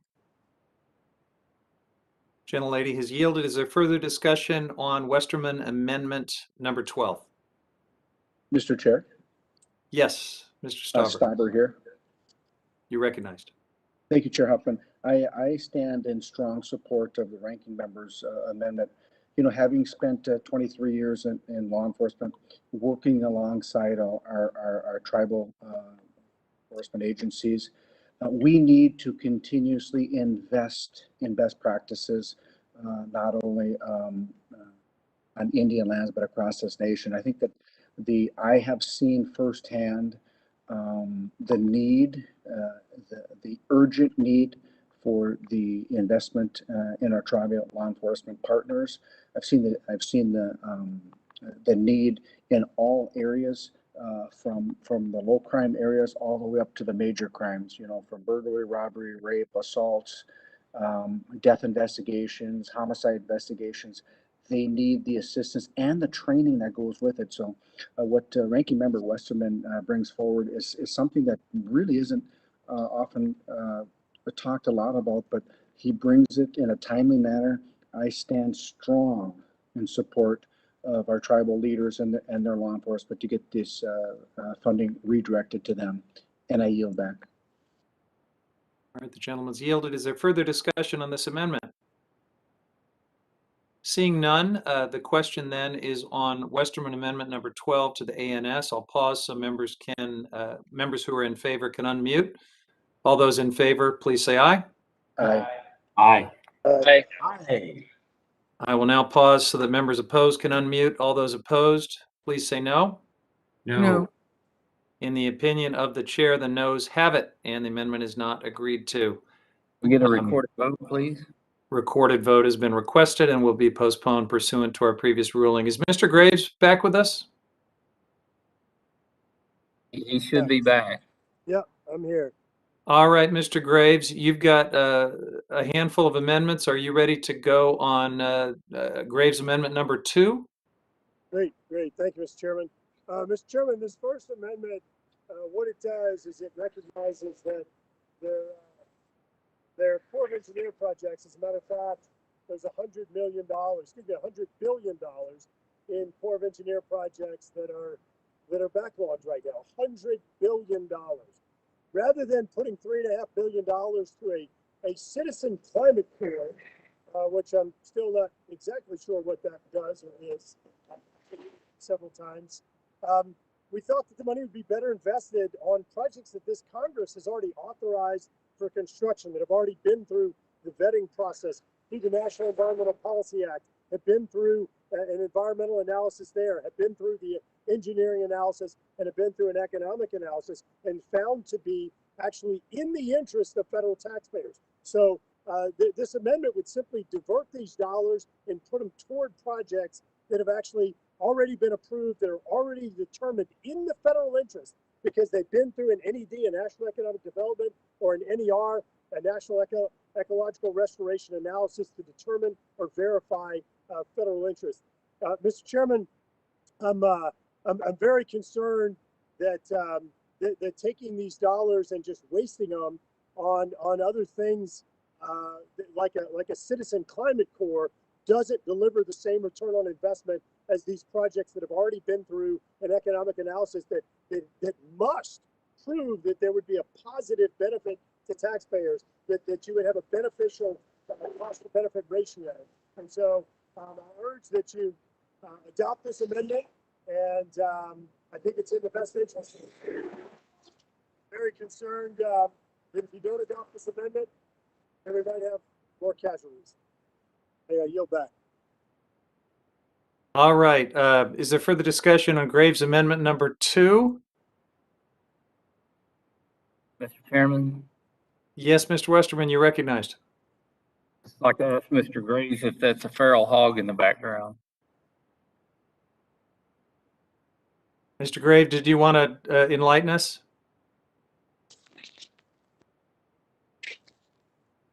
Ready?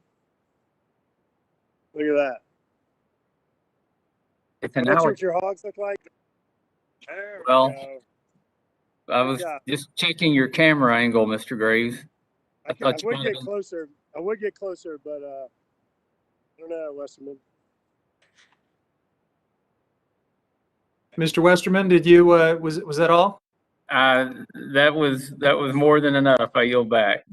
All right. Well, we hope Mr. Graves is careful for a number of reasons, given where he is right now. And I will recognize myself briefly. This amendment would prevent any funding under this title until the Corps of Engineers addresses the complete backlog of resilience projects under its purview. Look, I appreciate the gentleman's focus on those priorities. In fact, I share his concern for these coastal resiliency projects.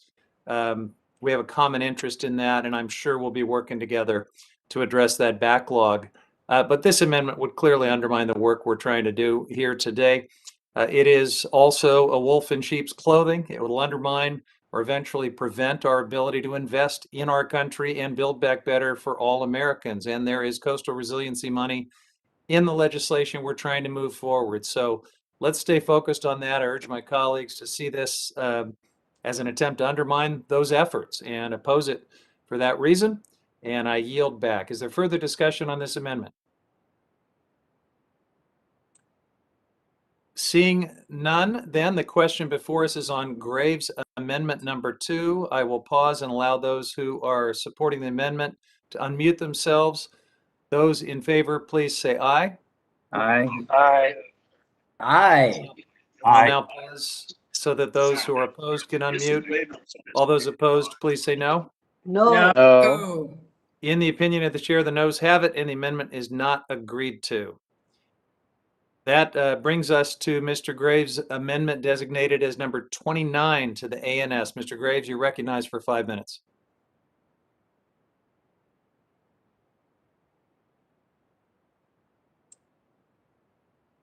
Mr. Graves, did the gator get you? Yeah, I'm just a touch with, sir. Mr. Chairman, thank you very much.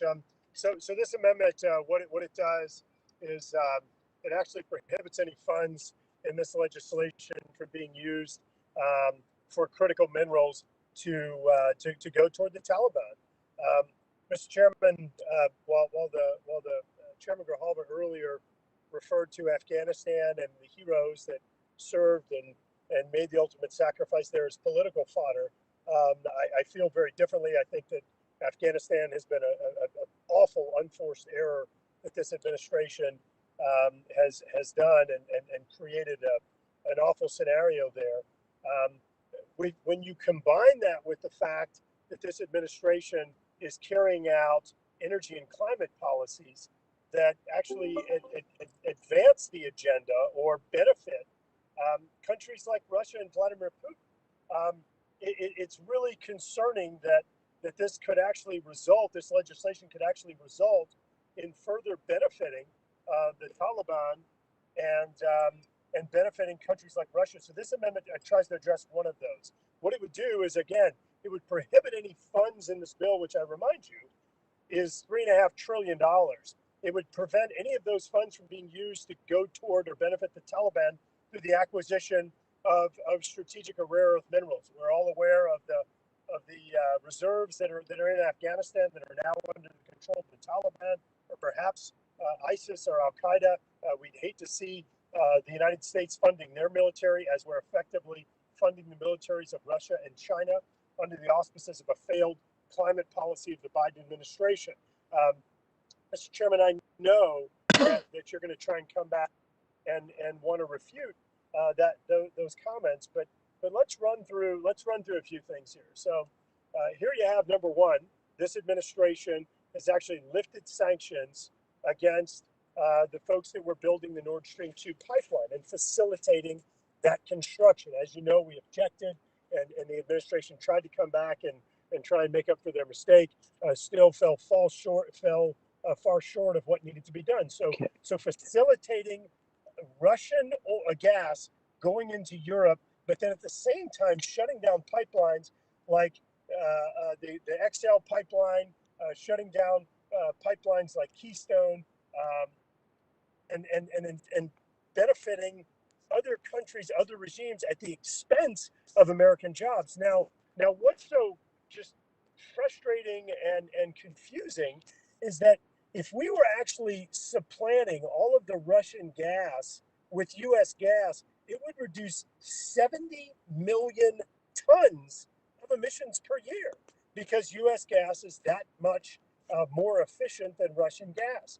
So you can't call this far-fetched that this administration would continue pursuing policies that clearly benefit or advantage our adversaries versus sticking with American jobs, American energy, Americans' lower emissions, and American economic activity. So Mr. Chairman, this tries to prevent the unforced errors that this administration continues to advance. I urge adoption of the amendment, and you'll. Is there further discussion on Mr. Graves' amendment? Yes, Mr. Chair, I request permission to respond. Chair Lowenthal, you're recognized for 5 minutes. Well, thank you. And I want to thank Mr. Graves for his passion and raising the issue, which is very important, about what's taking place with the Taliban in Afghanistan. However, I really urge my colleagues to oppose this amendment, which in essence is a procedural attempt to undermine our efforts today, which are to increase revenues from mineral resources to get a fair return for the American taxpayer. Unfortunately, if this amendment is passed, it will eventually prevent our ability to invest in our country and to build back better for all Americans. I urge a no vote. Yield? Yes, I certainly will. Thank you, Mr. Lowenthal. Mr. Lowenthal, I want to make sure I understand the concern about how it would prevent us from building back better by preventing us from getting resources from the Taliban and perhaps instead using American energy resources. I'm just not following the logic. Well, will you yield back? And I would like to respond to that. Yes, sir. Yield back. Yes, I think the question is what we have in the bill is an attempt to raise revenues, mineral revenues, for for the Build Back Better bill. That's why we're here in terms of dealing with the budget reconciliation. Ultimately, this bit of your amendment will hurt our efforts to do that. And so I'm not dealing with the content of the amendment, but really it will hurt us. And because we're trying to invest in our country and build back better for all Americans. Does the gentleman yield? All right, the gentleman has yielded. Is there further discussion on Graves' amendment number 29? I'd like to be recognized, Chairman. This is Rep. Moore. The gentleman from Utah is recognized. And I just have I guess a question, and I'll maybe yield to Representative Graves if he can help me understand this. When we're saying raising revenues to build back better, are we talking about just giving money, like I don't want to say printing money because that's overly commonly used, but as we talk about this reconciliation package that is just increasing spending, are we saying that is what we're doing to raise revenues, or are we saying we're going to empower the industry, U.S. industry, to help raise revenues? That's a fundamental question, like a sincere question that I have, because we say we're trying to raise revenues to build back better. Like, I view it as, we need to enable our industries to be able to excel and have, the type of regulatory environment that they need to be able to go and actually, raise revenues. That's my understanding. But are we talking different terms here? Let me go ahead and yield to Representative Graves the balance of my time, and then if he wants to allow for someone to answer that question on the Democrat side, I don't understand it all the way. Mr. Moore is yielding to Mr. Graves. Thank you, Mr. Moore. I appreciate your question. So yeah, I got to be honest. I didn't totally follow the logic for Mr. Lowenthal. I know that that he's an advocate of the legislation and certainly believes that increasing some of the costs and fees on domestic energy production helps to achieve some of the objectives in the bill. But I think that maybe we were getting our wires crossed. What is confusing to me is that our amendment simply says that you can't get critical minerals from the Taliban, which I think really carries over to ISIS and Al Qaeda and others, which would just enrich them to further challenge U.S. interests in Afghanistan and around the globe. And so, and as you know, Mr. Moore, we actually have some of these same rare earth and strategic minerals in the United States, including in the acting chair area of Salton Sea, that folks are basically prohibiting to be retrieved, therefore increasing our dependence upon China, potentially the Taliban and others. And so this amendment has nothing to do with raising revenue. It has everything to do with actually ensuring that the jobs, that the dollars, that the sources of energy are American energy, American jobs, American economic activity, not that of the Taliban, Al Qaeda, and ISIS, which I really don't care to employ. So I'm happy to offer time up to Mr. Huffman if he'd like to explain the answer there a little bit. Well, I thank the gentleman for that time, and I will simply use that time to remind members that there are procedural problems with all of these amendments like this. I'm always impressed that some of our friends across the aisle have this amazing capacity to find linkages to the Taliban and Al Qaeda and the Communist Party of China and all these other things. I'm a little bit worried that there may be some staff out there playing a drinking game right now where every time these buzzwords are mentioned, they have to take a drink. And by the end of this markup, I'm worried about their sobriety because it just keeps getting said over and over. I wish that same creative linkage capacity were applied to the way our toxic addiction to fossil fuels is destroying our climate and creating a catastrophe. Because I think if you made that obvious connection that many of us are making, you'd be working with us to build back better and to make these investments that we're trying to advance today. So with that, I will yield the time, and we I'll ask if there's any further debate on this amendment. Mr. Graves, the time has expired. So is there further debate? Is there further debate on amendment number 29? It's Westerman. Mr. Westerman, you're recognized. I'm not even sure where to start on this one, Mr. Chairman, but I was confused like Mr. Graves. Now, if I understood correctly, the position of the majority is that banning minerals and elements from Afghanistan, the Taliban would that is critical to the success of the Build Back Better program. If that was the position I understood described earlier, but also, you know, the link is obvious. It doesn't take a lot of logic to put the pieces together when the majority is talking about decarbonizing our economy and you want everything to be electric. Well, we know that you can't have electric without minerals and elements. You know, also included in this disastrous bill is $350 million to shut down a copper mine that could supply 25% of the U.S. copper for the next 50 years. So if we're not going to make it at home, we have to get it somewhere. Is that somewhere China? Is that somewhere Afghanistan? Is it going to be continually getting it from the places that China goes and develops mines like the Congo? So I think there's a definite link when you start talking about doing away with the reliable energy source of fossil fuels, and you don't want to look at how we make those fuels cleaner, how we all work towards a cleaner energy sector and a cleaner environment, instead of just thinking we can regulate it out of existence. And we know that Really what's difficult because already we can't happened is tell going them to continue to happen. why we're opposing.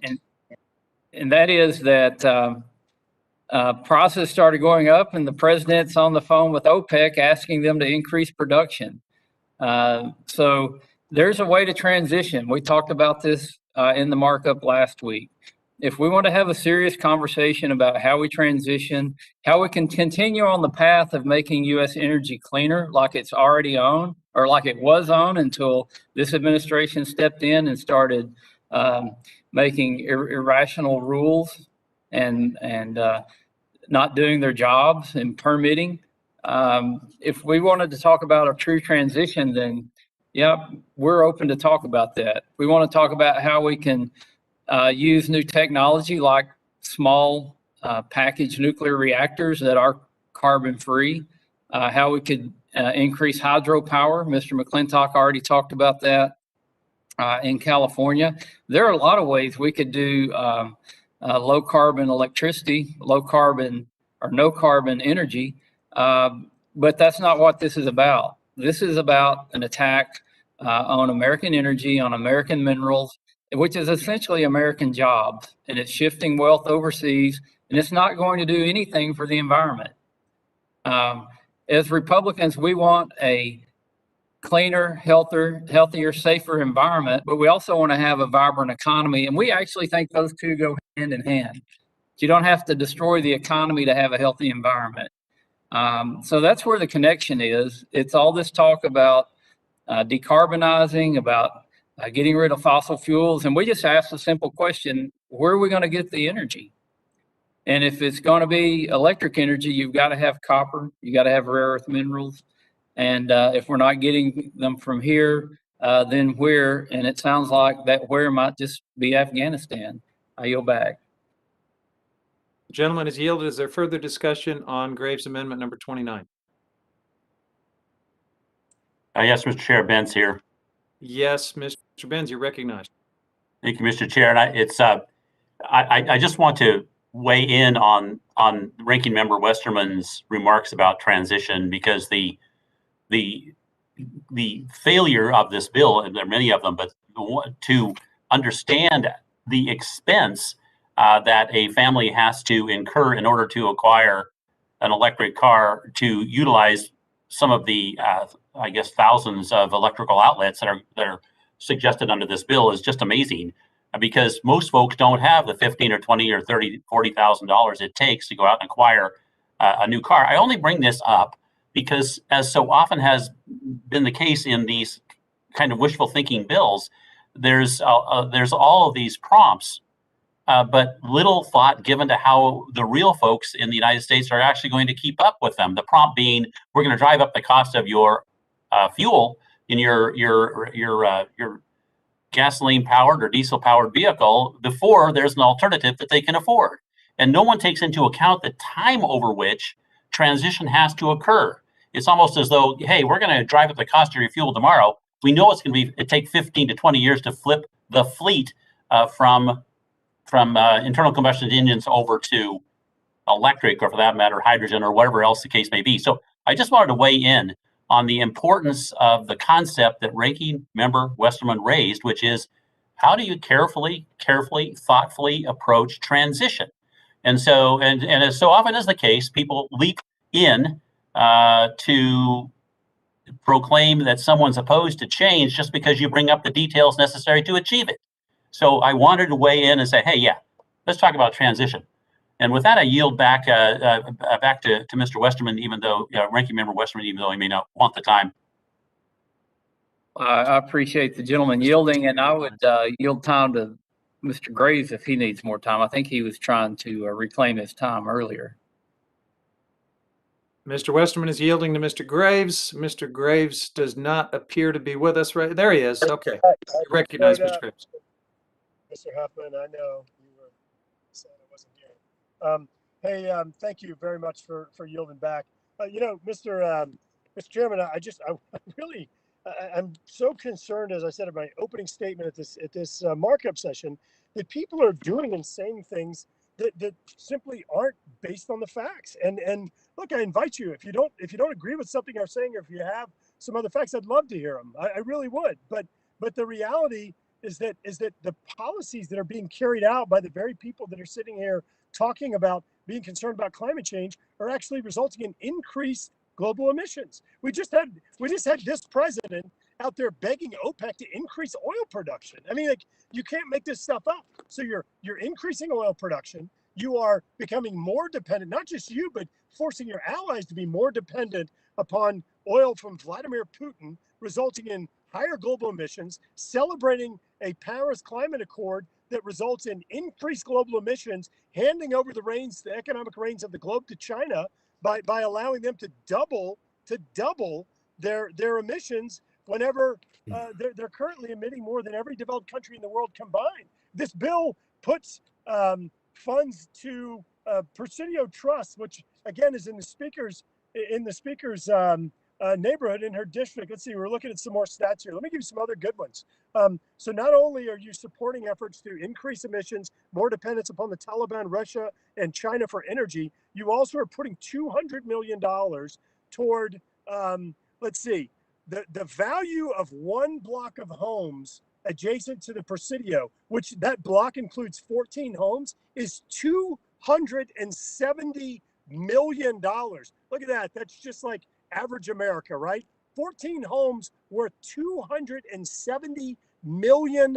The next block over, don't worry, it's much cheaper. It's only 14 homes worth $220 million. And Mr. Chairman, adjacent to the Presidio, there are approximately 50 blocks of homes that have value around $200 million per block.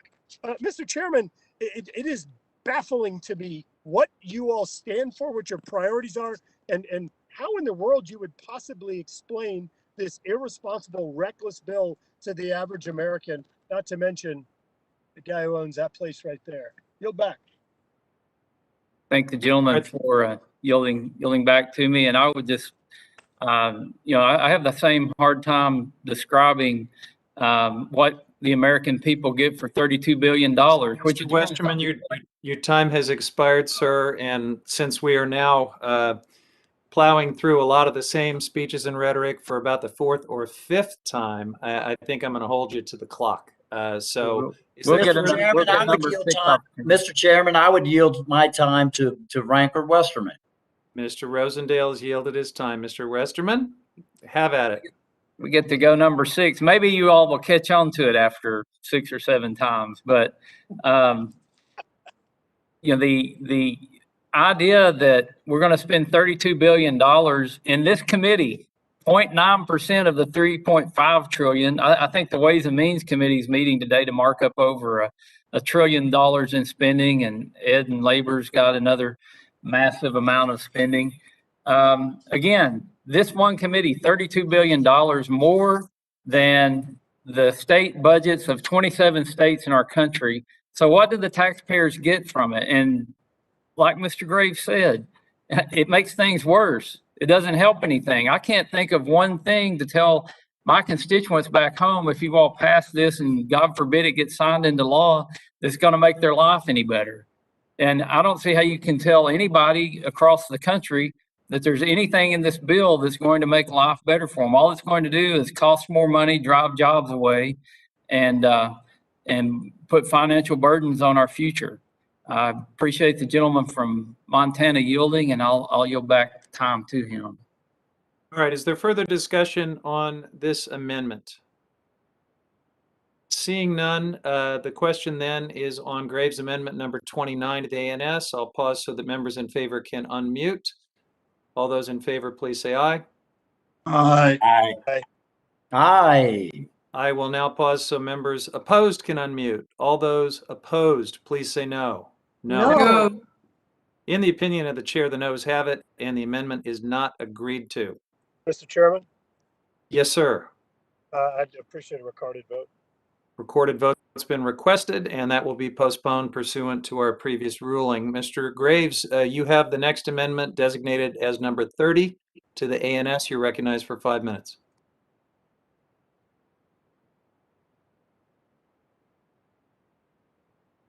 Thank you, Mr. Chairman. I appreciate it. This is amendment number 30, and pertains to the Presidio Trust. And you know, Mr. Chairman, there's been a lot of discussion about the Presidio Trust, and a lot of talk about how perhaps this isn't truly the best use of funds, and really not a priority for our nation, especially in light of all of the other challenges that our country faces, and all of the other, I think, just better uses of funds. I just covered some of the incredible real estate.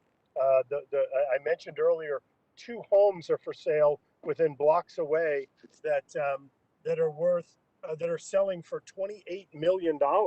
I mentioned that there's a home for sale for $45 million. That the adjacent block, 14 homes, are worth $270 million. So rather than, and there's no entrance fee, there's no cost to quote enjoy these resources. And so rather than putting these funds towards something that's as excessive and in this neighborhood that it is, we thought that redirecting the dollars to perhaps greater needs would be better. So what we do is, under this amendment, it takes the $200 million to address deferred maintenance backlog at the Pearl Harbor National Memorial and the USS Arizona Memorial Park in Hawaii. It also redirects the funds for the American Memorial Park in the Northern Mariana Islands, the War in the Pacific National Historical Park in Guam, the San Juan National Historic Site in Puerto Rico, Big Cypress National Preserve and the Everglades National Park in Florida, and the Grand Canyon National Park in Arizona. Mr. Chairman, I asked earlier about other members, maybe Republican members, maybe even Democrat members, that would benefit under this legislation. Anything even remotely as close as the $200 million slush fund for one of the richest areas of the United States that Speaker Pelosi has in the bill. And that was, no one was able to answer the question. And the reason is because no one benefits to the same tune as Speaker Pelosi for this gift to limousine liberals in an area of pretty extraordinary wealth. And so we just thought maybe spreading these dollars out to other areas that have need in Northern Marianas, in Guam, in Hawaii, in Arizona, and Florida, and other areas perhaps would just be a better use of the funding, and maybe the areas that enjoy more visitors, and really just provide a better return on investment. So, Mr. Chairman, with that, I urge adoption of this amendment. I look forward to support from some of my friends on the committee, and I'll yield back. Mr. Chair, I request permission to rebut. Mr. Lowenthal, you're recognized, and thank you very much, Mr. Huffman. Very much appreciated. Thank you. Mr. Lowenthal. Thank you. I'm going to oppose this amendment. We have already debated this issue at length on multiple other amendments. There's nothing more to say on the issue. I urge a no vote. Gentleman yields back. Anyone else wish to be recognized for further discussion on the amendment? Hearing no further debate, the question is on Graves Amendment number 30 to the ANS. I will pause so members in favor can unmute and indicate by saying aye. Aye. Aye. Aye. Members opposed should please unmute, and those opposed indicate by saying no. No. No. No. In the opinion of the chairs, the noes have it, and the amendment is not agreed to. Mr. Chairman, Sir, request a recorded vote, please. gentleman requested a vote. It'll be postponed as pursuant to prior announcement. Representative Westerman, you have the next amendment designated number 13, and you're recognized, sir, for 5 minutes. Thank you, Mr. Chair, and welcome back. I think you were possibly away when I had a similar amendment earlier that looks at the $1 billion that's in this bill that's set aside for climate resiliency and adaptation, even though there's 500 million that's been appropriated to this fund in the past. And this bill would simply take the 1 billion instead of putting it out there for tribal climate and resiliency adaptation. It would direct it to Indian Health Service facility construction. In recent years, several reports to Congress have highlighted the dire conditions of many Indian Health Services facilities. Most facility capacity is only 52% of the need. This creates crowded, unsafe conditions which affect the delivery of care. The average age of IHS hospitals is estimated to be 40 years old, which is 4 times the age of most hospitals throughout the United States. At current appropriation levels, if a new hospital were built today, it would need to last 400 years before it could be replaced. These conditions were exacerbated by the COVID-19 pandemic, which saw many American Indian and Alaska Native communities being disproportionately impacted. We have a responsibility to tribal communities to ensure they have access to reliable and safe health facilities. Aging facilities risk code noncompliance, lower productivity, and compromises for healthcare services. While this bill does include some funding for health facilities, and I support that, but it will only address the 1990s priority list, which benefits only a handful of tribes. This is a missed opportunity as the total estimated facility need in the IHS system is approaching $20 billion. This is another common sense amendment. Makes a lot more sense if you're going to spend this much money to put it into Indian Health Services instead of to a bloated fund on climate resiliency and adaptation. I urge support of the amendment and yield back. Yields. Anyone else seek recognition on this amendment? Mr. Chairman, I seek recognition. This is Teresa Ledger Fernandez from New Mexico. Representative Ledger Fernandez, please. I truly appreciate the gentleman's concern for constructing health facilities in Indian country. Indeed, as he notes, decades of underfunding has forced so many healthcare facilities to outlive their intended lifespans. But we do have funds in this bill to construct such facilities. As we rebuild these decrepit healthcare facilities and other facilities in Indian country, we must invest in the latest innovations in building technology to make sure that they last longer and withstand the impacts of extremely damaging conditions that we're seeing. These resiliency investments are smart budgetary measures. This amendment, as well as the previously debated amendment, would eliminate the needed investments for resiliency. Just today we've heard significant debate and support for investing in resilience. We need to remember that tribes throughout the country, Alaska Natives, Hawaiian Natives, live in places where it is very important to invest in resilience programs.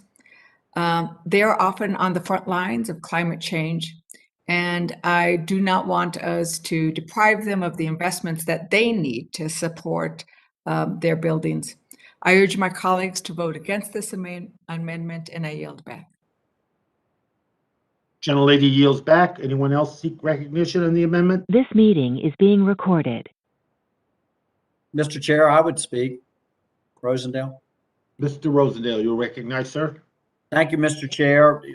Mr. Chair, we have in Montana 7 reservations, and all of them are located in some of the most rural areas across the state, and has been recognized by both sides of the aisle. IHS has been dramatically underfunded, and because of that, my constituents suffer dramatically as compared to other people and their health care across the nation. And any time that I could direct additional funding in to help the people across the state of Montana, I want to do so. So I appreciate the ranker bringing this forward, and would urge everyone to please support this so that my constituents can have access to the same type of health care that your constituents have access to.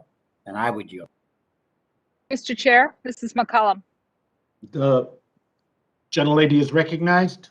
Thank you, Mr. Chair, and I apologize for the airplane noise. It was either that or I have construction going on in the building that I live in with many others for a new furnace vent. So this is a little quieter. I would caution us on voting for this amendment. I appreciate what the Native American chair said as she leads the authorizing committee on Native American issues. We consult with tribes, and tribes were consulted as this bill was put together. And as was pointed out by the chair earlier, she was absolutely correct. We have Alaska Native tribes that are losing land mass. We have tribes in Oregon and Washington state that are in dire trouble, might even lose their ability to have their economic security move forward because of climate change and how it's affecting rivers, ice melt, a whole lot of things. So the tribes were consulted as this portion of the bill was put together. And for us to just vote for this amendment, well-intentioned, I think members know how hard I work on hospital and healthcare issues. Well-intentioned as it is, without consultation from the tribes, especially the tribes impacted by climate change, having to totally move into new parts of states and look for new land in which to raise their families on, would be very disingenuous. And I know the gentleman doesn't mean that. And so I'd ask him to even consider withdrawing his amendment, because we should be consulting the tribes before we do anything this drastic, with so many tribes being in danger with climate change. With that, I yield back. Thank you, Mr. Chair. Gentlelady yields. Thank you. Anyone else wish to be recognized on the amendment? Hearing no further debate, the question is on Westerman Amendment number 13 to the ANS. Those in favor unmute and indicate by saying aye. Aye. Aye. Aye. Members opposed, unmute and indicate by saying no. No. No. No. And the opinion of the chair, the noes have it, and the amendment is not agreed to. Ask for a recorded vote. Ranking members requested a recorded vote, and that's postponed pursuant to prior announcement. Representative Bentz, you have the next amendment, designated number 7 to the ANS, and you're recognized, sir, for 5 minutes. Thank you, Mr. Chair. And on page 55 of the, as it is called, the bill, that which we are debating today, we find a reference to the endangered species recovery plans, $150 million going toward that. And then in the next section, endangered species habitat conservation. And then the next paragraph, we have Endangered Species Act interagency consultations. And consistent with the activities and perhaps supplemental to and adding more detail, which it certainly needs, is my amendment number 7. This amendment would preserve the critical habitat reduction for the northern spotted owl that was published in January to allow an increase in forest restoration projects, create jobs, and protect the northern spotted owl from catastrophic wildfire. Under the last administration, the U.S. Fish and Wildlife Service issued a rule to right size the habitat for the northern spotted owl by reducing fractionally the habitat that the owl enjoys, if that's the right word for it, Mr. Chair, because of course the owl is having a great deal of time competing against the barred owl in those spaces. It's also having an incredibly difficult time in protecting itself against these catastrophic wildfires. And we enjoyed, if that's the right word for it, I don't think enjoy is the right word for it, but we watched the backdrop in your temporary chair's video of the fires that are destroying huge chunks of California. And Mr. Chair, what we're trying to do, of course, is get into the forest and try to reduce the damage that's being done by these fires. This amendment would protect the owl and others in those forests by allowing treatment in literally 1 million acres of space that previously was set aside for the owl, but actually resulted in putting the owl at greater risk. So what's happening is this amendment, my amendment, would stop the archaic approach to species management, which currently designates large swaths of critical habitat, even though this damages the very species it's trying to protect. Mr. Chair, this amendment helps not only communities, but also the endangered species involved in the northern spotted owl, and I would urge your aye vote. Thank you, Mr. Chair. I yield back. Gentleman yields. Anyone else wish to be recognized on Mr. Bent's amendment number, designated number 7? Chair, it's Westerman. Mr. Westerman, sir, you're recognized. Mr. Chair, I'll support Representative Bent's amendment. This is common sense and it follows science, as the Fish and Wildlife Service has already proven that declining spotted owl populations are a result of barred owl competition and the loss of habitat due to wildfires, not because of sustainable timber harvesting. In fact, Fish and Wildlife's own recovery plan points to the need for active forest management. Yet management restrictions from critical habitat designations have made it difficult for federal land managers to implement forest thinning and other activities to reduce further habitat loss from wildfire. I have to wonder if 30 years ago, if somebody might have sit in this room and said, you know, if you stop doing management on the federal lands, you're going to hurt the spotted owl instead of help the spotted owl. You know, they're not around that I'm aware of, if they even did say that, to say I told you so. But surely somebody looked at it back then and thought, we're going to make this situation worse than we're making it better. Just like as we're looking to the future, the policies that are out there now are going to make wildfires worse than better, which is going to make habitat, not just for the spotted owl, but for many other species, worse and not better. Just like today, we can look back in history and say, we messed up. We stopped managing forest and we destroyed habitat that could benefit the spotted owl. And Mr. Benz is trying to correct that with this amendment. So if you care about the science, if you care about endangered species, if you care about doing the right thing, I think you will support this amendment. But if you want to just continue playing the political game with the environment, then don't vote for his amendment. And, you know, 20 or 30 years from now, when possibly all of us are not here anymore, somebody might look back and wonder, did somebody say, you know, this was a bad decision at the time? Let's make a good decision. Let's do something that's actually good for the environment and good for the species that enjoy that forested environment. I yield back. Gentleman yields back. Any further discussion?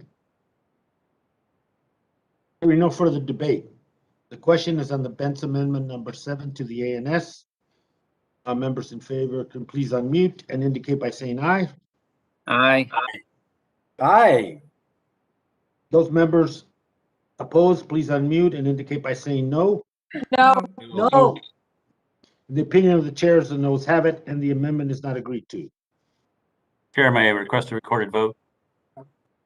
Recorded vote has been requested and is postponed pursuant to the prior announcement. Representative Gosar, you have the next amendment designated number 6 to the ANS, and you are recognized, for 5 minutes, sir. Thank you, Mr. Chairman. This amendment would codify 5 different ESA regulations promulgated in the last administration that improve the ESA and provide clarity to states, local governments, stakeholders, and private landowners. Unfortunately, the package you are considering today is devoid of the ESA reforms and simply throws more money at a process that is largely broken. The 5 regulations that this amendment reinstates would block blanket 4D rules, define critical habitat, streamline Section 7 consultation, clarify the critical habitat designation process, and ensure adequate economic analysis are completed before critical habitat is designated. Blanket 4D rules allow the Fish and Wildlife Service to treat threatened species as endangered. It was never the intent of the ESA to treat threatened species as endangered, which is why this rule was common sense. However, the Biden administration announced they plan to reinstate the blanket 4D rule, which is in a huge step backward. The definition of critical habitat was created following a groundbreaking Supreme Court decision which clarified that the ESA, quote, does not authorize the secretary to designate an area as critical habitat unless it has also habitat for the species, end quote. This rule simply puts the Supreme Court's determination into a regulation. Even though this regulation stems from a decision by the nation's highest court, the Biden administration is still planning on rescinding it, setting themselves up to waste taxpayer dollars defending the rescission in court. The process for designating critical habitat has also been highly controversial and litigated frequently. This rule clarified that areas where the threatened and endangered species are present at the time of the listings be evaluated for critical habitat first and be designated as critical habitat. An area must contain at least one of the biological features needed for the species conservation. Another one of the rules requires the Fish and Wildlife Service to conduct exclusion analysis when an proponent brings forward credible information on the economic effects of the habitat designation. The service would also be required to exclude an area from critical habitat designation when it concludes that the benefits of the exclusion outweigh the benefits of designating the area as critical habitat, unless failure to designate that area will result in the species extinction. This regulation is not only common sense, but it is also compliant with a Supreme Court ruling. It is unfortunately also under attack by this administration. The ESA Section 7 consultation process requires agencies to consult with the Fish and Wildlife Service to ensure that the actions they take, including those they fund or authorize, do not jeopardize the existence of any listed species under the ESA. This process has always been a sticking point for those forced to comply with the ESA. This regulation codified alternative consultation processes and created timelines for consultation, thus increasing the efficiency of ESA compliance. This rule is also under attack by the current administration, despite the fact that it stands to reduce some of the friction associated with the ESA. Codifying these regulations would do much more than excessively spending taxpayer money in ensuring that the ESA works effectively and efficiently for local government stakeholders and private citizens, while helping listed and attacked and at-risk species. Unfortunately, this bill is devoid of any such reforms. This amendment seeks to enact reforms which will help people and species and improve and modernize the ESA. With that, I will yield back my time and ask everybody to codify these common sense ESA reforms. Anyone else wish to be recognized on Mr. Gosar's amendment number 6? In opposition, let me recognize myself. The amendment is a bad faith effort, I think, I believe to push an agenda unrelated to today's proceedings. And that agenda, as much as it is debated and will continue to be debated, is not related to this. It does nothing to protect our American communities or the climate. Moreover, as it's drafted, it includes procedural issues that will put all these critical investments that we're talking about and working on with the ANS in jeopardy and at risk. So for those reasons, and in particularly the last point, I urge members to oppose this amendment and yield back the remainder of my time. Anyone else wish to be recognized? Somebody yield me some time. Mr. Chair, I would yield Mr. Gosar my time. Gentleman yields. Mr. Gosar, you're recognized. Yes, Chairman, unfortunately, I call hogwash on you. You know, this is all about resources, whether it be wildlife, whether it be endangered habitat, whether it be interfacing with the human encroachment. All of this is practical and part of the regards to the resources that we are looking at in regards to this budgetary process. So I've heard it over and over again saying it's going to derail. Really? I got to tell you, I'm calling bull crap because it doesn't. These are common sense forecasts that have advanced reforms that are beneficial not only to the habitat and species, but to the implementation of an ESA that's practical, dynamic, and applicable to our times.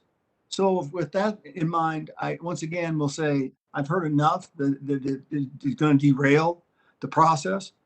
You know, this process is out of whack. It's out of whack. And good process always leads to good policy, which gets back to good politics. When are we going to get back to that? I constantly ask over and over again, when are we going to get back to that? So with that, I ask everybody to support the amendment. And with that, I yield back. Gentleman yields back. Any further discussion on the amendment? Anything, no further debate on the question is on GOSAR amendment number 6 to the ANS. Members in favor, please unmute and indicate by saying aye. Aye. Aye. Aye. Members opposed, unmute and indicate their opposition by saying no. No. And in the opinion of the chairs, the noes have it, and the amendment is not agreed to. Mr. Chair, I ask for a recorded vote, please. Gentleman asked for a recorded vote, and it's postponed pursuant to the prior announcement. Next is Representative Tiffany. You have the next amendment designated number 3. You're recognized, sir. Tiffany, you're recognized. Mr. Chair, this is Westerman. I don't think Tiffany's available, so I would I got you. ask to be able to. We'll hold that until. Can I may I offer the amendment for Mr. Tiffany? Oh, I didn't catch that part. Excuse me. Mr. Westerman is recognized for 5 minutes to present Tiffany amendment designated number 3 to the ANS, sir. And Mr. Chairman, this is a pretty simple amendment. It just says that no funds will be used to ban the importation, acquisition, transfer, or possession of wildlife parts or products per a recent petition to the Fish and Wildlife Service that was filed by the Center for Biological Diversity and the NRDC. Mr. Chairman, in order to accomplish this ban, the petition calls on the service to quote, find that trade in wild mammals and birds and any part, product, egg, or offspring thereof is injurious to people and wildlife, unquote. Unsurprisingly, the sportsman community is outraged as 36 groups, as you can see behind me, including the Association of Fish and Wildlife Agencies, Ducks Unlimited, the National Wild Turkey Federation, Pheasants and Quail Forever, the Mule Deer Foundation. They all sent a letter encouraging the Department of Interior to reject the petition. The letter notes that, again, I'm quoting, our nation's 37 million sportsmen and women would be disincentivized from hunting, which would negatively impact both conservation funding and rural economies. If one were unable to transport harvest without unnecessary bureaucratic hurdles, then they would be less likely to take part in such pursuits. Non-resident hunting in many states is a significant source of conservation funding, unquote. Sportsmen and women help drive the U.S. economy by spending $94 billion on gear, motorboat fuel, license, travel, clothing, and more. This adds over $55 billion to our GDP and provides for roughly 854,000 jobs. Arkansas itself has 696,000 hunters and anglers who spend $1.5 billion annually and support over 25,000 jobs, while generating $163 million in state and local taxes and $42 million for conservation efforts in the state. This funding is largely provided by fees on firearms, ammunition, certain fishing and hunting gear, and motorboat fuel, and it would jeopardize or be put in jeopardy by this petition. The petition would also add additional red tape for state and wildlife agency experts across the country by forcing them to seek permits from the service in order to ship wildlife over their borders.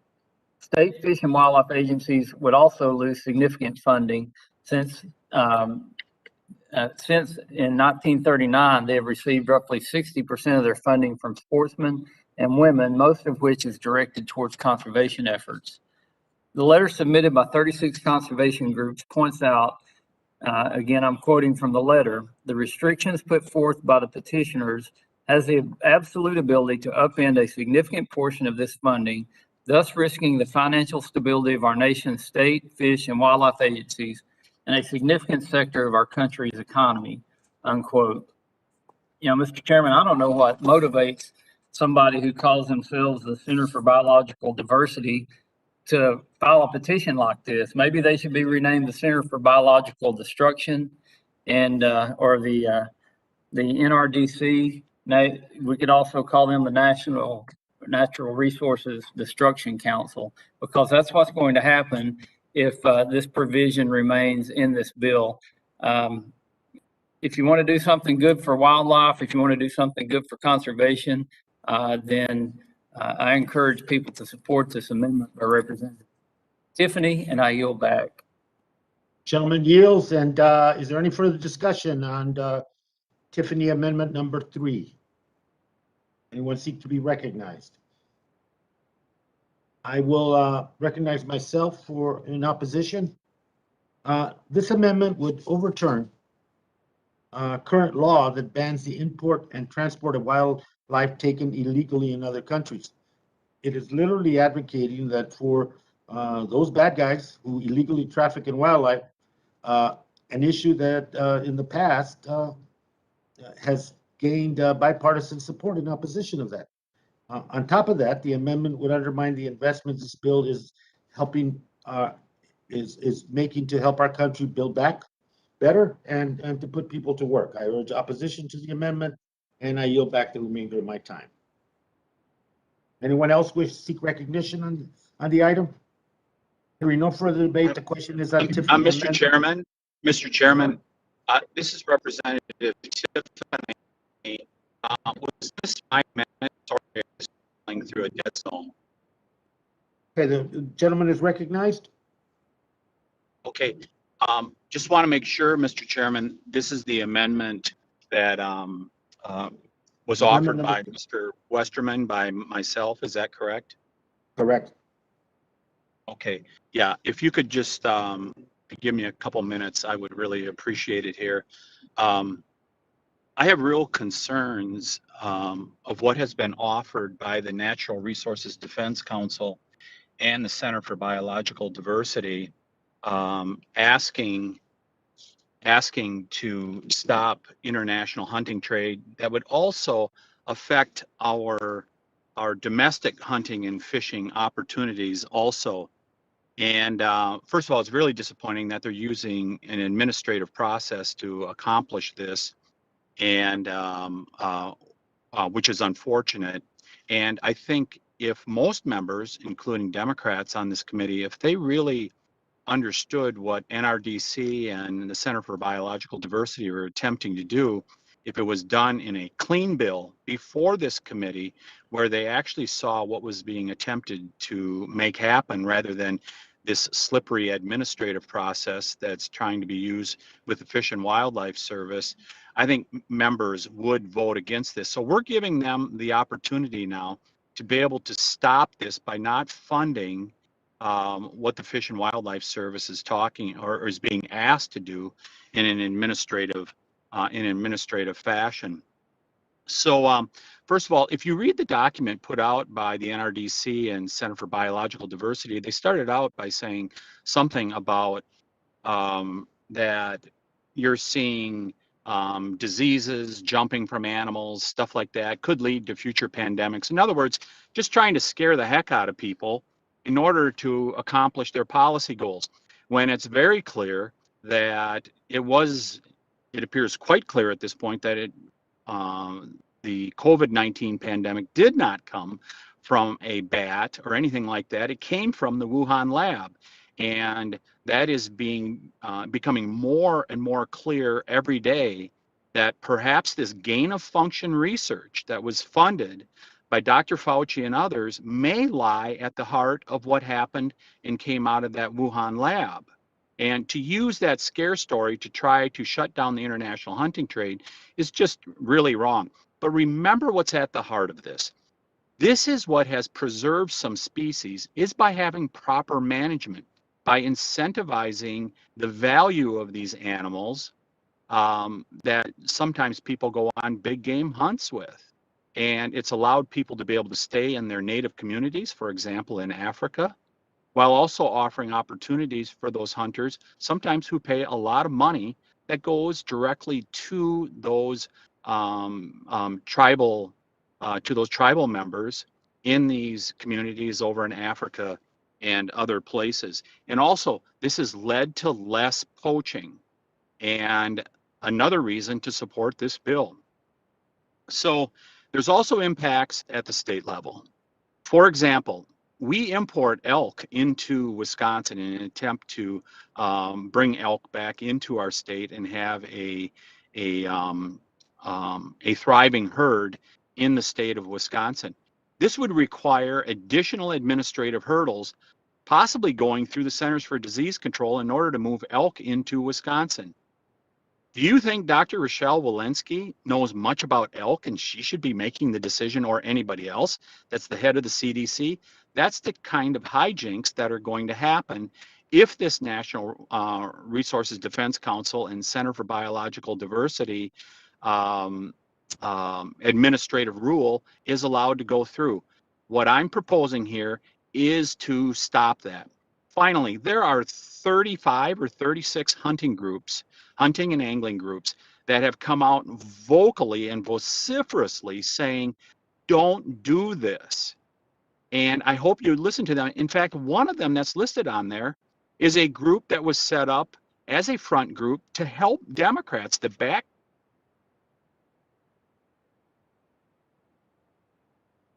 purposes, to help Democrats. Even they are saying to you guys, don't do this. It is really bad policy, and it's terrible politics. And I think about some of you on the committee that get an enormous amount of money by people, including coming from my state of Wisconsin, to come and recreate in Minnesota, Colorado, places like that. You are jeopardizing this opportunity if you go along with the well-heeled people from the Natural Resources Defense Council and the Center for Biological Diversity. You have a chance here by voting yes on this amendment to say, I support hunting and fishing and recreation here in America, and I support anti-poaching efforts by voting for this amendment. I yield back, Mr. Chairman. Thank you very much for the extended time. No problem. Gentleman yields back. Anyone else wish to be recognized on Mr. Tiffany's amendment number 3? Hearing no further debate, the question is on the amendment number 3. Members in favor, please unmute and indicate by saying aye. Aye. Aye. Aye. Members opposed can unmute and please indicate by saying no. No. No. Opinion of the chairs, the noes have it, and the amendment is not agreed to. I would ask for a recorded vote, Mr. Chairman, please. Mr. Tiffany has requested a recorded vote, and that will be postponed pursuant to prior announcement. Representative Graves, you have the next amendment designated number 13, and you'll recognize, sir, for 5 minutes. Mr. Chairman, can you hear me? Yes, sir. Great, thanks. Let me just double check which one I got going here. Oh yeah, okay. Thank you, Mr. Chairman. Mr. Chairman, this amendment is pretty simple. As you know, this this legislation increases the royalty rates charged on energy production. And so this amendment is very simple. All it does is it requires the Government Accountability Office Yes, okay, I'm on. issue a report. And look, sounds like Mr. Lowenthal's supportive. It issues a report that that would require the issue a report that would look at the cost increases as a result of raising the royalty rates, just so we can make an informed decision, understanding how much this would impact the price of gas at the pump, understanding that how this may affect things like domestic energy production or energy supply. So that's all this is. It simply is a Government Accountability Office report looking at the cost increases. It's required within 120 days of this bill being enacted, and that's it. So it's a study, it's a report. It doesn't stop the royalty increase.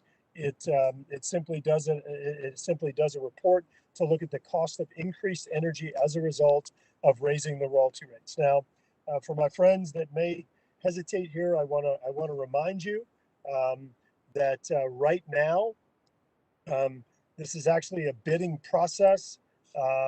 And so there's an auction that's associated with royalties, or excuse me, with leases. And so there is an auction or a bidding process that's involved here. I think that this should be something that everybody should support, just getting information. And I urge that y'all support this amendment. I guess the last question that I would have here, I do have one question for the chairman. Mr. Chairman, this bill mandates that royalty rates increase. So the bill, as you know, it mandates that royalty rates for energy production increases. Mr. Chairman, I'm just curious, does the bill have to mandate that the royalty rates increase, or is that something that the administration could do on their own? Of course, I'll yield to you to answer.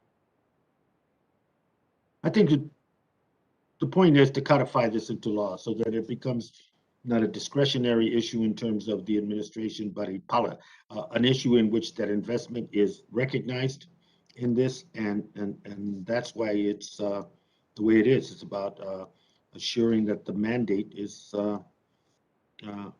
has the appropriate longevity to it, that executive orders and other regulations that we have learned on both sides can change with each administration.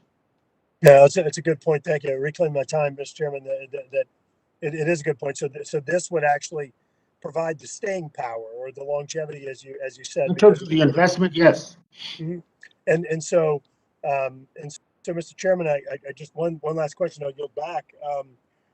So has the administration actually exercised their discretion to increase royalties to these rates? Meaning, does the Biden administration actually said on their own, exercising their own discretion, we want to raise them to this level? Thank you, sir. In terms of the procedural issues with regard to the administration and where it's at, I don't have an answer for you.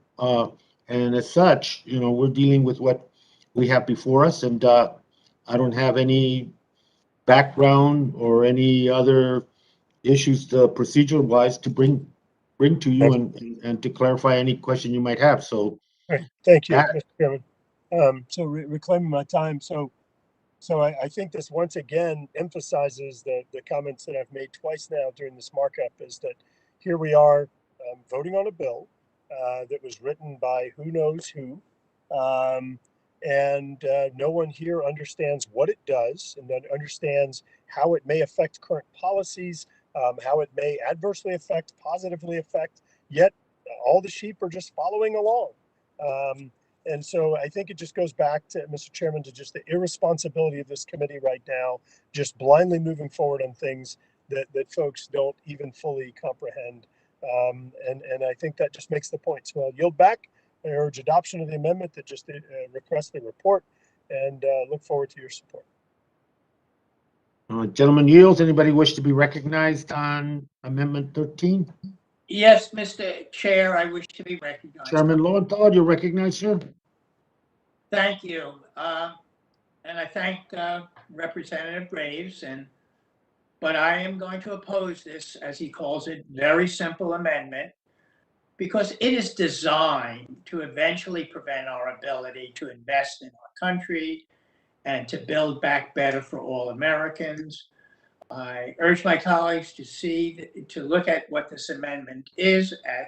It is an attempt to undermine our efforts that we're trying to do today, and I urge my colleagues to oppose this amendment. Gentleman yields back. Anyone else wish to be recognized? Mr. Chair, I would speak. Who seeks recognition? Rosendale. Mr. Rosendale, you're recognized, sir. Thank you, Mr. Chair. You know, I appreciate Representative Graves bringing this forward, because too often there's decisions that are made in this body that folks don't gather the hard data that is available to determine what the impacts are going to be upon the people that this is going to be placed upon. And so all he is simply doing is saying, we have the resources available to us. We have the Congressional Budget Office. We have all of these things that are available, that we can generate this information so that we can really see what the consequences of our actions are going to be. Let's just say my colleagues on the left side are accurate, and all we're going to do by raising these royalties is generate these just gobs of additional revenue for the government to be able to spend. While I strongly disagree with that, I don't think that it will be a reality, as we have seen in many, many circumstances. When you raise taxes, you drive down production, or in fact, it just gets factored in with the total value of leases as we go out and put this on the open market for bid. What we cannot ignore, even if that was true, which I don't believe, you can't ignore that it's going to be impacting the people that are using those products. And we have seen time after time after time, and this is proven, this isn't theory, that higher energy costs disproportionately burden those on the lower end of the income scale at a much greater level than those on the higher end of the income scale. So we can't ignore the impact of those tax increases. These are just plain tax increases on the middle income earners across the entire nation. And so I would love to be able to see the information, so that if you're right, it would be justified. If the left is right, if the Democrats, if my colleagues are correct, and this is just going to generate money from unicorns and rainbows as they think it does, and it's not going to come out of anyone's pocket, then by golly, this report will show that. But at least we'll be able to make an informed decision instead of trying to operate in a vacuum. I would yield back, Mr. Chair. Gentleman yields back. Anyone else wish to be recognized? Hearing no further debate, the question is on the Graves Amendment 13. All those members in favor, please unmute and indicate by saying yes, aye. Aye. Aye. Members opposed, please unmute and indicate by saying no. No. No. No. In the opinion of the chair, the noes have it and the amendment is not agreed to. Mr. Chair, can we get a recorded vote? Gentlemen, a recorded vote has been requested and postponed pursuant to prior announcement. Representative Graves, your next amendment is designated number 14, and you are recognized, sir. All right, thank you, Mr. Chairman. Mr. Chairman, I apologize. I got to look at my note here real quick. Just figure out which one 14 is. Okay. But Mr. Chairman, this amendment, what it does is it simply says that this legislation can't result in a net loss of American jobs. As many members today have discussed, this sections of the bill that raises it raises royalty rates, it raises fees, all sorts of impacts on American energy production, and it hands over these jobs to other countries. In many cases, these are countries that don't share American values.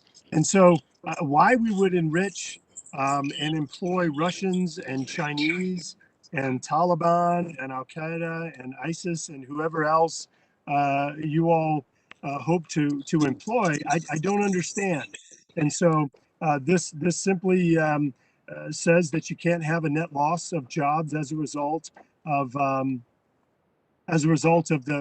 provisions of the bill. And I'm sure that this is something that we all share, a desire to employ Americans. I know that many of you would rather pay people to stay home, as we saw evidence through some of the programs that you all were pushing earlier this year. But I really think employing people and empowering them through employment opportunities is a better approach. So let me just say it one more time, Mr. Chairman. In quick summary, if you support Americans' jobs, if you support an American economy, if you support ensuring that we have an opportunity for Americans in the future to join the workforce, then you would vote yes on this amendment.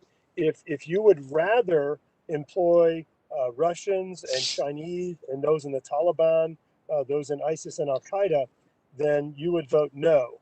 So pretty simple amendment, and I urge adoption, and I'll yield back. Gentleman yields back. Anyone seek recognition on Mr. Graves' amendment? Yes, I do, Mr. Chair. Congressman Lowenthal. Chairman Lowenthal, you're recognized, sir. Thank you, and I want to thank again Congressman Graves for his persistence. But as I said before in the previous amendment, this amendment will also undermine the intent of the provisions in question, and that is to raise revenue and protect American taxpayers. I oppose the amendment and urge my colleagues to vote no. Recognition? Hearing none. The question is on the Graves Amendment number 14 to the NF. All those members in favor, please unmute and indicate by saying aye. Aye. Aye. Members opposed, please unmute and indicate by saying no. No. No. Oh. The opinion of the chair of the noes have it, and the amendment is not agreed to.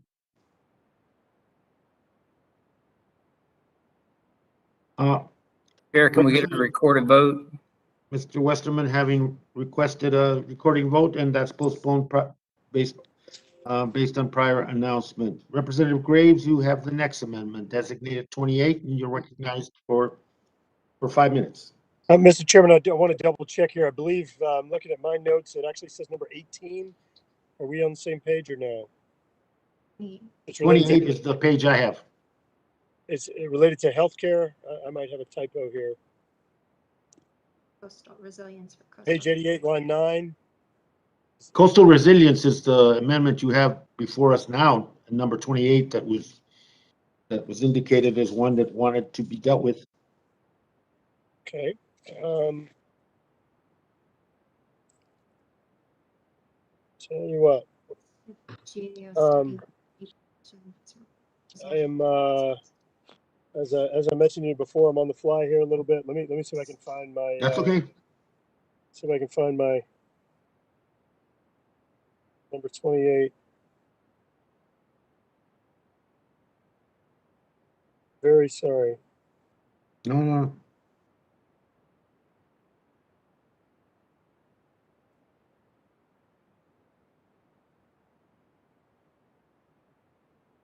Right.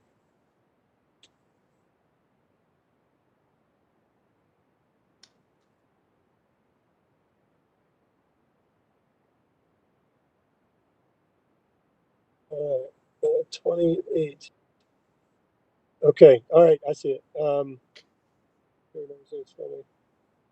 Gentleman is recognized. Thank you, Mr. Chairman. Okay, so Chairman, number 28, it says that no provision of this act shall take effect until the Secretary makes a determination that it will not result in reduced climate resilience resources for coastal states. And so the way that this works is it requires 1 year after enactment, the Government Accountability Office has to conduct a study to examine whether the provision will result in a loss of revenue for coastal restoration and resilience projects. Okay, yeah. So what this does, Mr. Chairman, as you know, under the Gulf of Mexico Energy Security Act, revenues from offshore energy production are shared back with the coastal states. Under Louisiana's Constitution, those dollars must be invested in coastal resilience projects. Projects like the restoration of our coastal ecosystem, the resilience of our communities through projects like elevation of homes, even relocations, restoration of our barrier islands, berms, cheniers, levees, pump stations, things along those lines. As a result of this legislation that requires arbitrary fees and cost and increases in royalty rates and things along those lines, as well as restrictions, there's a concern that we will have a decrease in domestic energy production, and as noted a few times during this markup, that would actually result in an increase in energy production or dependence of foreign energy. We would then have a decrease in revenues that go toward the restoration of our coast, that go toward hurricane protection. Mr. Chairman, I know you well enough to know that you would not want to come stand down in South Louisiana today or any other day and tell people, but especially right now in the aftermath of Hurricane Ida, and tell Louisianians that you are passing legislation that will cut funding, for hurricane protection, for resilience, for the restoration of our coast when we've been through the devastating consequences of Hurricane Ida.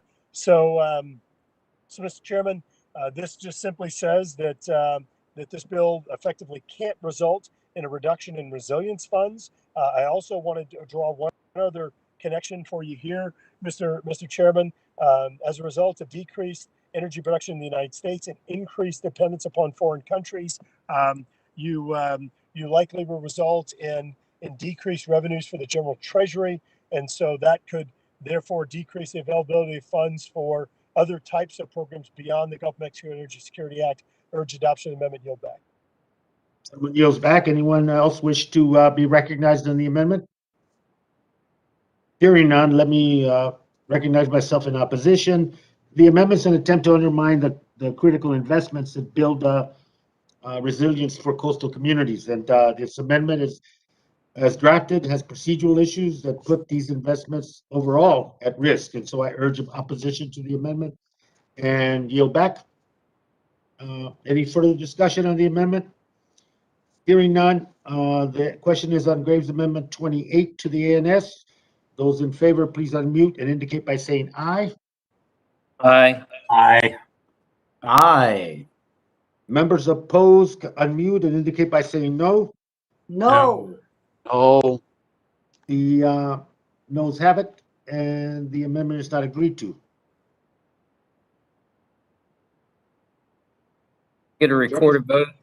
Mr. Recorded vote asking postponed, asked for and postponed until as per prior announcement. Representative Rosendale, you have inquiry. Yeah. Mr. Chairman, I'm sorry. On our list, we were told number 18 was next. We just went to 28. Would you mind sharing with us the next few amendments, or ask your staff to, just so we have clarity on which ones we're doing, please? Rosendale, Westerman, and Bobert are next. Thank you, Mr. Chairman. I appreciate that. Thank you. Representative Rosendale, you have the next amendment designated as number 2, and you are recognized for 5 minutes, sir. Thank you so much, Mr. Chairman. And I really believe that this is an amendment that we can get bipartisan support on. This amendment, literally, the legislation proposes a takings without compensation. The government can't diminish the use of someone's land or take their property without due compensation. And right now, the legislation proposes to do just that. And all I'm trying to achieve is to protect property rights, whether that's the state's lands, which we have 5.2 million acres of state school trust lands, or whether it's private property. We're not shifting funds around, we're protecting property rights. And I think everyone on this committee would agree to that. The amendment would simply protect the property rights of states and private landowners from the wildlife corridor conservation and grassland restoration sections of the bill. In the West, we've seen time and time again that the federal agencies attempt to expand their jurisdiction, infringing on state and private land and water rights. With teams of lawyers, endless funding, and all the time in the world to wait, the federal agencies are usually able to prevail over private landowners who don't always have the money for lawyers to defend themselves. We also have seen well-meaning programs weaponized and used as cudgels to wreak havoc in rural America. Because this text is so overly broad, these sections could very well be used against states and private landowners in this exact same manner. For example, it's unclear what will happen to a private landowner's fence should their property be located in the middle of a wildlife corridor. Will they be forced to take it down? Will the agency make their life difficult to use this money to buy their land? The truth is that we don't know. How are we supposed to manage our cattle? How are we supposed to keep our horses, all of these animals, in their proper pastures without fencing? And we don't know if this legislation would prohibit that. That's why I introduced this amendment, to make sure that these well-meaning initiatives do not end up disenfranchising the farmers and the ranchers and other hardworking Americans, many of which I represent. I urge my colleagues to support this amendment. This amendment simply prohibits the government from taking over control of an individual or a state's land. And I want to be clear that a vote against this amendment is simply a vote against private property rights. Thank you, Mr. Chair, and I would reserve the balance of my time. Gentleman yields back. There's no reserving. The gentleman yields back. Is there any further discussion on the amendment? Hearing none. The question is on Rosendale Amendment number 2 to the ANS, and those members in favor, please unmute and indicate by their favor by saying aye. Aye. Thank you. Members opposed can unmute and indicate their opposition by saying no. No. No. In the opinion of the chair, the noes have it. The noes have it, and the amendment is not agreed to.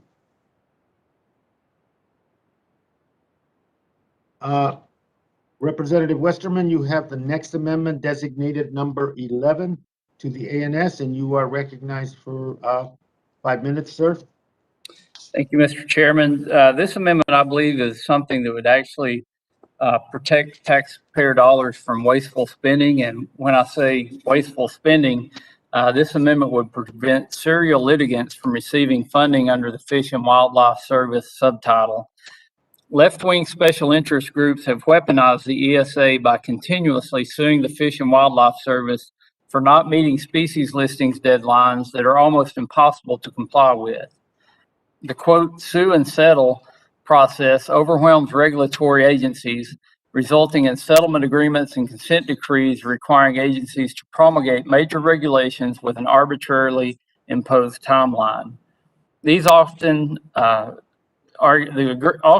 these agreements are negotiated behind closed doors with little or no transparency or public input. This allows these radical special interest groups to promote their own federal policy agendas outside of the normal legislative and agency processes. To make matters worse, the groups are financially rewarded for gaming the system. According to GAO, from 2000 to 2010, ESA lawsuits cost taxpayers nearly $24 million in attorney's fees and costs. Private citizens with a net worth of $2 million and for-profit businesses with a net worth of $7 million cannot receive attorney's fees under the Equal Access to Justice Act. However, there is no such cap for nonprofit organizations, which allows these wealthy groups to rake in taxpayer money. Instead of providing the agencies more flexibility with complying with these deadlines, capping these nonprofit organizations, or putting forward other reforms, The majority seems dead set on simply throwing more money at the Fish and Wildlife Service. According to the U.S. Chamber of Commerce, from 2009 to 2017, there were 109 Endangered Species Act settlements. The majority of these settlements came from three groups: the Center for Biological Diversity, Defenders of Wildlife, and the Wild Earth Guardians. The image behind me shows how these three groups alone accounted for over half of these settlements, and the Center for Biological Diversity was individually responsible for 41 of these 109 settlements. This is not surprising, given that the Center for Biological Diversity's director's quote in 2009 said, quote, "When we stop the same timber sale 3 or 4 times running, the timber planters want to tear their hair out. They feel like their careers are being mocked and destroyed." And they are. Psychological warfare is a very underappreciated aspect of environmental campaigning, end quote. That's what taxpayer dollars are funding. Today, we can see the legacy of this mentality in these lawsuits out west. We have had 2 of our worst fire years back to back. I offer this amendment today to prevent serial litigants from these radical special interest groups from stealing more money from hardworking Americans and then using it to sue the taxpayer again, while all the while they're doing more damage to the environment, more damage to wildlife, and they're getting paid by taxpayers to do it. If we're going to spend this much money on Fish and Wildlife Service, please adopt this amendment that would at least prevent these serial litigants from siphoning off of the money and doing more harm than they are good. I urge adoption of the amendment, and I yield back. Gentleman yields. Any further discussion on Ranking Member Westerman's amendment, number 11? Mr. Chair, I'd speak. Gentleman, Oh, Mr. Rosenhill, you're recognized. There we go. Mr. Chair, I've watched this take place throughout the entire state of Montana, where these habitual litigators come in and they tie up timber sales and cause problems, wreak havoc across our landscape. And it ends up being a net loss, because not only do we have these sue and settle transactions that are taking place that the different agencies and departments are having to put in as a line item budget issue, where they're putting millions of dollars aside so that they can make sure that they're prepared in their budget to accommodate all of these expenses. But they're also losing the revenue the Forest Service does on the other side of the ledger, where the sales of timber have been tied up, and they don't have to completely stop it. All they have to do is delay it for about 2 years. A lot of our timber sales are the direct result of beetle kill. And so after about 2 years of those dead trees standing there, they lose their value. And all of a sudden the timber sale isn't going to go through, even if the case was not settled, even if they were allowed to go out there and harvest it, because the sawmill says there's no value there any longer. So that's where we get into this cycle of creating all of this additional fuel, that we had these extreme fires that, I will tell you, has nothing to do with the climate. When you have an extreme fire now, it's because you have all of this excessive fuel that has been built up over years, and all of the dead trees that are laying there to provide that fuel. And what we have is a severe problem where the fires are sterilizing the soil. We have the cascading effect of the weeds that end up stabilizing that land thereafter, because it's the only thing that will grow. We have runoff problems that goes into our streams. It gives us waterway problems. We have fishery problems because of it. So the problems continue to cascade just from this initial issue, which is the habitual litigants. So I would urge everyone to support this amendment from my friend, Representative Westerman, so that we can improve the environment and improve the economic climate as well. Thank you. Gentlemen, yield back. Anyone else wish to address amendment number 11?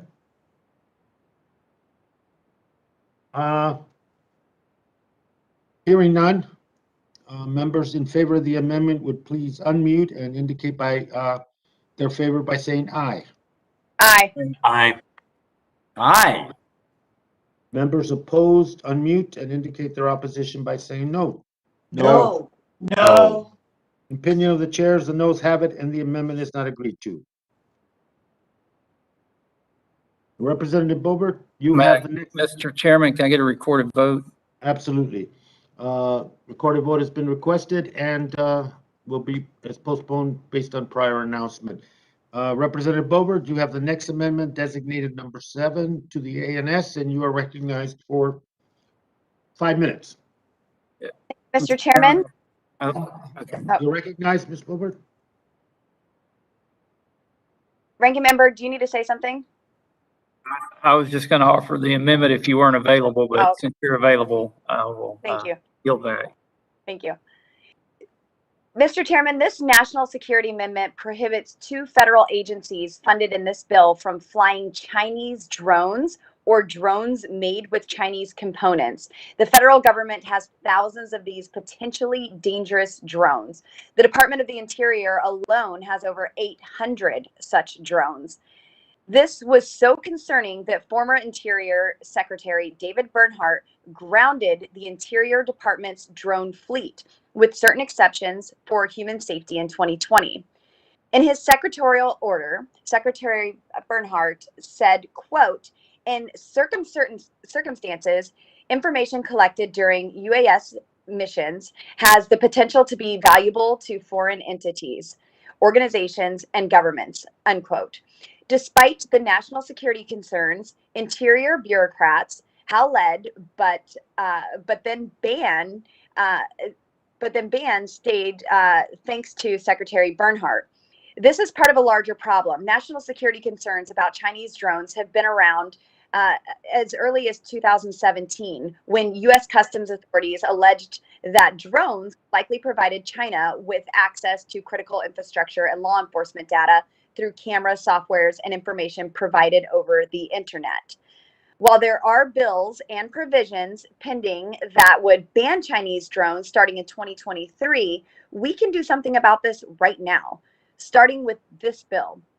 The National Oceanic and Atmospheric Administration and U.S. Fish and Wildlife Services could use Chinese-made drones to carry out parts of this bill. For example, NOAA could use drones to fly over sensitive infrastructure on our coastal lines and to what is the bill's refers to as mapping, so-called blue carbon areas that could include private property. The Fish and Wildlife Service could also use such drones to count endangered and threatened species on public and private lands. Experts disagree on whether more recent Chinese drones have the capability to spy on America, but at the end of the day, it's better to be safe than sorry. Even Senator Chuck Schumer believes there is a problem with Chinese drones because he banned them in the American Innovation and Competitiveness Act, now pending in the Senate. Don't get me wrong, I'm all for drones, just American-made ones that are not spying on rural America. We have an opportunity to do our part by not allowing certain funding in this bill to be used for Chinese drones. I know that my colleagues on the other side of the aisle love China and love using their products and outsourcing our energy development to them, but we can certainly consider not using Chinese drones. My amendment allows for human safety exceptions, just like Secretary Bernhardt's order. A vote against this amendment is a vote for the Chinese interests that have brought us to this point. And I encourage all of my colleagues to vote for this amendment, and I yield back.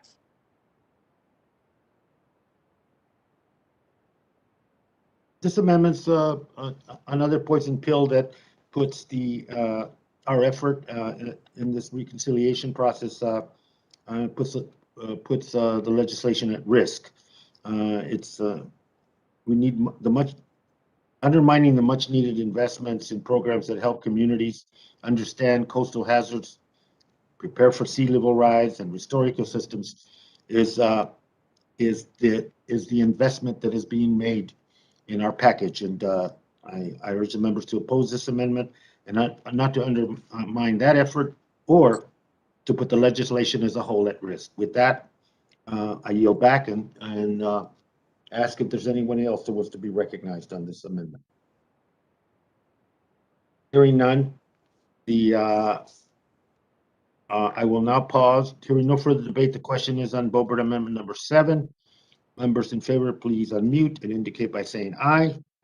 Aye. Aye. Aye. Aye. Members, members opposed, please unmute and indicate by saying no. No. No. In the opinion of the chair, the noes have it, and the amendment is not agreed to. Mr. Chair, can we get a roll call vote?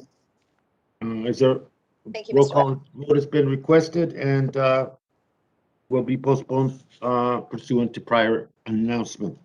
At this point, I want to thank my colleagues for their patience and flexibility, sincerely. I know most of you have overlapping commitments, as I do, with other markups today. And so we'll have a short pause now, reconvene at 5 p.m. Eastern Time for recorded votes. And the committee is now in recess. This will give us an opportunity to notify all members on both Mr. sides of the Chairman? aisle to be here. Mr. Chairman? Mr. Chairman? The committee is now.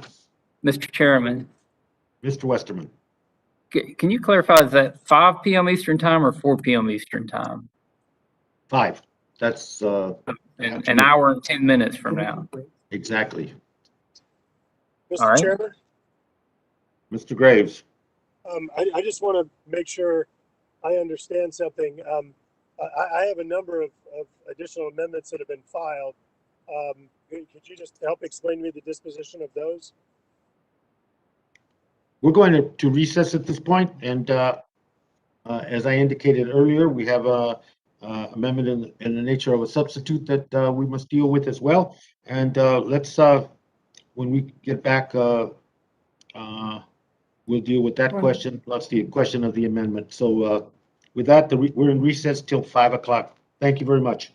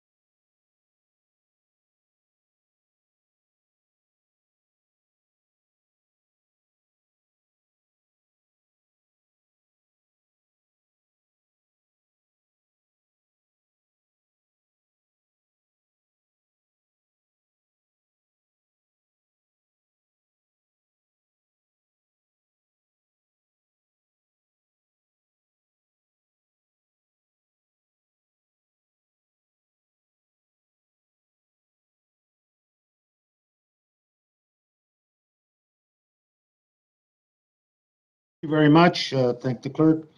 A few quick words. I want to thank my colleagues on both sides for a robust and open debate. Last Thursday, we spent nearly 9 hours debating and voting on this committee print. We also have continued this process today for another 6 hours or so, and we have several hours of voting ahead of us still. In addition, every amendment offered today was selected by the minority, not myself. I'm proud of this. I'm proud of the committee's work ethic and thank my colleagues for their contributions and, of course, more importantly, their patience. This open and thorough process has been productive. We have adopted 9 Republican amendments, and I believe we have ensured ample time for all members to make their points and to offer their amendments. With this in mind, I believe it is now appropriate to continue moving forward to a final series of votes. I move the previous question on the Grijalva amendment in the nature of a substitute. This motion is not subject to debate. The question is now on the motion. I will pause so that members in favor can unmute. All those in favor of the motion of the previous question indicate by saying aye. Aye. Aye. Aye. Members opposed can unmute. All those opposed indicate by saying no. No. No. No. No. No. In the opinion of the chairs, the ayes have it, and the motion for the previous question on the INS is agreed to. Mr. Chairman, can we get a roll call vote on that? Ranking member requests the vote. The question is on the recorded vote being requested. The question is on the motion for the previous question to the ANS, and the clerk will please call the vote. Mr. Grijalva. Aye. Mr. Grijalva votes aye. Mr. Westerman. No. Mr. Westerman votes no. Mrs. Napolitano. Aye. Mrs. Napolitano votes aye. Mr. Young. Mr. Costa. Mr. Gomert. Mr. Sablon. Aye. Mr. Sablon votes aye. Mr. Lamborn. Mr. Huffman. Aye. Mr. Huffman votes aye. Mr. Whitman. No. Mr. Whitman votes no. I'm sorry, Mr. Whitman, can we get a visual, please? Oh, I see you. Thank you, sir. Yeah. Mr. Lowenthal? Mr. McClintock? Mr. Gallego?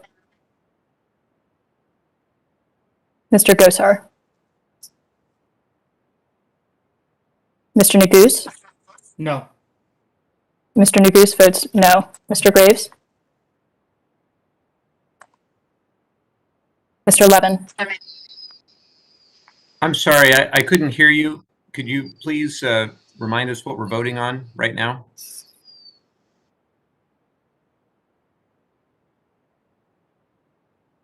You're voting on the previous question on the Grijalva amendment in nature of a substitute.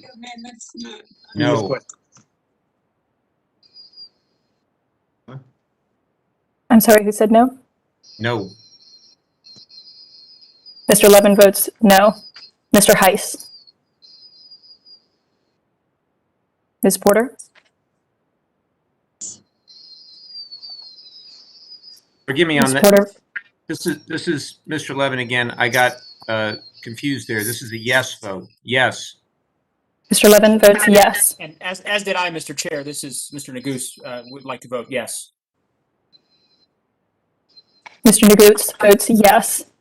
Ms. Porter? Before, yes. Ms. Porter votes yes. Mrs. Radewagen? Radewagen, nay. Mrs. Radewagen votes nay. Ms. Leger Fernandez? Yes. Ms. Leger Fernandez votes yes. Mr. Webster? Mr. Webster votes nay. Mr. Webster votes nay. Ms. Stansbury? Ms. Gonzalez Colon? Stansbury votes yes. Ms. Stansbury votes yes. Ms. Gonzalez Colon? Ms. Velasquez? Velasquez votes aye. Ms. Velasquez votes aye. Mr. Fulcher? Ms. DeGette? DeGette votes aye. Ms. DeGette votes aye. Mr. Stauber? Stauber votes no. Mr. Stauber votes no. Ms. Brownlee? Ms. Brownlee votes aye. Ms. Brownlee votes aye. Mr. Tiffany? Mrs. Dingle? Dingle votes aye. Mrs. Dingle votes aye. Mr. Carl? No. Mr. Carl votes no. Mr. McEachin? McEachin votes aye. Mr. McEachin votes aye. Mr. Rosendale? Mr. Soto? Soto votes aye. Mr. Soto votes aye. Mr. Moore? Mr. San Nicolas? San Nicolas votes yes. Mr. San Nicolas votes yes. Ms. Harrell? Ms. Harrell votes no. Ms. Harrell votes no. Mr. Garcia? Mrs. Bobert? No. Mrs. Bobert votes no. Mr. Case? Mr. Obernolte? No. Mr. Obernolte votes no. Ms. McCollum? Mr. Benz? Mr. Vance votes no. Mr. Benz votes no. Mr. Cohen? Aye. Mr. Cohen votes aye. Mr. Tonko? Taco votes no. Mr. Tonko votes no. Ms. Talib? Talib votes aye. I'll go to my house to get one. Ms. Talib votes aye. Yeah, we do. Mr. Han? Don't we? Aye. No, you gotta be there. Mr. Han votes aye.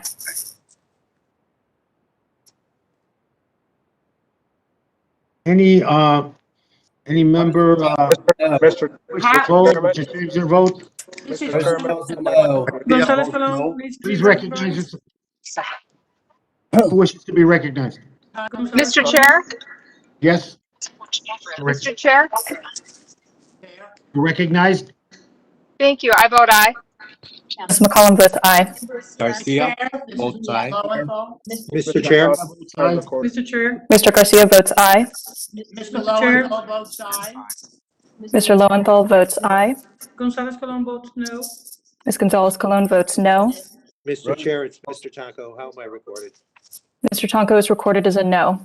I choose to be recorded as aye, please. Mr. Tonko votes aye. Rosendale votes no. Mr. Rosendale votes no. McClintock votes no. Yeah, Mr. Case, I think, Mr. Case, you're not coming through. I mean, you're muted. Mr. I McClintock know votes you're no. trying to. Mr. Mr. Case Chair, is how- trying to say something and it's muted. Is case recorded? Oh, there it is. Mr. Case is not recorded. Aye. Mr. Case votes aye. Mr. Chairman, this is Mr. Costa. How am I recorded? Mr. Costa is not recorded. Mr. Costa votes aye. Mr. Costa votes aye.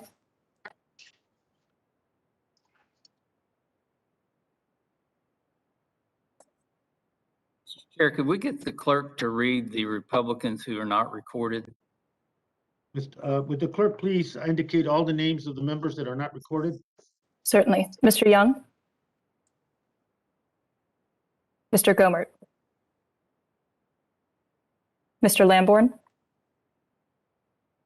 Mr. Gallego? Mr. Gosar? Mr. Graves? Graves is no. Mr. Graves votes no. Mr. Heiss? No. Mr. Heiss votes no. Mr. Fulcher? Mr. Tiffany? And Mr. Moore?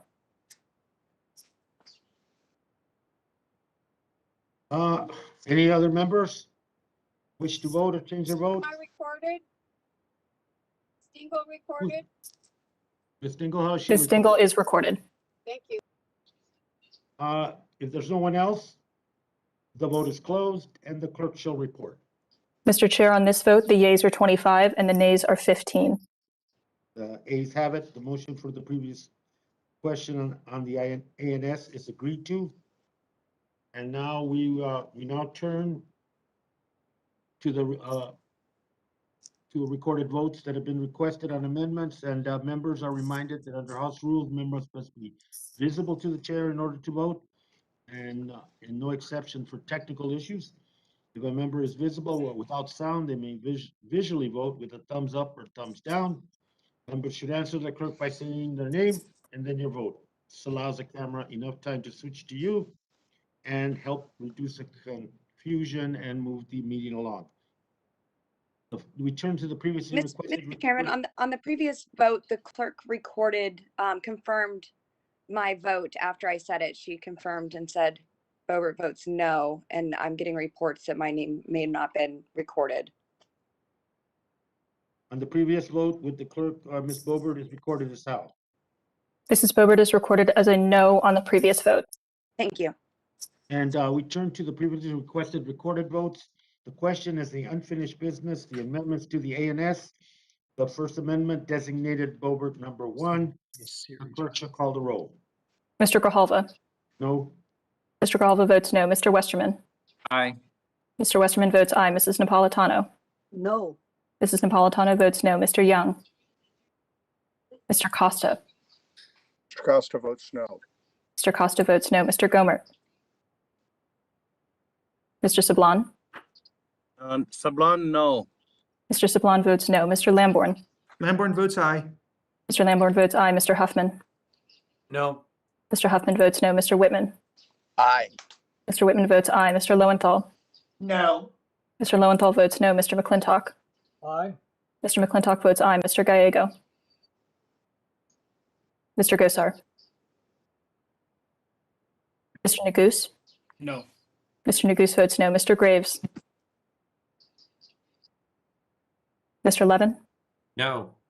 Mr. Levin votes no. Mr. Heiss? Yes. Mr. Heiss votes yes. Ms. Porter? Porter, no. Ms. Porter votes no. Mrs. Radewagen? Radewagen, aye. Mrs. Radewagen votes aye. Mrs. Leger Fernandez? No. Mrs. Leger Fernandez votes no. Mr. Webster? Mr. Webster votes yay. Mr. Webster votes yay. Ms. Stansberry? Yes. Ms. Stansberry votes yes. Ms. Gonzalez Colon? Gonzalez Colon votes aye. Ms. Gonzalez Colon votes aye. Ms. Velasquez? Votes no. I'm sorry, can you repeat that?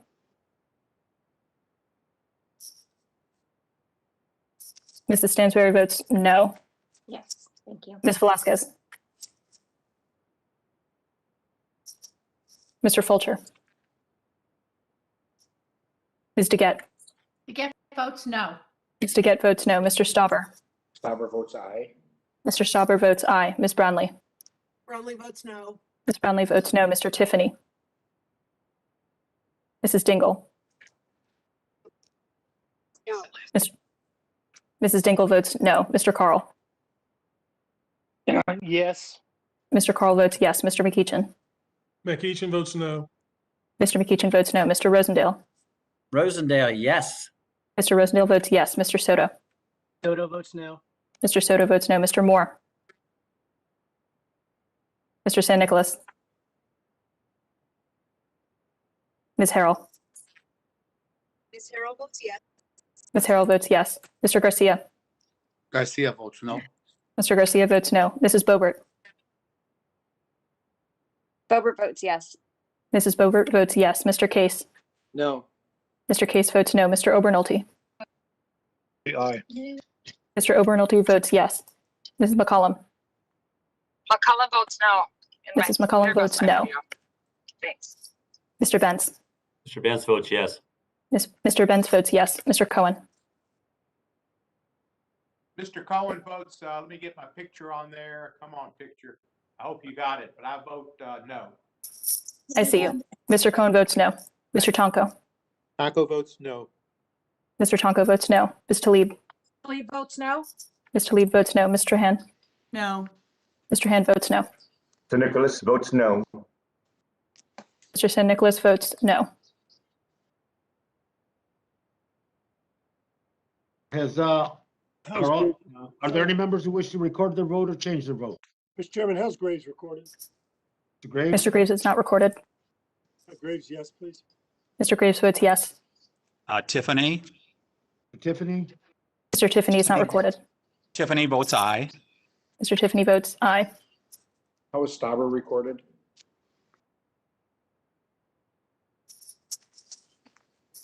Mr. Stauber is recorded as a yes vote. Ms. Velasquez, please. Ms. Velasquez is not recorded. Is not. Is not. Ms. Velasquez is a no. Ms. Velasquez votes no. Is Webster recorded? Mr. Webster is recorded as a yes vote. Thank you. Anyone else seeking to change their vote or record their vote? If not, the vote is closed and the clerk shall report. Mr. Chair, on this vote, the yeas are 17 and the nays are 25. The noes have it and the amendment fails. Amendment designated Graves number 3. The clerk will please call the roll. Mr. Grijalva. No. Mr. Grijalva votes no. Mr. Westerman. Aye. Mr. Westerman votes aye. Mrs. Napolitano. No. Mrs. Napolitano votes no. Mr. Young. Mr. Costa. Mr. Gomert. Mr. Sablon. Sablon votes no. Mr. Sablon votes no. Mr. Lamborn. Lamborn votes aye. Mr. Lamborn votes aye. Mr. Huffman. No. Mr. Huffman votes no. Mr. Whitman. Whitman votes aye. Mr. Whitman votes aye. Mr. Lowenthal. Lowenthal votes no. Mr. Lowenthal votes no. Mr. McClintock. Aye. Mr. McClintock votes aye. Mr. Gallego. Mr. Gosar. Mr. Neguse. No. Mr. Neguse votes no. Mr. Graves. Graves, yes. Mr. Graves votes yes. Mr. Levin. No. Mr. Levin votes no. Mr. Heiss. Ms. Porter. No. Ms. Porter votes no. Mrs. Radawagon. Radawagon, aye. Mrs. Radawagon votes aye. Mrs. Leger Fernandez. No. Ms. Leger Fernandez votes no. Mr. Webster. Webster votes yay. Mr. Webster votes yay. Mrs. Stansberry. Ms. Gonzalez Colon.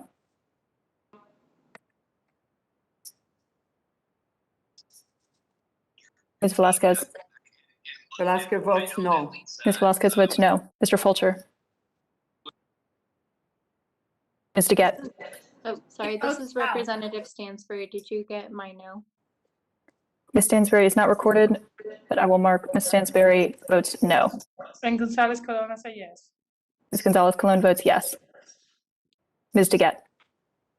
DeGette votes no. Ms. DeGette votes no. Mr. Stauber. Stauber votes yes. Mr. Stauber votes yes. Ms. Brownlee. Brownlee votes no. Ms. Brownlee votes no. Mr. Tiffany. Tiffany, aye. Mr. Tiffany votes aye. Mrs. Dingle. No. Mrs. Dingle votes no. Mr. Carl. Yes. Mr. Carl votes yes. Mr. McEachin. McEachin votes no. Mr. McEachin votes no. Mr. Rosendale. Rosendale, yes. Mr. Rosendale votes yes. Mr. Soto. Soto votes no. Mr. Soto votes no. Mr. Moore.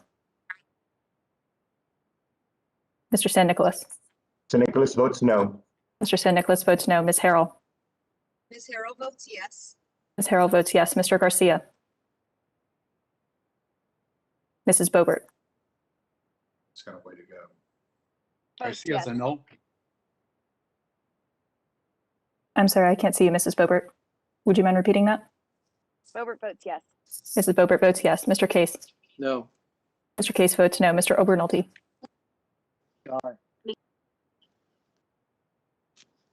Mr. Obernolte votes aye. Ms. McCollum. McCollum votes no. Ms. McCollum votes no. Mr. Bentz. Votes yes. Mr. Bentz votes yes. Mr. Cohen. No. Cohen votes no. Mr. Cohen votes no. Mr. Tonko. Ms. Talib. Talib votes no. Ms. Talib votes no. Mr. Han. No. Mr. Han votes no. How is Heiss recorded?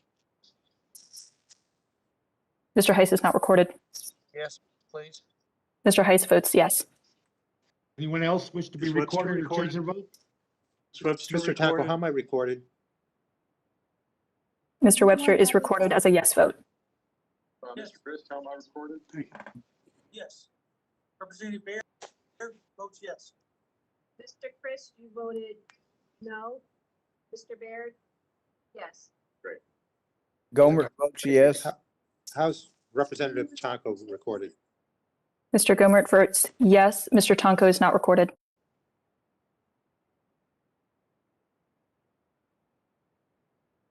Chairwoman Garcia Johnson votes said no. To 21, the yeas are 17.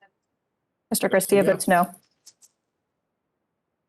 Amendment is not adopted. Amendment 28, Lucas. Any other member wish to change their vote? or record their Tonko vote? was not recorded. Is Mr. Taco recorded? Mr. Tonko is not recorded. Chairwoman Johnson. Madam Chairwoman Chair, Johnson. No. it's Mr. Costa. How am I recorded and which amendment is this? This is Graves number 3. And how is Mr. Costa recorded? Mr. Costa is not recorded, Mr. Chair. Okay, Costa, no, I lost contact on my iPad. I'm now on my iPhone. Mr. Costa votes no. This is Representative Taco. I'd like to be recorded no. Mr. Tonko votes no. Does anyone else wish to change their vote? Or record their vote? If not, the vote is closed and the clerk shall report. Mr. Chair, on this vote, the yeas are 18 and the nays are 25. Thank you. The noes have it and the amendment fails. We move to amendment designated Tiffany number 4. Clerk, please. Thank you. We'll call the roll. Mr. Grijalva. No. Mr. Grijalva votes no. Mr. Westerman. Aye. Mr. Westerman votes aye. Mrs. Napolitano. No. Ms. Napolitano votes no. Mr. Young. Mr. Costa. Mr. Costa votes no.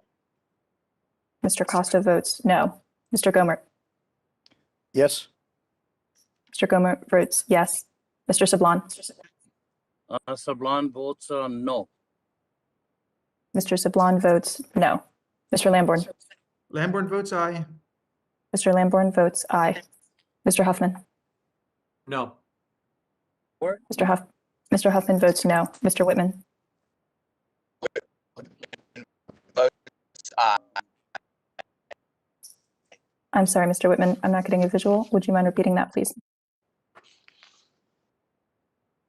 Yeah, Whitman votes aye. Try. You see it now?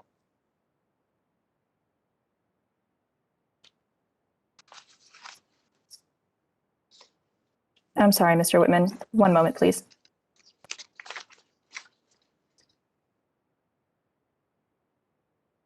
Whitman.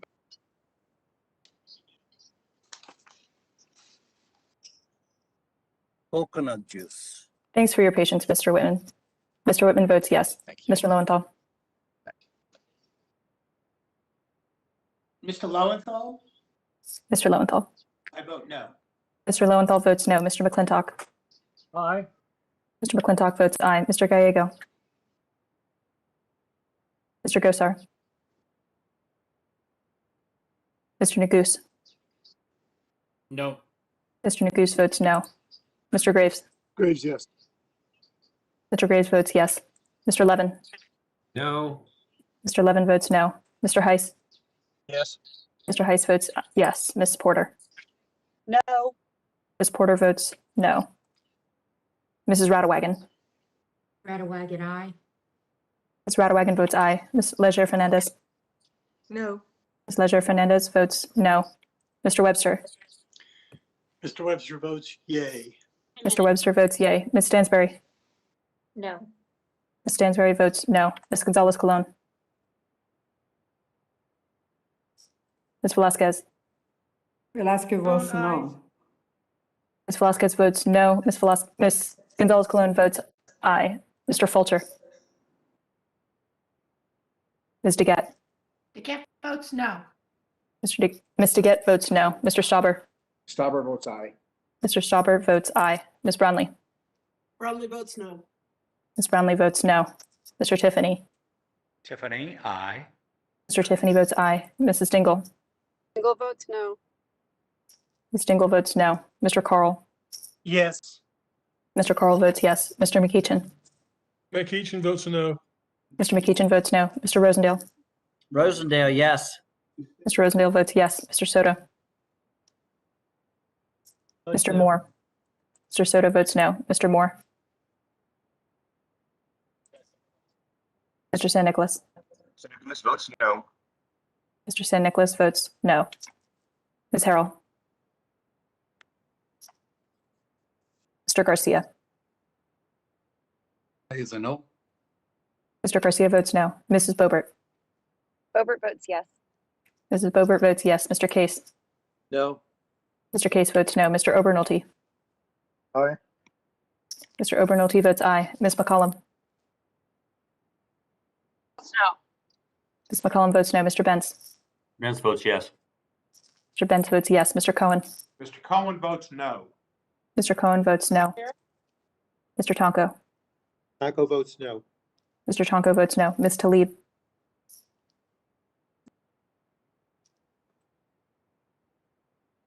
I'm sorry, I believe Ms. Talib is muted. No. Ms. Talib votes no. Ms. Trahan. No. Mr. Hand votes no. Any members wish to vote, record their vote, or change their vote? Webster votes yay. Mr. Webster, Mr. Webster votes yay. Ms. Harrell votes yay. Yes, thank you. anyone else? If not, the vote is closed and the clerk shall report. Mr. Chair, on this vote, the yeas are 18 and the nays are 25. The amendment fails, and we move to amendment designated Westerman number 2. And the clerk will please call the roll. Mr. Grijalva. No. Mr. Grijalva votes no. Mr. Westerman. Mrs. Napolitano. No. Mrs. Napolitano votes no. Mr. Young. Mr. Costa. Costa votes no. Mr. Costa votes no. Mr. Gomert.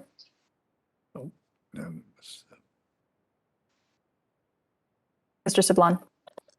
Sablon votes no. Mr. Sablon votes no. Mr. Lamborn. Lamborn votes aye. Mr. Lamborn votes aye. Mr. Huffman. No. Mr. Huffman votes no. Mr. Whitman. Mr. Lowenthal. Whitman votes aye. Mr. Whitman votes aye. Mr. Lowenthal. Mr. Lowenthal votes no. Mr. Lowenthal votes no. Mr. McClintock. Aye. Mr. McClintock votes aye. Mr. Gallego. Mr. Gosar. Mr. Neguse. No. Mr. Neguse votes no. Mr. Graves. Mr. Levin. No. Yes. Oh, excuse me. Mr. Graves votes yes. Mr. Levin votes no. Mr. Heiss. Yes. Mr. Heiss votes yes. Ms. Porter. Mrs. Radewagen. Ms. Porter votes no. Mrs. Radewagen. Radewagen, aye. Ms. Radewagen votes aye. Ms. Leger Fernandez. No. Ms. Leger Fernandez votes no. Mr. Webster. Ms. Stansberry. Yes. Ms. Gonzalez Colon. Gonzalez Colon votes aye. Ms. Gonzalez Colon votes aye. Ms. Velasquez. Velasquez votes no. Ms. Velasquez votes no. Mr. Fulcher. Ms. DeGette. DeGette votes no. Ms. DeGette votes no. Mr. Stauber. Bobert votes aye. Mr. Stauber votes aye. Ms. Brownlee. Brownlee votes no. Ms. Brownlee votes no. Mr. Tiffany. Tiffany, aye. Mr. Tiffany votes aye. Mrs. Dingle. No. Mrs. Dingle votes no. Mr. Carl. Carl, yes. Mr. Carl votes yes. Mr. McEachin. McEachin votes no. Mr. McEachin votes no. Mr. Rosendale. Rosendale, yes. Mr. Rosendale votes yes. Mr. Soto. Soto votes no. Mr. Soto votes no. Mr. Moore. Mr. San Nicolas. Nicholas votes no. Mr. San Nicolas votes no. Ms. Harrell. Ms. Harrell votes yes. Ms. Harrell votes yes. Mr. Garcia. Garcia votes no. Mr. Garcia votes no. Mrs. Bobert. Bobert, yes. Mrs. Bobert votes yes. Mr. Case. No. Mr. Case votes no. Mr. Obernolte. Aye. Mr. Obernolte votes aye. Ms. McCollum. McCollum votes no. Ms. McCollum votes no. Mr. Benz. Benz votes yes. Mr. Benz votes yes. Mr. Cohen. No. Mr. Cohen votes no. Mr. Tonko. Tonko votes no. Mr. Tonko votes no. Ms. Talib. Talib votes no. Ms. Talib votes no. Mr. Han. No. Mr. Han votes no. Any members wish to record their vote or change their vote? Gomert votes yes. Gomer, Gomert votes yes. Mr. Gomer votes yes. Mr. Westerman is aye. Mr. Westerman votes aye. This is Representative Stansbury. I should have been recorded as no if it didn't go through. Ms. Stansbury votes no. Webster votes yay. Mr. Webster votes yay. Any other members wish to be recorded or change? If not, the vote is closed and the clerk shall report. Mr. Chair, on this vote, the yeas are 18 and the nays are 25. The nays have it and the amendment fails. Let me now turn to amendment designated fence number 6. If the clerk would please call the roll. Mr. Grijalva? No. Mr. Grijalva votes no. Mr. Westerman? Aye. Mr. Westerman votes aye. Mrs. Napolitano? No. Mrs. Napolitano votes no. Mr. Young? Mr. Costa?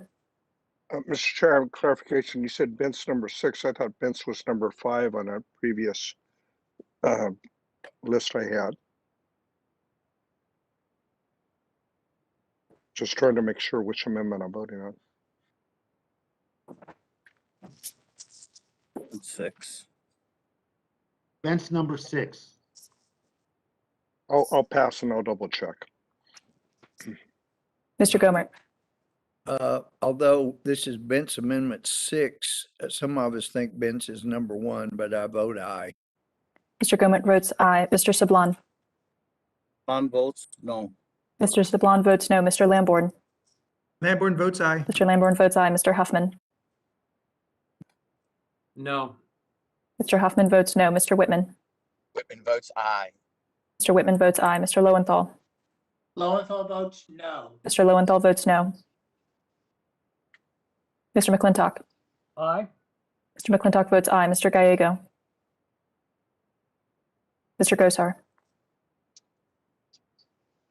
Mr. Neguse? No. Mr. Neguse votes no. Mr. Graves? Graves, yes. Mr. Graves votes yes. Mr. Levin? No. Mr. Levin votes no. Mr. Heiss? Yes. Mr. Heiss votes yes. Ms. Porter? No. Ms. Porter votes no. Mrs. Radewagen? Radewagen, aye. Ms. Radewagen votes aye. Ms. Leisure Fernandez? Mr. Webster? Mr. Webster votes yay. Mr. Webster votes yay. Ms. Stansbury?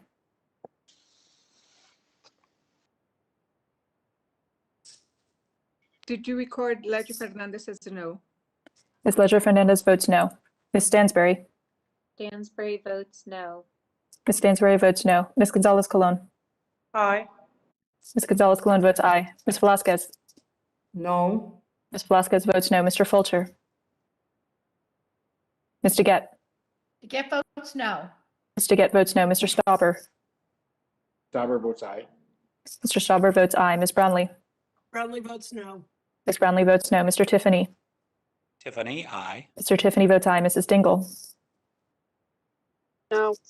Mrs. Dingle votes no. Mr. Carl? Yes. Mr. Carl votes yes. Mr. McEachin? McEachin votes no. Mr. McEachin votes no. Mr. Rosendale? Rosendale, aye.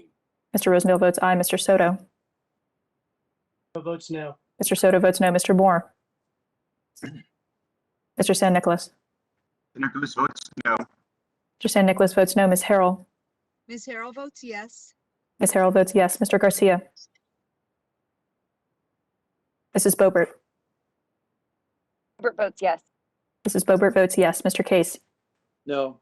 Mr. Case votes no. Mr. Obernolte? Aye. Mr. Obernolte votes aye. Ms. McCollum? McCollum votes no. Ms. McCollum votes no. Mr. Bentz? Vince votes yes. Mr. Bentz votes yes. Mr. Cohen? Votes no. Mr. Cohen votes no. Mr. Tonko? Tonko votes no. Mr. Tonko votes no. Ms. Talib? Votes no. Ms. Talib votes no. Mr. Han? No. Mr. Han votes no.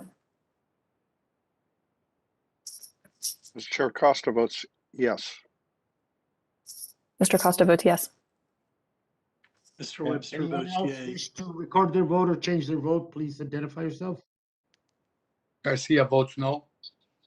Garcia? Garcia votes no. Webster votes yay. Mr. Webster votes yay. Anyone else? If not, the vote is closed and the clerk shall report. Mr. Chair, on this vote, the yeas are 19 and the nays are 24. The nays have it and the amendment fails, and we move to Obernolt number 6, and the clerk will call the roll. Mr. Grijalva. No. Mr. Grijalva votes no. Mr. Westerman. Aye. Mr. Westerman votes aye. Mrs. Napolitano. No. Mrs. Napolitano votes no. Mr. Young. Mr. Costa. No. Mr. Costa votes no. Mr. Gomert. Mr. Sablon. Sablon, no. Mr. Sablon votes no. Mr. Lamborn. Lamborn votes aye. Mr. Lamborn votes aye. Mr. Huffman. No. Mr. Huffman votes no. Mr. Whitman. Whitman votes aye. Mr. Whitman votes aye. Mr. Lowenthal. Lowenthal votes no. Mr. Lowenthal votes no. Mr. McClintock. Aye. Mr. McClintock votes aye. Mr. Gallego. Mr. Gosar. Mr. Neguse. No. Mr. Neguse votes no. Mr. Graves. Yes. Mr. Graves votes yes. Mr. Levin. No. Mr. Levin votes no. Mr. Heiss. Yes. Mr. Heiss votes yes. Ms. Porter. No. Ms. Porter votes no. Mrs. Radewagen. Radewagen, aye. Ms. Radewagen votes aye. Ms. Leisure Fernandez. No. Ms. Leisure Fernandez votes no. Mr. Webster. Mr. Webster votes yay. Mr. Webster votes yea. Ms. Stansbury.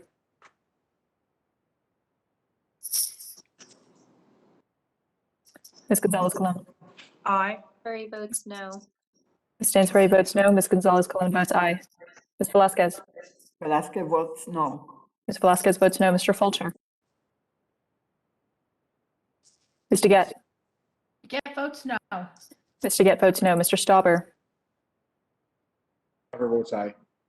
Mr. Stauber votes aye. Ms. Brownlee. Mr. Tiffany.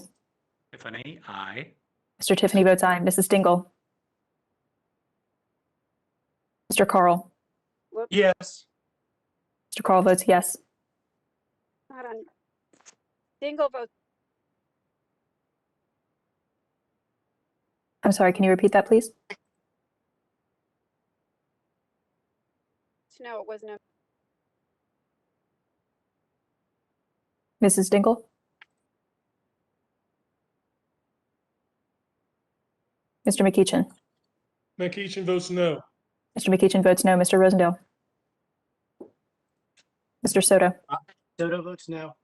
Mr. Soto votes no. Mr. Moore? Rosendale's aye. Mr. Rosendale votes aye. Mr. Moore? Mr. San Nicolas? San Nicolas votes no. Mr. San Nicolas votes no. Ms. Harrell? Ms. Harrell votes yes. Ms. Harrell votes yes. Mr. Garcia? Garcia votes no. Mr. Garcia votes no. Mrs. Bobert? Votes yes. Mrs. Bobert votes yes. Mr. Case? No.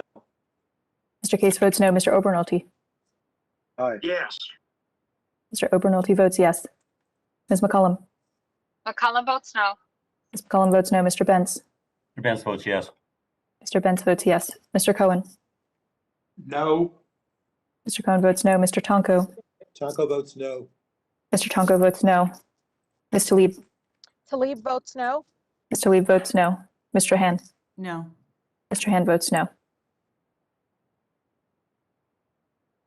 Any members wish to have their vote recorded that are? Ms. Brownlee not, votes they'll no. Change their vote. Ms. Brownlee votes no. Ms. Brownlee votes no. Thank you. Gomert votes yes. Mr. Gomert votes yes.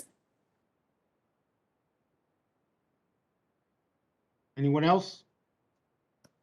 If not, the vote is closed. The clerk shall report. Mr. Chair, on this vote, the yeas are 18 and the nays are 24.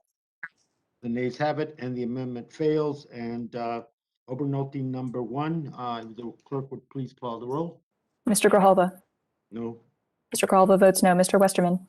Aye. Mr. Westerman votes aye. Mrs. Napolitano? No. Mrs. Napolitano votes no. Mr. Young? Mr. Costa? Votes no. Mr. Costa votes no. Mr. Gomert? Aye. Mr. Gomet votes aye. Mr. Sablon. Sablon votes no. Mr. Sablon votes no. Mr. Lamborn. Lamborn votes aye. Mr. Lamborn votes aye. Mr. Huffman. Mr. Whitman. Whitman votes aye. Mr. Whitman votes aye. Mr. Lowenthal. Votes no. Mr. Lowenthal votes no. Mr. McClintock. Aye. Mr. McClintock votes aye. Mr. Gallego. Mr. Gosar. Mr. Neguse. No. Mr. Neguse votes no. Mr. Graves. Graves, yes. Mr. Graves votes yes. Mr. Levin. No. Mr. Levin votes no. Mr. Heiss. Yes. Mr. Heiss votes yes. Mrs. Porter. No. Ms. Porter votes no. Mrs. Radewagen. Radewagen, aye. Mrs. Radewagen votes aye. Ms. Leisure Fernandez. No. Ms. Leisure Fernandez votes no. Mr. Webster. Webster votes yea. Mr. Webster votes yea. Ms. Stansbury.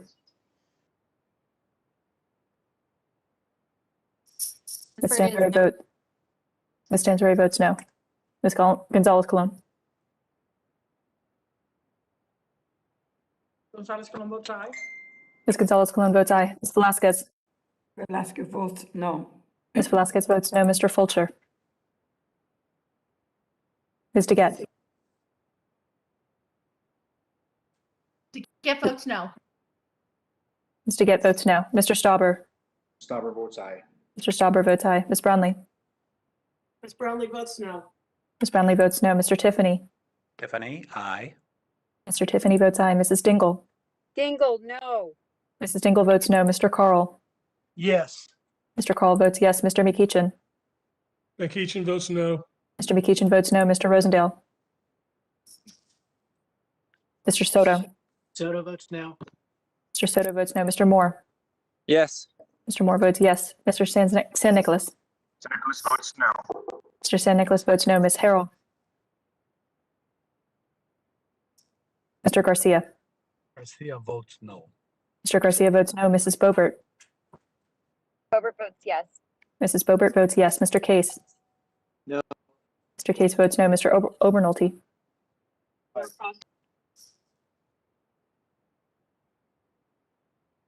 Ms. McCollum.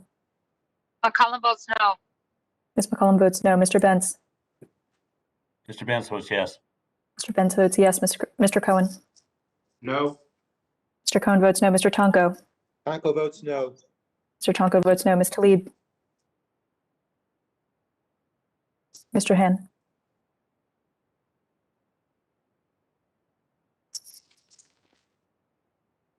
Tlaib votes Rosendale. no. Mr. Tlaib votes no. Rosendale votes yes. Obernolte, yes. Mr. Rosendale votes yes. Mr. Obernolte votes yes. Any other members wish to record their votes? Change their votes? Can vote. If not, the vote is closed and the clerk shall report. Mr. Chair, on this vote, the yeas are 18 and the nays are 23. The noes have it and the amendment fails, and we move to McClintock amendment designated number 2, and the clerk will please call the roll. Mr. Grijalva. No. Mr. Grijalva votes no. Mr. Westerman. Mrs. Napolitano. No. Ms. Napolitano votes no. Mr. Young. Mr. Costa. Aye. Mr. Costa votes aye. Mr. Gomer. Mr. Sablon. No. Mr. Sablon votes no. Mr. Lamborn. Lamborn votes aye. Mr. Lamborn votes aye. Mr. Huffman. No. Mr. Huffman votes no. Mr. Whitman. Mr. Lowenthal. Whitman votes aye. Mr. Whitman votes aye. Mr. Lowenthal. Mr. Lowenthal votes no. Mr. Lowenthal votes no. Mr. McClintock. Aye. Mr. McClintock votes aye. Mr. Gallego. Mr. Gosar. Mr. Neguse. Mr. Graves. Mr. Graves votes aye. Mr. Levin. Neguse votes no. Mr. Neguse votes no. Mr. Levin. No. Mr. Levin votes no. Mr. Heiss. Yes. Mr. Heiss votes yes. Ms. Porter. No. Ms. Porter votes no. Mrs. Radewagen. Radewagen, aye. Mrs. Rattawagen votes aye. Ms. Leisure Fernandez. Mr. Webster. Mr. Webster votes yay. Mr. Webster votes yea. Ms. Stansberry. Is a no. Ms. Stansberry votes no. Ms. Gonzalez Colon. Aye. Ms. Gonzalez Colon votes aye. Ms. Velasquez. Did you get Leisure Fernandez voted no? Ms. Velasquez votes no. Ms. Leisure Fernandez votes no. Mr. Fulcher. Ms. DeGette. Yes, votes no. Ms. DeGette votes no. Mr. Stauber. Stauber votes aye. Mr. Stauber votes aye. Ms. Brownlee. Brownlee votes no. Ms. Brownlee votes no. Mr. Tiffany. Tiffany, aye. Mr. Tiffany votes aye. Mrs. Dingle. Dingle, no. Mrs. Dingle votes no. Mr. Carl. Yes. Mr. Carl votes yes. Mr. McEachin. Mr. Rosendale. Rosendale, aye. Mr. Rosendale votes aye. Mr. Soto. Soto votes no. Mr. Soto votes no. Mr. Moore. Mr. San Nicolas. San Nicolas votes no. Mr. San Nicolas votes no. Miss Harrell.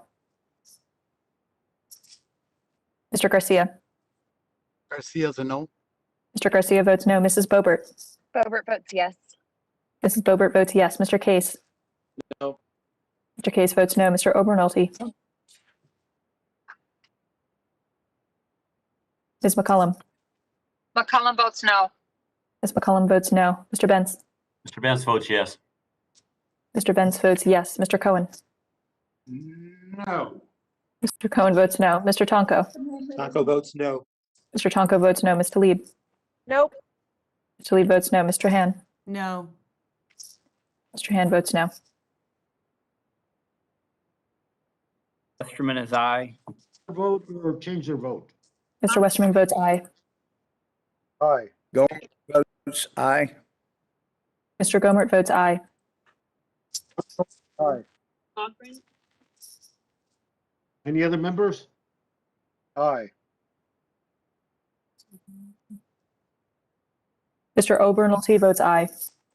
Obernolte votes aye. Any other members wish to vote or change their vote? Hearing none, the vote is closed and the clerk shall report. Mr. Chair, on this vote, the yeas are 16 and the nays are 24.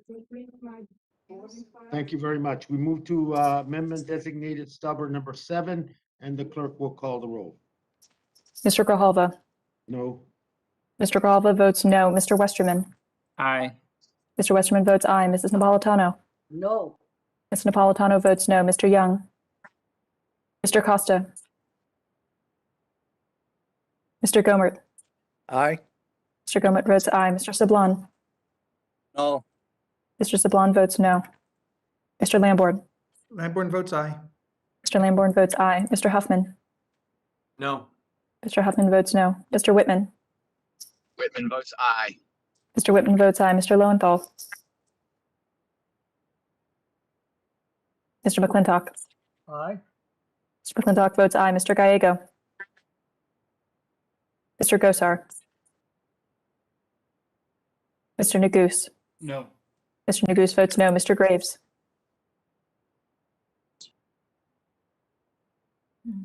Mr. Levin. No. Mr. Levin votes no. Mr. Heiss. Yes. Mr. Heiss votes yes. Ms. Porter. No. Ms. Porter votes no. Mrs. Rattawagen. Rattawagen, aye. Ms. Rattawagen votes aye. I'm sorry, I'm being told Mr. Graves gave a thumbs up. Mr. Graves votes yes. Ms. Leisure Fernandez. No. Ms. Leisure Fernandez votes no. Mr. Webster. Ms. Stansberry.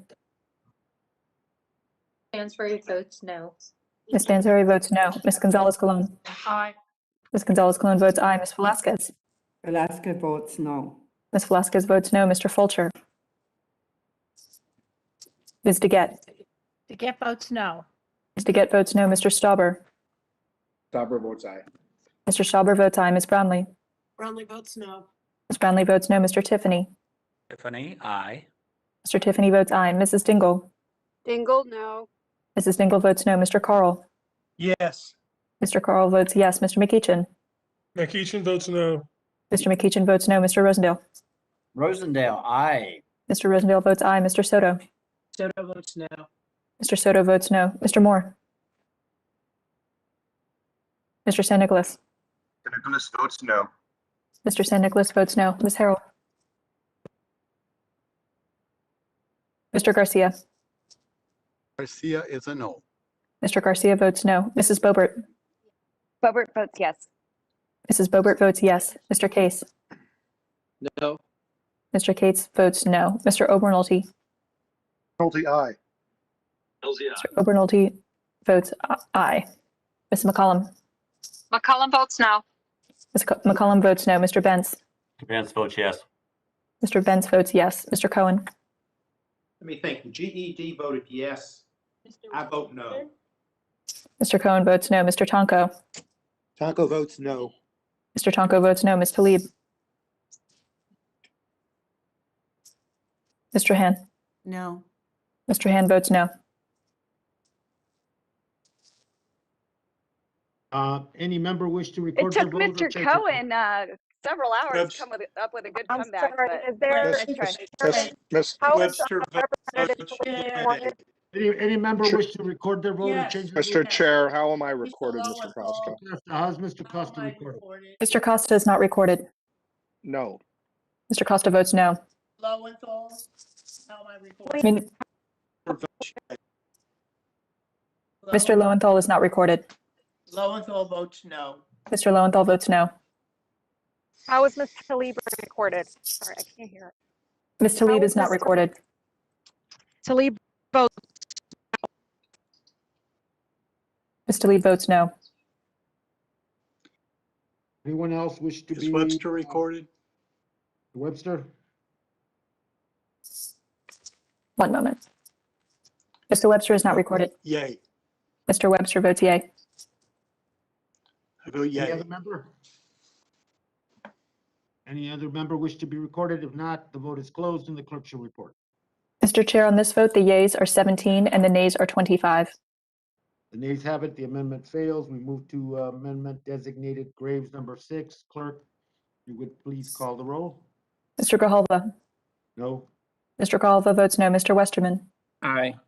Mr. Westerman votes aye. Mrs. Napolitano. no, Mrs. Napolitano votes no. Mr. Young. Mr. Costa. Costa votes no. Mr. Costa votes no. Mr. Gomert.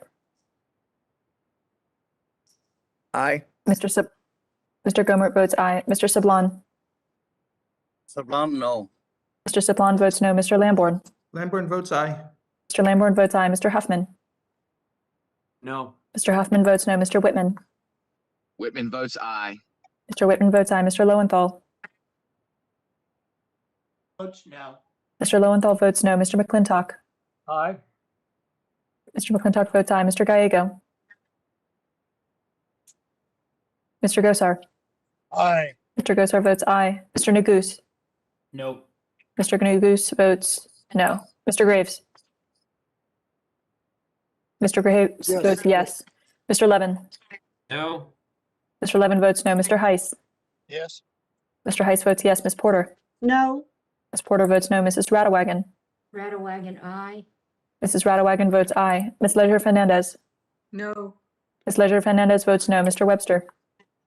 Mr. Webster votes yay. Mr. Webster votes yay. Ms. Stansbury. Ray is a no. Ms. Stansbury votes no. Ms. Gonzalez Colon. Ms. Gonzalez Colon votes aye. Ms. Velasquez.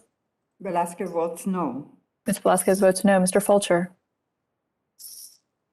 Ms. DeGette. Get votes no. Ms. DeGette votes no. Mr. Stauber. Stauber Ms. votes aye. Brownlee. Mr. Stauber votes aye. Ms. Brownlee. Brownlee votes no. Ms. Brownlee votes no. Mr. Tiffany. Tiffany, aye. Mr. Tiffany votes aye. Mrs. Dingle. Dingle, no. Mrs. Dingle votes no. Mr. Carl. Yes. Mr. Carl votes yes. Mr. McEachin. Mr. Rosendale. Mr. Soto. Soto votes no. Mr. Soto votes no. Mr. Moore. Mr. San Nicolas. San Nicolas votes no. Mr. San Nicolas votes no. Ms. Harrell. Mr. Garcia. Garcia votes no. Mr. Garcia votes no. Mrs. Bobert. Bobert votes yes. Mrs. Bobert votes yes. Mr. Case. No.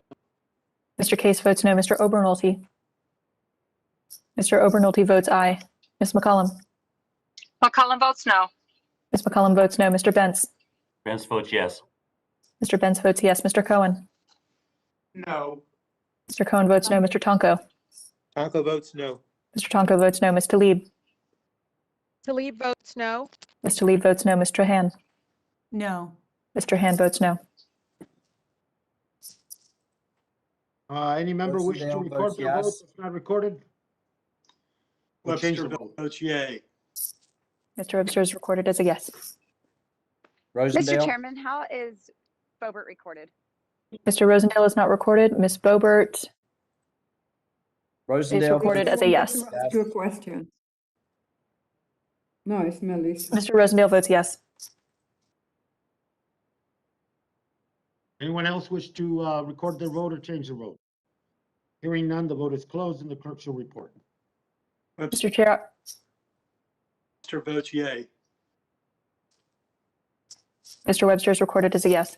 Mr. Chair, on this vote, the yeas are 18 and the nays are 24. The amendment, the noes have it and the amendment fails, and we move to amendment designated Carl number 3. Clerk, please call the roll. Mr. Grijalva. No. Mr. Grijalva votes no. Mr. Westerman. Aye. Mr. Westerman votes aye. Mrs. Napolitano. No. Mrs. Napolitano votes no. Mr. Young. Mr. Costa. No. Mr. Costa votes no. Mr. Gomert. Mr. Aye. Sablon. Mr. Gomert votes aye. Mr. Sablon. No. Mr. Sablon votes no. Mr. Lamborn. Lamborn votes aye. Mr. Lamborn votes aye. Mr. Huffman. No. Mr. Huffman votes no. Mr. Whitman. Aye. Mr. Whitman votes aye. Mr. Lowenthal. Lowenthal votes no. Mr. Lowenthal votes no. Mr. McClintock. Aye. Mr. McClintock votes aye. Mr. Gallego. Mr. Gosar. Aye. Mr. Gosar votes aye. Mr. Goose. Mr. Graves. No. Nagoose votes no. Mr. Goose votes no. Mr. Graves votes aye. Mr. Levin. No. Mr. Levin votes no. Mr. Heiss. Yes. Mr. Heiss votes yes. Ms. Porter. No. Ms. Porter votes no. Mrs. Radawagan. Radawagon, aye. Ms. Radawagan votes aye. Ms. Leisure Fernandez. No. Ms. Leisure Fernandez votes no. Mr. Webster. Mr. Webster votes yay. Mr. Webster votes yea. Ms. Stansbury. Stansbury is a no. Ms. Stansbury votes no. Ms. Gonzalez Colon. Gonzalez Colon votes aye. Ms. Gonzalez Colon votes aye. Ms. Velasquez. Velasquez votes no. Ms. Velasquez votes no. Mr. Fulcher. Ms. DeGette. DeGette votes no. Ms. DeGette votes no. Mr. Stauber. Votes aye. Mr. Stauber votes aye. Ms. Brownlee. Brownlee votes no. Ms. Brownlee votes no. Mr. Tiffany. Tiffany, aye. Mr. Tiffany votes aye. Mrs. Dingle. Dingle, no. Mrs. Dingle votes no. Mr. Carl. Yes. Mr. Carl votes yes. Mr. McEachin. Mr. Rosendale. Rosendale, aye. Mr. Rosendale votes aye. Mr. Soto. Soto votes no. Mr. Soto votes no. Mr. Moore. Mr. San Nicolas. San Nicolas votes no. Mr. San Nicolas votes no. Ms. Harrell. Mr. Garcia. Garcia votes no. Mr. Garcia votes no. Mrs. Bobert. Mr. Case. No. Mr. Case votes no. Mr. Obernolte. Aye. Mr. Obernolte votes aye. Ms. McCollum. McCollum votes no. Ms. McCollum votes no. Mr. Benz. Benz votes yes. Mr. Benz votes yes. Mr. Cohen. No. Mr. Cohen votes no. Mr. Tonko. Ms. Talib. Talib votes no. Tonko votes no. Ms. Talib votes no. Mr. Tonko votes no. Mr. Han. No. Mr. Han votes no. Bobert votes yes. Recorded. Ms. Bobert votes yes. Anyone wish to change their vote? If not, the vote is closed and the clerk shall report. Mr. Chair, on this vote, the yeas are 18 and the nays are 24. The noes have it and the amendment fails. We move to amendment designated Gomer number 10. Clerk, shall call the roll, please. Mr. Grijalva? No? Mr. Grijalva votes no. Mr. Westerman? Aye. Mr. Westerman votes aye. Mrs. Napolitano? No. Ms. Napolitano votes no. Mr. Young?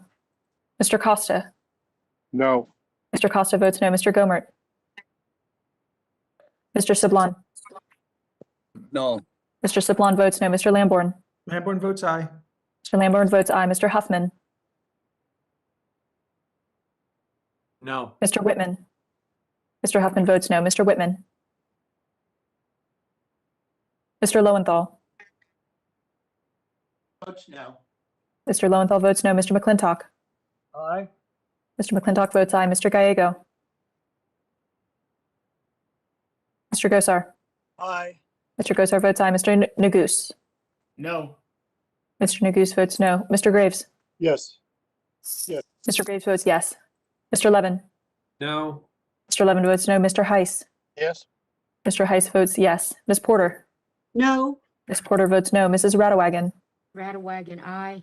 Mrs. Radewagen votes aye. Ms. Leisure Fernandez? No. Ms. Leisure Fernandez votes no. Mr. Webster? Ms. Stansbury? Stansbury votes no. Ms. Stansbury votes no. Ms. Gonzalez Colon? Aye. Ms. Gonzalez Colon votes aye. Ms. Velasquez? Velasquez votes no. Ms. Velasquez votes no. Mr. Fulcher? Ms. DeGette? DeGette votes no. Ms. DeGette votes no. Mr. Stauber? Stauber votes aye. Mr. Stauber votes aye. Ms. Brownlee? Brownlee votes no. Ms. Brownlee votes no. Mr. Tiffany? Tiffany, aye. Mr. Tiffany votes aye. Mrs. Dingle? Dingle's a no. Mrs. Dingle votes no. Mr. Carl? Yes. Mr. Carl votes yes. Mr. McEachin? Mr. Rosendale? Rosendale, aye. Mr. Rosendale votes aye. Mr. Soto? Votes no. Mr. Soto votes no. Mr. Moore? Mr. San Nicolas? Mr. Nicholas votes no. Mr. San Nicolas votes no. Ms. Harrell? Mr. Garcia? Garcia is a no. Mr. Garcia votes no. Mrs. Bobert? Bobert votes yes. Mrs. Bobert votes yes. Mr. Case? No. Mr. Case votes no. Mr. Obernolte? Ms. McCollum? McCollum votes no. Ms. McCollum votes no. Mr. Bentz? Benz votes yes. Mr. Bentz votes yes. Mr. Cohen? Cohen votes no. Mr. Cohen votes no. Mr. Tonko? Michael votes no. Mr. Tonko votes no. Ms. Talib? Talib votes no. I'm sorry, I'm not getting a visual, Ms. Talib.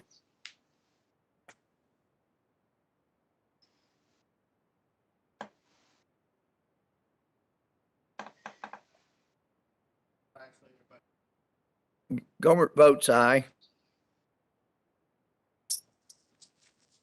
No. Mr. Gomert votes aye. Ms. Trahan? No. Mr. Trahan votes no.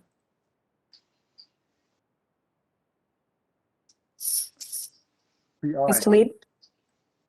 Get Talib. Talib voted no. Ms. Talib votes no. Thank you. I have a visual. Any members that have not been recorded? The aye. Mr. Obernolte votes aye. Anyone else wish to change their vote or not recorded? If not, the vote is closed and the clerk shall report. Webster missed. Mr. Chair, on this vote, the yeas are 16 and the nays are 24. The noes have it, the amendment fails, and we move to amendment designated Bentz number 11. The clerk would please call the roll. Mr. Grijalva? No. Mr. Grijalva votes no. Mr. Westerman? Aye. Mr. Westerman votes aye. Mrs. Napolitano? No. Mr. Napolitano votes no. Mr. Young? Mr. Costa? No. Costa votes no. Mr. Costa votes no. Mr. Gomert? Aye. Mr. Gomert votes aye. Mr. Sablon? No. Mr. Sablon votes no. Mr. Lamborn? Mr. Huffman? No. Mr. Huffman votes no. Mr. Whitman? Mr. Lowenthal? Mr. McClintock. Lowenthal votes no. Mr. Lowenthal votes no. Mr. McClintock. Aye. Mr. McClintock votes aye. Mr. Gallego. Mr. Gosar. Aye. Mr. Gosar votes aye. Mr. Neguse. No. Mr. Neguse votes no. Mr. Graves. Graves, yes. Mr. Graves votes yes. Mr. Levin. No. Mr. Levin votes no. Mr. Heiss. Yes. Mr. Heiss votes yes. Ms. Porter. No. Ms. Porter votes no. Mrs. Radawagon. Radawagon, aye. Ms. Radawagon votes aye. Ms. Leisure Fernandez. Mr. Webster. Ms. Stansbury. Fernandez votes no. Ms. Leisure Fernandez votes no. Stansbury is no. Ms. Stansbury votes no. Ms. Gonzalez Colon. Aye. Ms. Gonzalez Colon votes aye. Ms. Velasquez. Ms. Velasquez votes no. Ms. Velasquez votes no. Mr. Fulcher. Ms. DeGette. DeGette votes no. Ms. DeGette votes no. Mr. Stauber. Stauber votes aye. Mr. Stauber votes aye. Ms. Brownlee. Brownlee votes no. Ms. Brownlee votes no. Mr. Tiffany. Tiffany, aye. Mr. Tiffany votes aye. Mrs. Dingle. Dingle votes no. Mrs. Dingle votes no. Mr. Carl. Yes. Mr. Carl votes yes. Mr. McEachin. Mr. Rosendale. Rosendale, aye. Mr. Rosendale votes aye. Mr. Soto. Soto votes no. Mr. Soto votes no. Mr. Moore. Mr. San Nicolas. Nicholas votes no. Mr. San Nicolas votes no. Ms. Harrell. Mr. Garcia. Votes no. Mr. Garcia votes no. Mrs. Bobert. Mr. Case. No. Mr. Case votes no. Mr. Obernosi.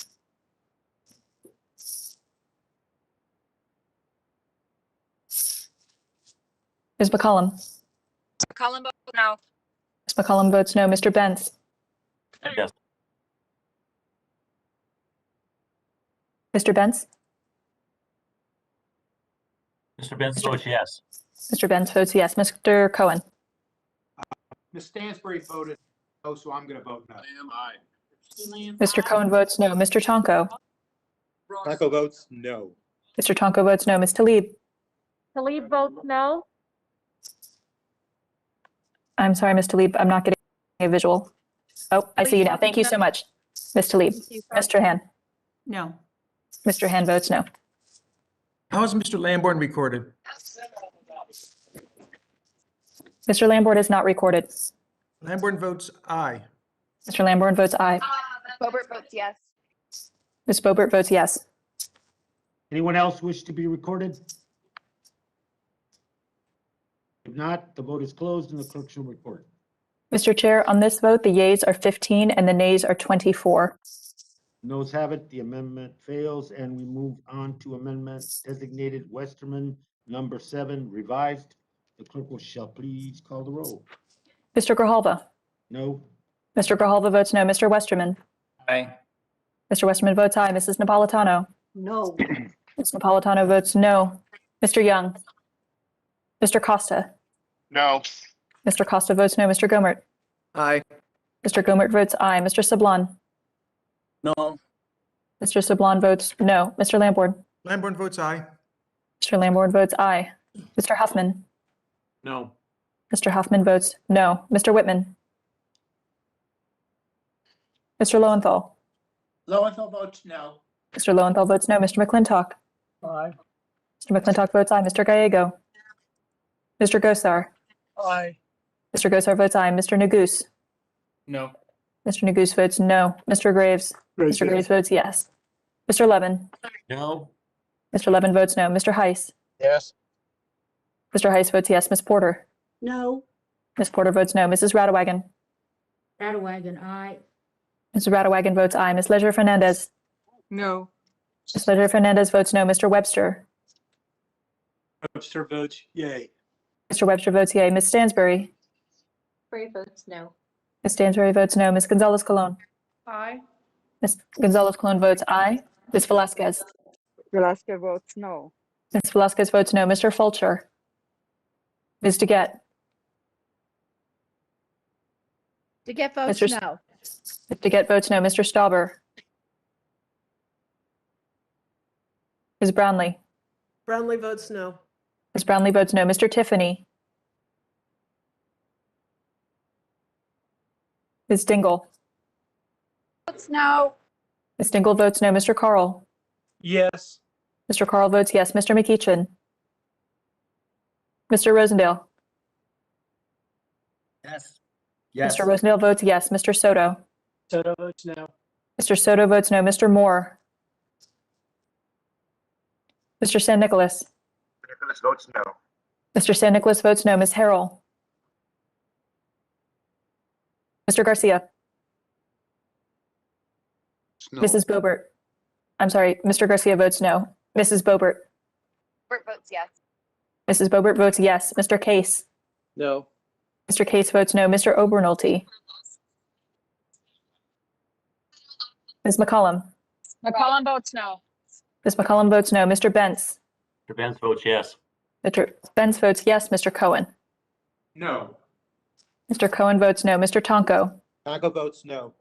Mr. Tonko votes no. Ms. Talib? Talib votes no. Talib votes no. Hello? No. Sorry, Ms. Talib, I can hear you, but I can't see you. There we go. I see you. Thank you so much. Ms. Trahan? No. Ms. Trahan votes no.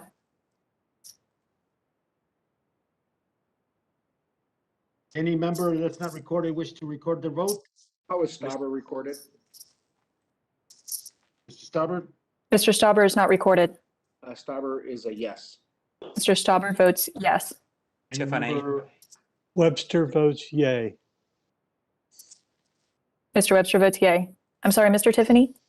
Tiffany, aye. Mr. Tiffany votes aye. Any member wish to record their vote or change their vote?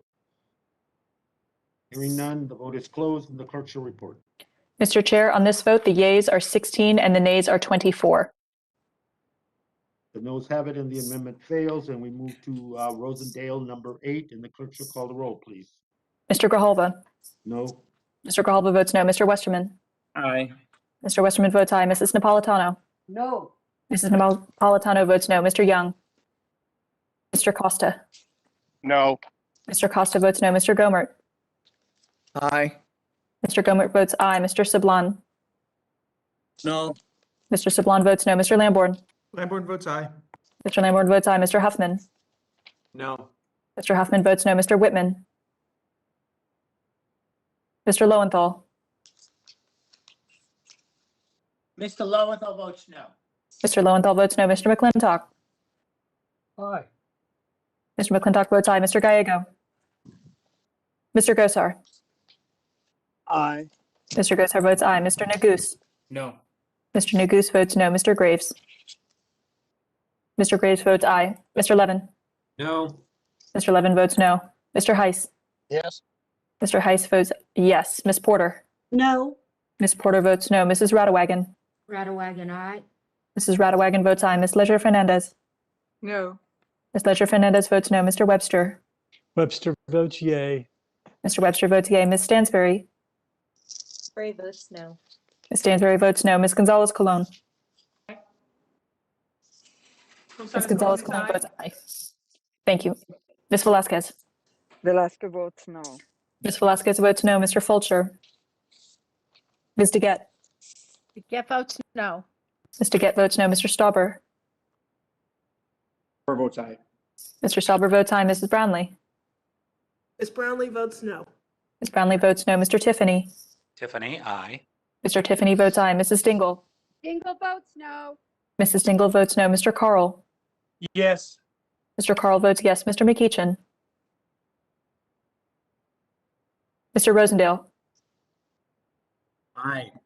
Mr. Rosendale votes aye. Mr. Soto? Soto votes no. Mr. Soto votes no. Mr. Moore? Mr. San Nicolas? Nicholas votes no. Mr. San Nicolas votes no. Ms. Harrell?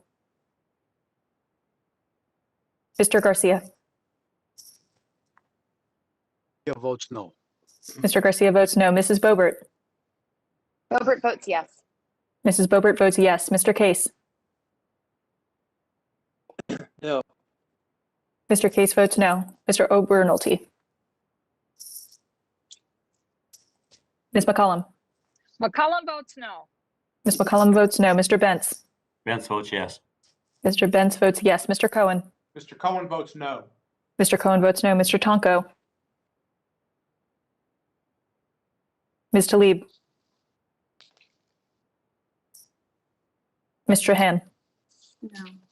Mr. Han votes no.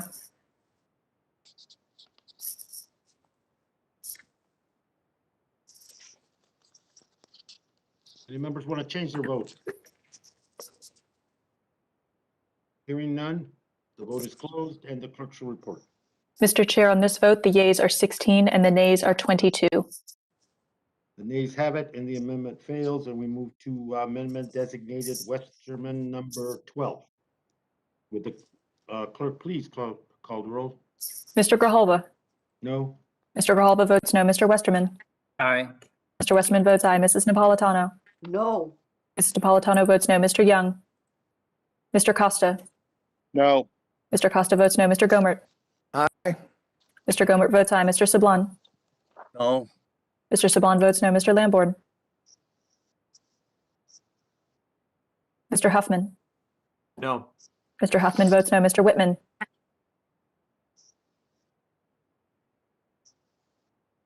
Mr. Lowenthal. Mr. Lowenthal votes no. Mr. Lowenthal votes no. Mr. McClintock. Aye. Mr. McClintock votes aye. Mr. Gallego. Mr. Gosar. Aye. Mr. Gosar votes aye. Mr. Nugus. No. Mr. Nugus votes no. Mr. Graves. Mr. Graves votes aye. Mr. Levin. No. Mr. Levin votes no. Mr. Heiss. Yes. Mr. Heiss votes yes. Ms. Porter. I'm sorry, Ms. No. Porter, I can't hear you. Ms. Porter votes no. Mrs. Radawagon. Radawagon, aye. Mrs. Radawagon votes aye. Ms. Leisure Fernandez. No. Ms. Leisure Fernandez votes no. Mr. Webster. Webster votes yay. Mr. Webster votes yay. Ms. Stansbury. Stansbury votes no. Ms. Stansbury votes no. Ms. Gonzalez Colon. Ms. Velasquez. Velasco votes no. Gonzalez Colon votes aye. Ms. Velasquez votes no. Ms. Gonzalez Colon votes aye. Mr. Fulcher. Ms. DeGette. DeGette votes no. Ms. DeGette votes no. Mr. Stauber. Ms. Brownlee. Votes aye. Mr. Stauber votes aye. Ms. Brownlee. Ms. Brownlee votes no. Ms. Brownlee votes no. Mr. Tiffany. Tiffany, aye. Mr. Tiffany votes aye. Mrs. Dingle. Votes no. Ms. Dingle votes no. Mr. Carl. Yes. Mr. Carl votes yes. Mr. McEachin. Mr. Rosendale. Rosendale, aye. Mr. Rosendale votes aye. Mr. Soto. Soto votes no. Mr. Soto votes no. Mr. Moore. Mr. San Nicolas. Nicholas votes no. Mr. San Nicolas votes no. Ms. Harrell. The pork belly bites are delicious. Who are you? Mr. Garcia. Garcia's a no. Sit here with Mr. that smell around me and not get over there. Mr. Garcia is a no. Mrs. Bobert. Well, that's great. Looking forward Bobert to votes it. yes. Ms. Bobert votes yes. I'm sorry, Mr. Chairman. I need order. Yeah, Mr. If the clerk will suspend, if members can make sure that they're muted while they're having other conversations other than recording their votes, it would be very much appreciated so we can get through this. Clerk, would you resume? Yes, Mr. Chair. Left off at Mrs. Bobert, recorded as a yes. Mr. Case. Mr. Obernolte. Ms. McCollum. Mr. Benz. Mr. Benz says a yes. Mr. Benz votes yes. Mr. Cohen. Mr. Cohen votes no. Mr. Cohen votes no. Mr. Tonko. Tonko votes no. Mr. Tonko votes no. Ms. Talib. Talib votes no. Ms. Talib votes no. Mr. Han. No. Mr. Han votes no. How is Case Lamborn recorded? Mr. Lamborn is not recorded. Lamborn votes aye. Mr. Lamborn votes aye. Harrell votes aye. Representative Harrell votes aye. Ms. Harrell votes aye. You have Mr. Case recorded? Mr. Case is not recorded. No. Mr. Case votes no. How is Talib recorded? Ms. Talib is recorded as a no. Great, thanks. Any other members wish to record their votes or change their votes? Hearing none. The clerk will please report. Mr. Chair, on this vote, the yeas are 17 and the nays are 23. The nays have it, and the amendment fails, and we move to Graves, number 29, revised 2. And the clerk will please call the roll. Mr. Grijalva? No. Mr. Grijalva votes no. Mr. Westerman? Aye. Mr. Westerman votes aye. Mrs. Napolitano? Mr. Young? No. Mr. Young votes, oh, excuse me. Mr. Napolitano votes no. Mr. Young? Mr. Costa? No. Mr. Costa votes no. Mr. Gomert? Aye. Mr. Gomert votes aye. Mr. Sablan? Mr. Lamborn? Lamborn votes aye. Mr. Lamborn votes aye. Mr. Huffman? Mr. Whitman? Mr. Lowenthal? Lowenthal votes no. Mr. Lowenthal votes no. Mr. McClintock? Aye. Mr. McClintock votes aye. Mr. Gallego? Mr. Gosar? Aye. Mr. Gosar votes aye. Mr. Neguse? No. Mr. Neguse votes no. Mr. Graves? Mr. Graves votes aye. Mr. Levin? No. Mr. Levin votes no. Mr. Heiss? Yes. Mr. Heiss votes yes. Ms. Porter? No. Ms. Porter votes no. Mrs. Radewagen? Radewagen, aye. Mrs. Radewagen votes aye. Ms. Leisure Fernandez? No. Ms. Leisure Fernandez votes no. Mr. Webster? Ms. Stansberry? Three votes no. Ms. Stansberry votes no. Ms. Gonzalez-Colon? Aye. Ms. Gonzalez-Colon votes aye. Ms. Velasquez?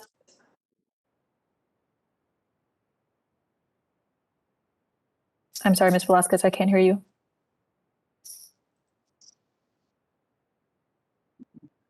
Mr. Fulcher? Aye. Ms. Velasquez votes aye. I'm sorry, one moment.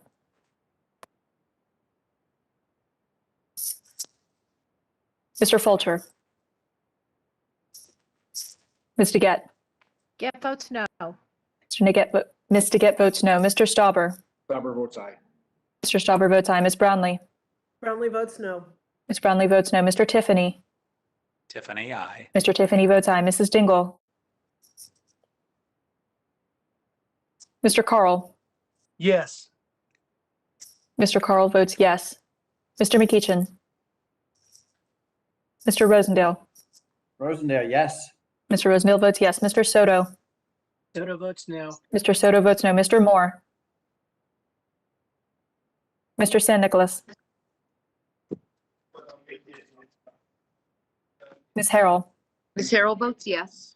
Ms. Harrell votes yes. Mr. Garcia? Yeah, votes no. Mr. Garcia votes no. Mrs. Bobert?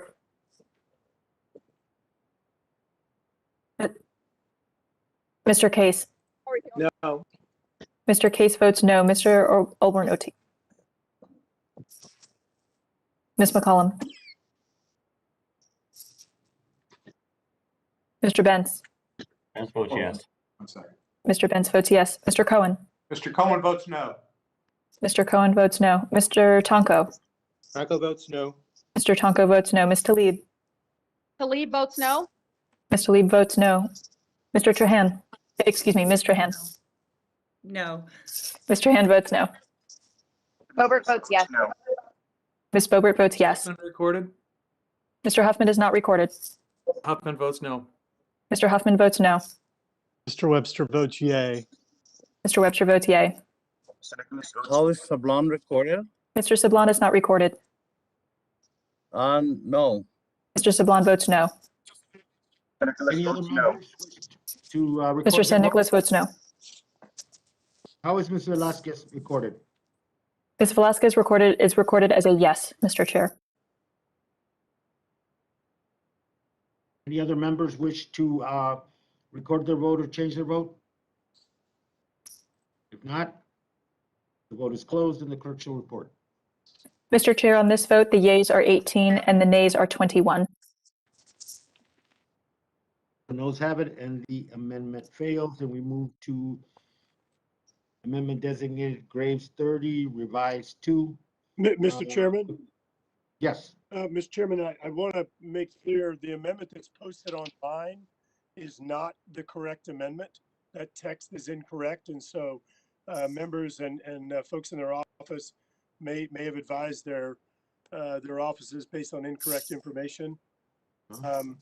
This amendment, the revised version, takes the 200 from the Presidio Trust and dedicates it to parks in Hawaii, in Arizona, in Guam, in Puerto Rico, and in Northern Marianas, That revision, and in Florida. the gentleman would yield that revision was circulated, and on this vote, the committee is aware of that revision you just outlined. Okay, thank you. I just, because the one that's posted online is not the correct version. Yield back.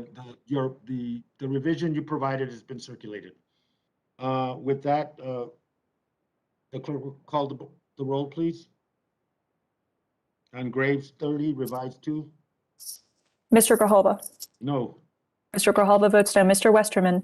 Aye. Mr. Westerman votes aye. Mrs. Napolitano. No. Mrs. Napolitano votes no. Mr. Young. Mr. Costa. No. Mr. Costa votes no. Mr. Gomert. Aye. Mr. Gomert votes aye. Mr. Sablon. Mr. Lamborn. Lamborn votes aye. Mr. Lamborn votes aye. Mr. Huffman. No. Mr. Huffman votes no. Mr. Whitman. Mr. Lowenthal. Votes no. Mr. Lowenthal votes no. Mr. McClintock. Aye. Mr. McClintock votes aye. Mr. Gallego. Mr. Gosar. Aye. Mr. Gosar votes aye. Mr. Neguse. No.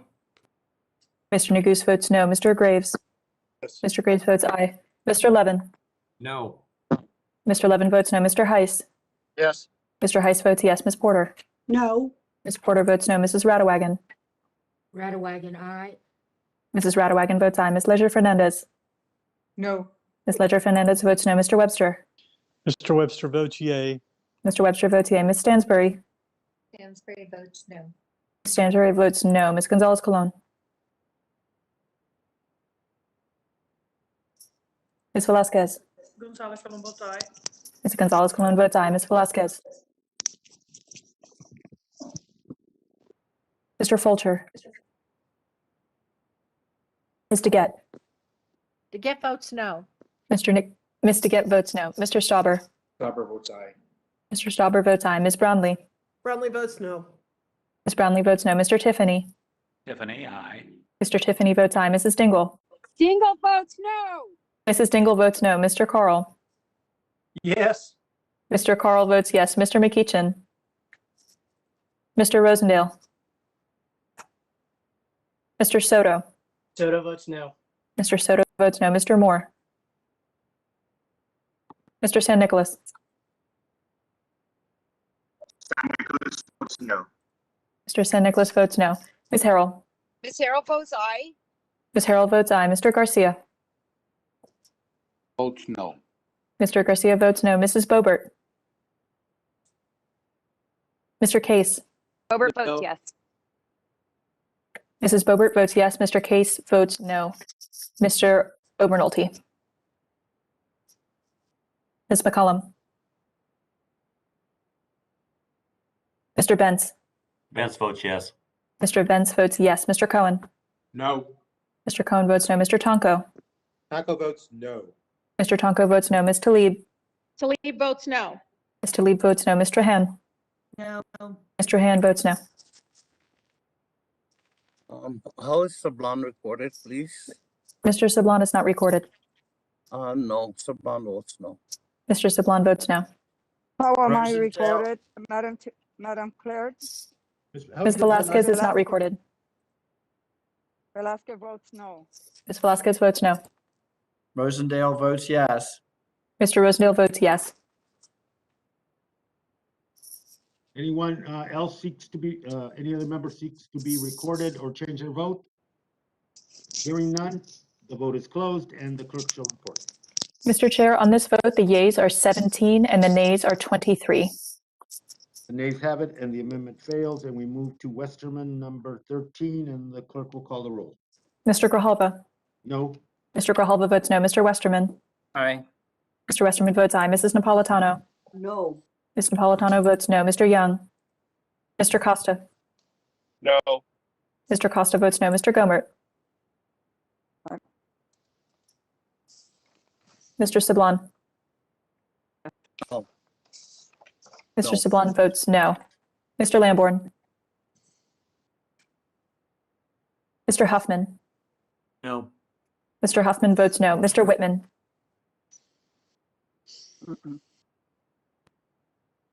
I'm sorry, Mr. Whitman? Mr. Lowenthal? Lowenthal votes no.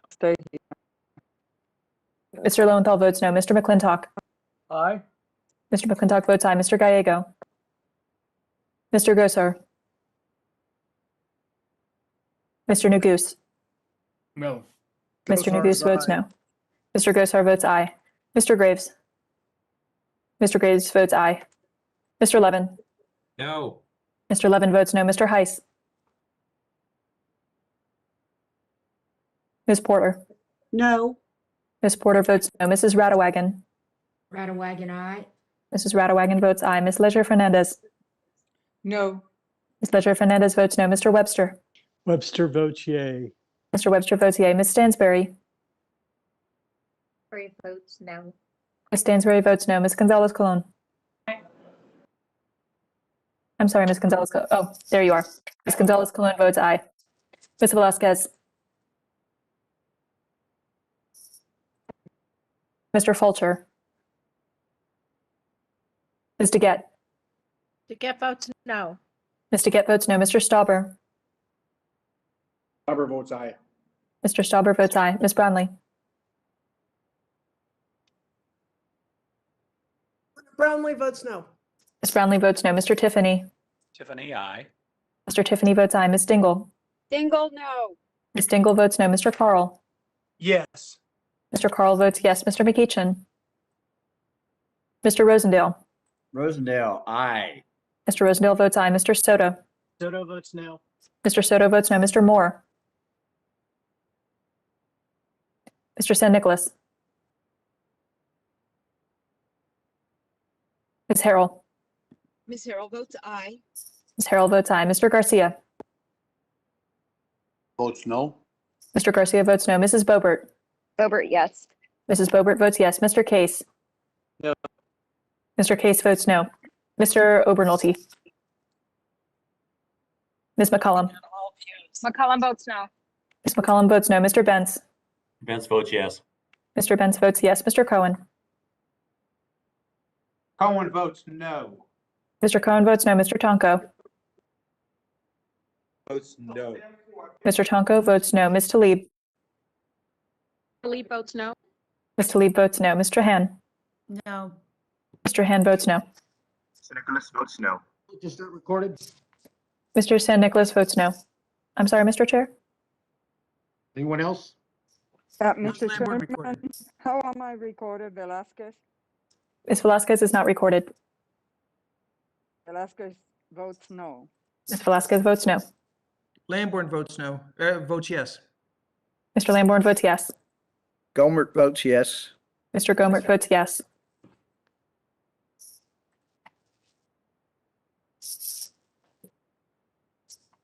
Any member not recorded wish to record their vote or change their vote? Hearing none, the vote is closed and the clerk shall report.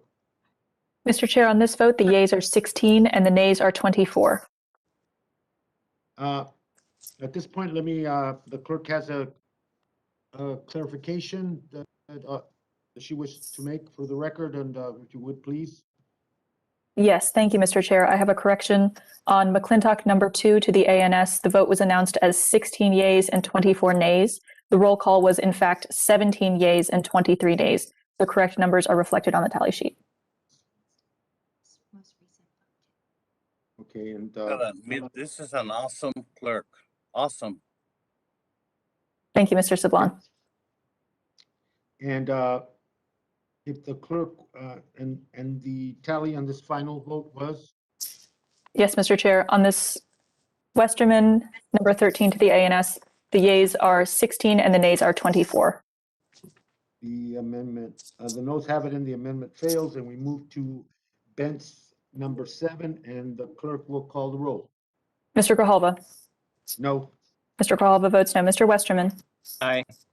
Mr. Westerman votes aye. Mrs. Napolitano? No. Mrs. Napolitano votes no. Mr. Young? Mr. Costa? No. Mr. Costa votes no. Mr. Gomert? Aye. Mr. Gomert votes aye. Mr. Sablon? For the spotted owl, no. Mr. Sablon votes no. Mr. Lamborn? Lamborn votes aye. Mr. Lamborn votes aye. Mr. Huffman? No. Mr. Huffman votes no. Mr. Whitman? Mr. Lowenthal? Mr. McClintock? Aye. Mr. McClintock votes aye. Mr. Gallego? Mr. Gosar? Mr. Neguse? No. Mr. Neguse votes no. Mr. Graves? Gosar's an aye. Mr. Gosar votes aye. Mr. Graves votes yes. Mr. Levin? No. Mr. Levin votes no. Mr. Heiss? Ms. Porter? No. Ms. Porter votes no. Mrs. Radewagen? Radewagen, aye. Mrs. Radewagen votes aye. Ms. Leisure Fernandez? No. Ms. Leisure Fernandez votes no. Mr. Webster? Webster votes yay. Mr. Webster votes yea. Ms. Stansbury? Stansbury votes no. Ms. Stansbury votes no. Ms. Gonzalez Colon? I'm sorry, I can't hear you. Gonzalez Colon, aye. Ms. Gonzalez Colon votes aye. Ms. Velasquez?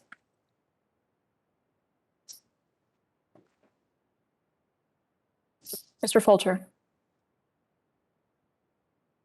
Ms. DeGette? DeGette votes no. Ms. DeGette votes no. Mr. Stauber? Stauber votes aye. Mr. Stauber votes aye. Ms. Brownlee? Brownlee votes no. Ms. Brownlee votes no. Mr. Tiffany? Tiffany, aye. Mr. Tiffany votes aye. Mrs. Dingle?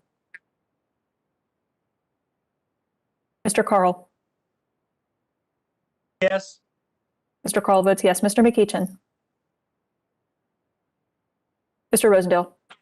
Rosendale, aye. Mr. Rosendale votes aye. Mr. Soto? Soto votes no. Mr. Soto votes no. Mr. Moore? Mr. San Nicolas? San Nicolas votes no. Mr. San Nicolas votes no. Ms. Harrell? Ms. Harrell votes aye. Ms. Harrell votes aye. Mr. Garcia? Mrs. Bobert? Yes. I'm sorry, Ms. Bobert, I'm not seeing a visual. Would you mind saying that again, please? Oh, just passed. There we go. Ms. Bobert votes aye. Mr. Case? No. Mr. Case votes no. Mr. Oberlowski? Ms. McCollum? Mr. Benz? Ben says yes. Mr. Benz votes yes. Mr. Cohen? No. Mr. Cohen votes no. Mr. Tonko? Votes no. Mr. Tonko votes no. Ms. Talib? Talib votes no. Ms. Talib votes no. Ms. Trahan? Sorry about that. No. Ms. Trahan votes no. Who record their vote that's not recorded or change their vote? Dingle, did you hear me? Vote Has no. Ms. Dingle recorded? Ms. Dingle votes no.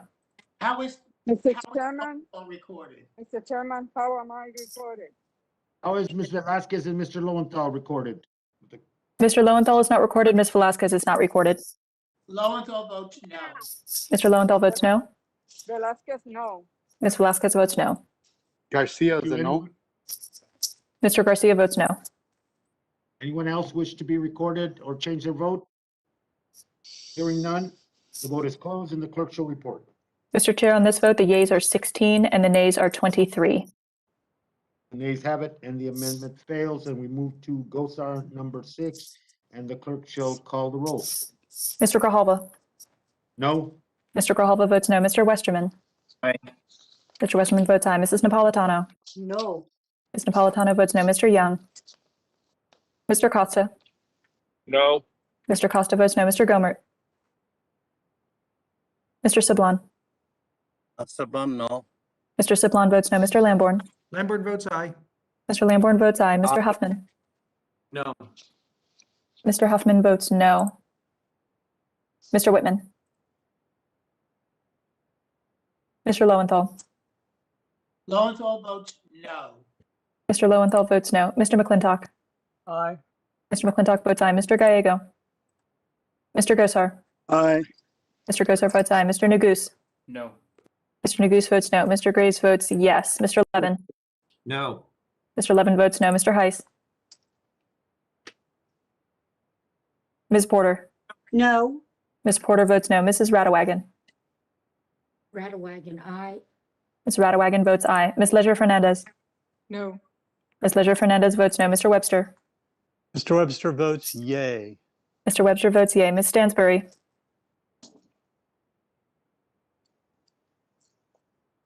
Ms. Gonzalez Colon? Stansbury Ms. votes Cologne votes no. aye.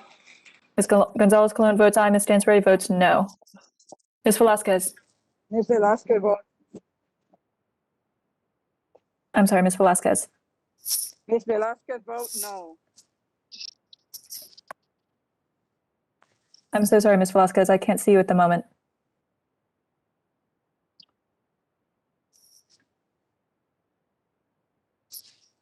Mr. Fulcher?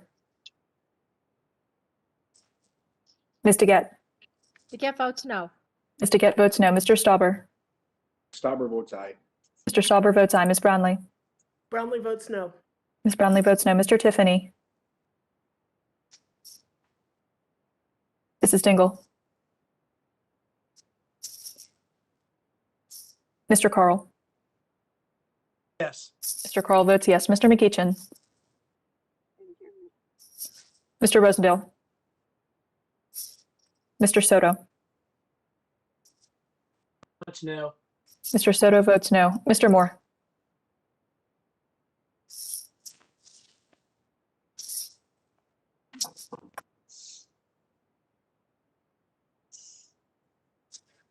Nicholas votes no.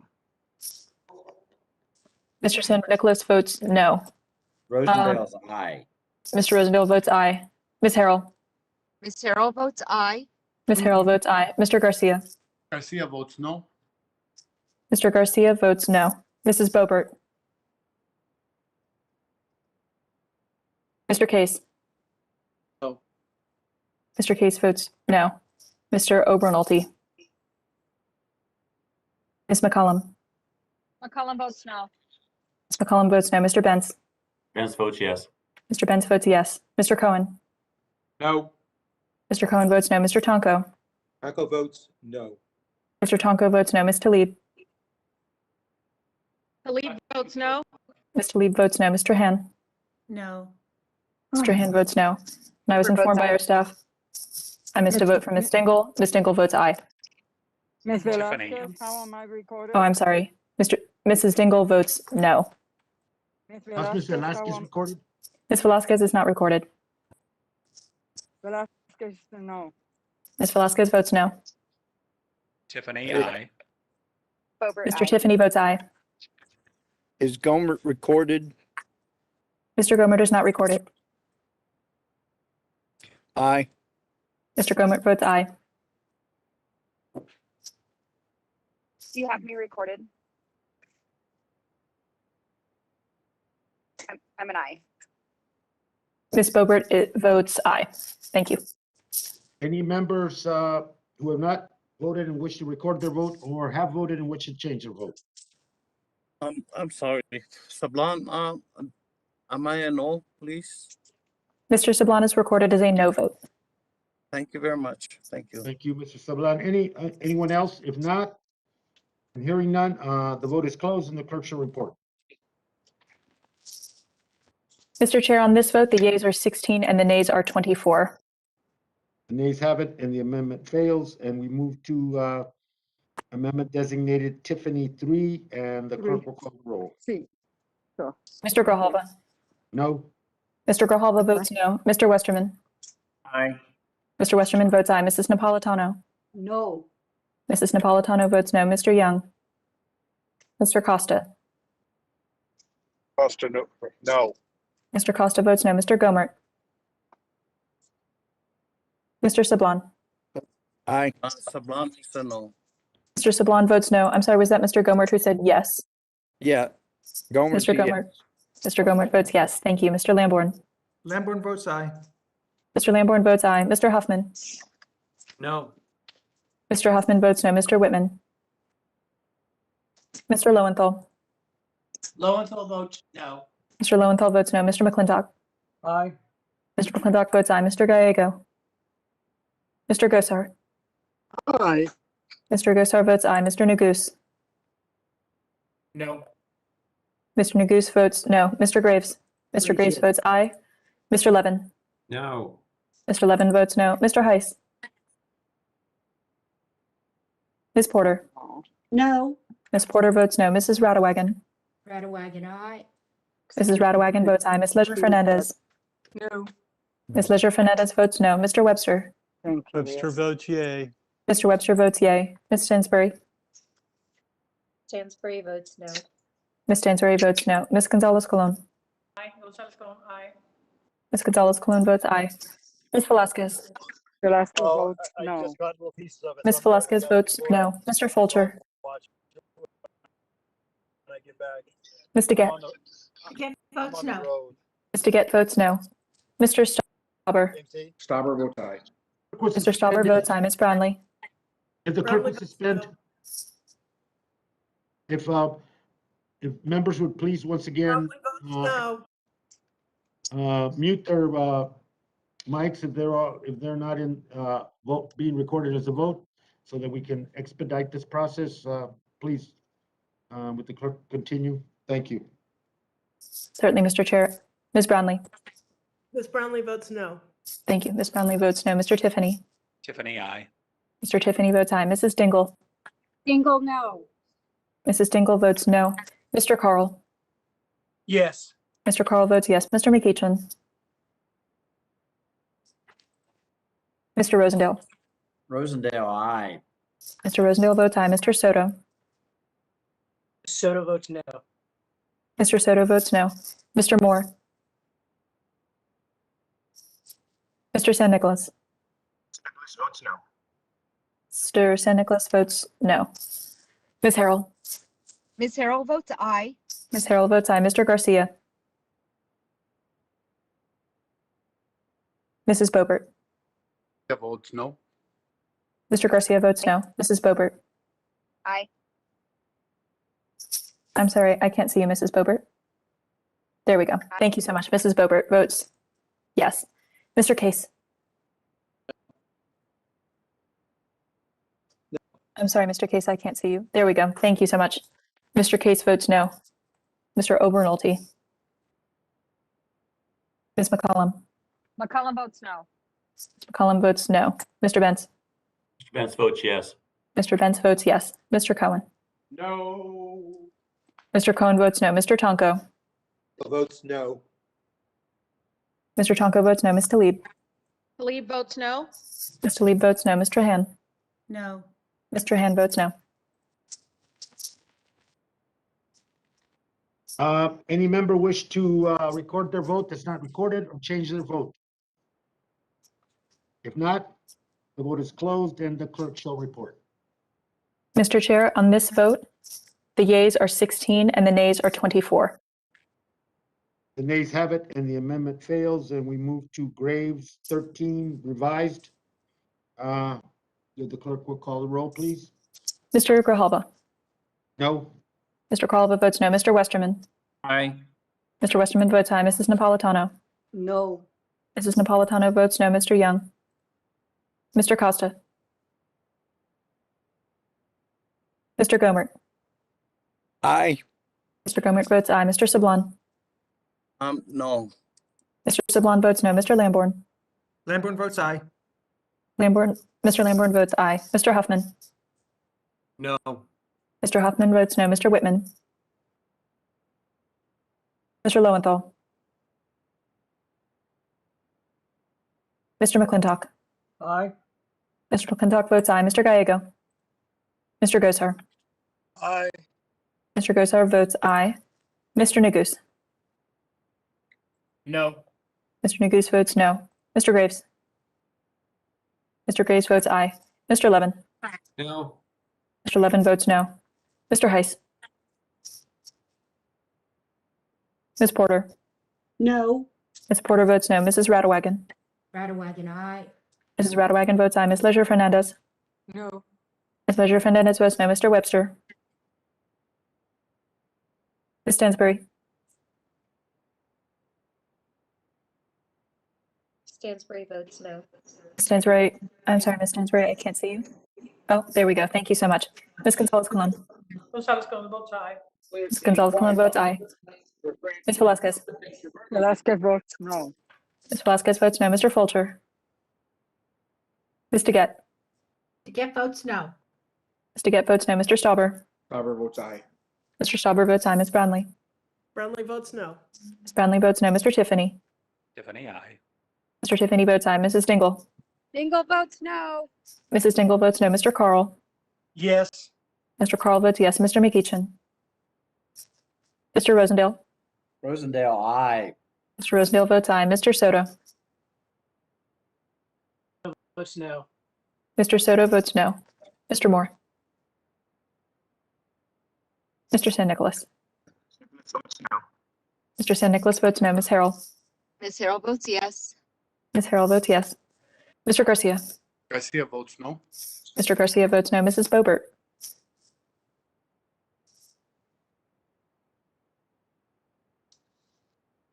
Mr. Case. No. Mr. Case, I'm sorry, I can't see you. There we go. Thank you. Mr. Case votes no. Mr. Olbernolty. Did you hear me? Is that Ms. Bobert? Ms. Bobert votes yes. Ms. McCollum. McCollum votes no. Ms. McCollum votes no. Mr. Benz. Mr. Benz votes yes. Mr. Benz votes yes. Mr. Cohen. No. Mr. Cohen votes no. Mr. Tonko. Taco votes no. Mr. Tonko votes no. Ms. Tlaib. Ms. Strahan. No. Ms. Strahan votes no. Any member wish to record their vote that's not recorded or change their vote? How was Webster Tlaib votes recorded? yay. Ms. Tlaib is not recorded. Mr. Lieb, Tlaib votes no. Webster votes yay. who else is? Mr. Tlaib. Webster votes yay. Webster. Mr. Webster votes yay. Ms. Tlaib votes no. Mr. Costa, how is he recorded? Lowenthal votes no. Mr. Lowenthal votes no. Mr. Costa is not recorded. Costa votes no. Mr. Costa votes no. Anyone else wish to record their vote or change their vote? Hearing none, the vote is closed and the clerk shall report. Mr. Chair, on this vote, the yeas are 16 and the nays are 24. The noes have it and the amendment fails, and amendment designated Graves 14. The clerk will please call the roll. Mr. Grijalva. No. Mr. Grijalva votes no. Mr. Westerman. Aye. Mr. Westerman votes aye. Mrs. Napolitano. No. Mr. Napolitano votes no. Mr. Young. Mr. Costa. Mr. Gomert. Aye. Mr. Gomert votes aye. Mr. Sablon. No. Mr. Sablon votes no. Mr. Lamborn. Lamborn votes aye. Mr. Lamborn votes aye. Mr. Huffman. No. Mr. Huffman votes no. Mr. Whitman. Mr. Lowenthal. Lowenthal votes no. Mr. Lowenthal votes no. Mr. McClintock. Aye. Mr. McClintock votes aye. Mr. Gallego. Mr. Gosar. Aye. Mr. Gosar votes aye. Mr. Neguse. No. Mr. Neguse votes no. Mr. Graves. Mr. Graves votes aye. Mr. Levin. No. Mr. Levin votes no. Mr. Heiss. Ms. Porter. No. Ms. Porter votes no. Mrs. Radewagen. Radewagen, aye. Mrs. Radewagen votes aye. Ms. Leisure Fernandez. No. Ms. Leisure Fernandez votes no. Mr. Webster. Webster votes yay. Mr. Webster votes yea. Ms. Stansbury. Ms. Gonzalez-Colon. Gonzalez Colon votes aye. Ms. Gonzalez-Colon votes aye. Ms. Velasquez. Velasquez votes no. Ms. Velasquez votes no. Mr. Fulcher. Stansbury votes no as well. Ms. Stansbury votes no. Mr. Fulcher. Ms. DeGette.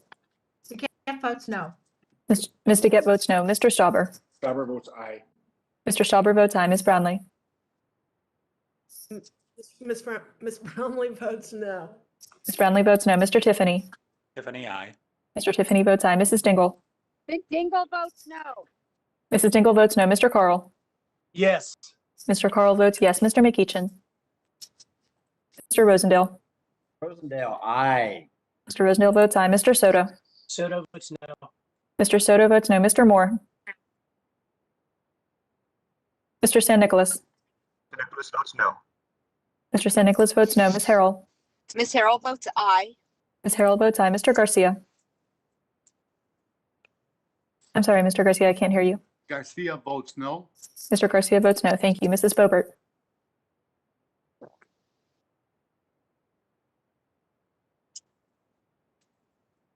I can't hear you, but I think you said Bobert, and I vote aye. Ms. Bobert votes aye. Thank you. Mr. Case. No. Mr. Case votes no. Mr. Obernolte. Ms. McCollum. McCollum votes no. Ms. McCollum votes no. Mr. Bentz. Mr. Bentz votes yes. Mr. Bentz votes yes. Mr. Cohen. No. Mr. Cohen votes no. Mr. Tonko. Tonko votes no. Mr. Tonko votes no. Mr. Lieb. Talib votes no. Mr. Lieb votes no. Mr. Han. No. Mr. Han votes no. Any member wish to record their vote that's not recorded or change their vote? If not, the vote is closed and the clerk shall report. Mr. Chair, on this vote, the yeas are 16 and the nays are 23. The noes have it and the amendment fails. Now to amendment designated Graves number 28. Would the clerk please call the roll? Mr. Grijalva. No. Mr. Grijalva votes no. Mr. Westerman. Aye. Mr. Westerman votes aye. Mrs. Napolitano. No. Ms. Napolitano votes no. Mr. Young. Mr. Costa. Mr. Gomert. Aye. Mr. Gomert votes aye. Mr. Sablon. Mr. Lamborn. Lamborn votes aye. Mr. Lamborn votes aye. Mr. Huffman. No. Mr. Huffman votes no. Mr. Whitman. Mr. Lowenthal. Votes no. Mr. Lowenthal votes no. Mr. McClintock. Aye. Mr. McClintock votes aye. Mr. Gallego. Mr. Gosar. Aye. Mr. Gosar votes aye. Mr. Newgoose. No. Mr. Newgoose votes no. Mr. Graves. Mr. Graves votes aye. Mr. Levin. No. Mr. Levin votes no. Mr. Heiss. Ms. Porter. No. Ms. Porter votes no. Mrs. Radawagon. Radawagon, aye. Mrs. Radawagon votes aye. Ms. Ledger Fernandez. No. Ms. Ledger Fernandez votes no. Mr. Webster. Webster votes yay. Mr. Webster votes yea. Ms. Stansberry. Stansberry votes no. Ms. Stansberry votes no. Ms. Gonzalez Colon. Aye. Ms. Gonzalez Colon votes aye. Ms. Velasquez. Velasquez votes no. Ms. Velasquez votes no. Mr. Fulcher. Ms. DeGette. DeGette votes no. Ms. DeGette votes no. Mr. Stauber. Bobert votes aye. Mr. Stauber votes aye. Ms. Brownlee. Brownlee votes no. Ms. Brownlee votes no. Mr. Tiffany. Tiffany, I. Mr. Tiffany votes aye. Mrs. Dingle. No. Mrs. Dingle votes no. Mr. Carl. Yes.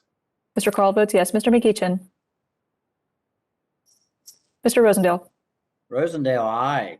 Mr. Rosendale votes aye. Mr. Soto. Soto votes no. Mr. Soto votes no. Mr. Moore.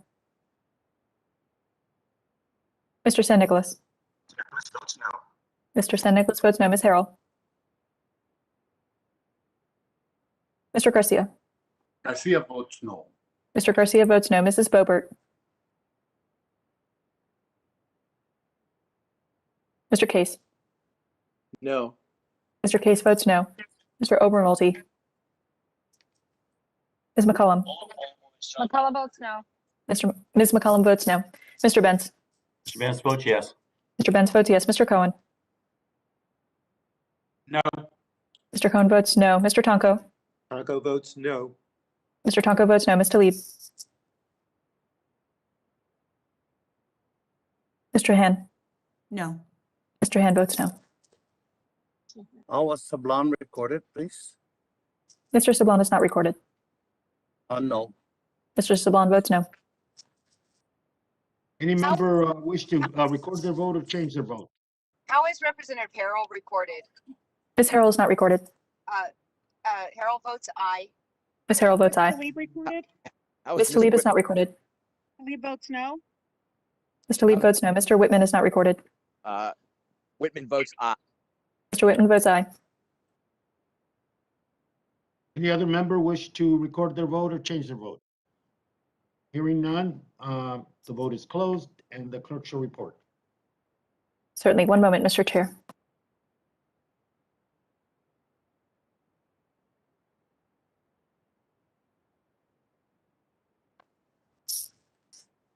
Thank you. Sorry about that, Mr. Chair. On this vote, the yeas are 16, the nays are 23.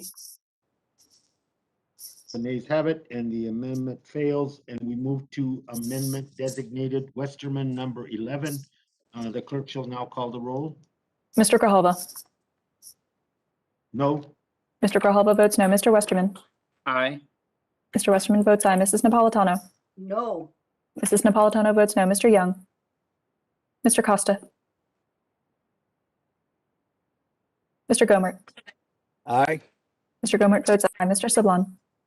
No. Mr. Sablon votes no. Mr. Lamborn. Lamborn votes aye. Mr. Lamborn votes aye. Mr. Huffman. No. Mr. Huffman votes no. Mr. Whitman. Whitman votes aye. Mr. Whitman votes aye. Mr. Lowenthal. Lowenthal votes no. Mr. Lowenthal votes no. Mr. McClintock. Aye. Mr. McClintock votes aye. Mr. Gallego. Mr. Gosar. Aye. Mr. Gosar votes aye. Mr. New Goose. No. Mr. New Goose votes no. Mr. Graves. Mr. Graves votes aye. Mr. Levin. No. Mr. Levin votes no. Mr. Heiss. Ms. Porter. No. Ms. Porter votes no. Mrs. Radawagon. Radawagon, aye. Mrs. Radawagon votes aye. Ms. Leisure Fernandez. No. Ms. Leisure Fernandez votes no. Mr. Webster. Ms. Stansbury. Stansbury is yes. Ms. Stansbury votes yes. Ms. Gonzalez Colon. Sorry, Gonzalez Colon Stansbury votes is aye. no. Ms. Stansbury votes no. Ms. Gonzalez Colon votes yes. Ms. Velasquez.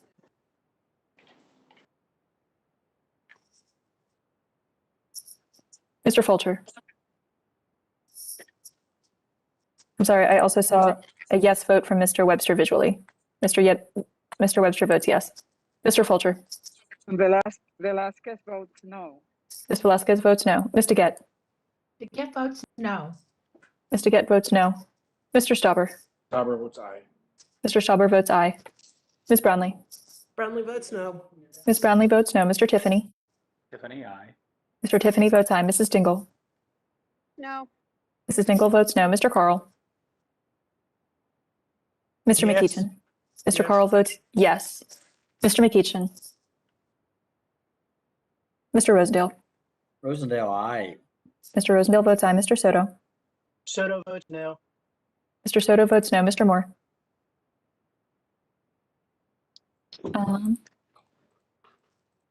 Mr. San Nicolas. Nicholas votes no. Mr. San Nicolas votes no. Ms. Harrell. Ms. Harrell votes aye. Ms. Harrell votes aye. Mr. Garcia. Garcia votes no. Mr. Garcia votes no. Mrs. Bobert. Yes. Ms. Bobert votes yes. I'm sorry, Ms. Bobert. I'm Video's having trouble coming. getting a There visual. it is. There we go. Thank you so much. Ms. Bobert votes yes. Mr. Yes. Case. No. Mr. Case votes no. Mr. Obernolte. Ms. McCollum. No. Ms. McCollum votes no. Mr. Benz. Mr. Benz votes yes.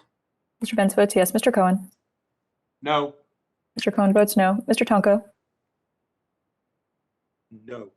Mr. Tonko votes no. Mr. Lieb. Talib votes no. Mr. Lieb votes no. Mr. Han. No. Mr. Han votes no.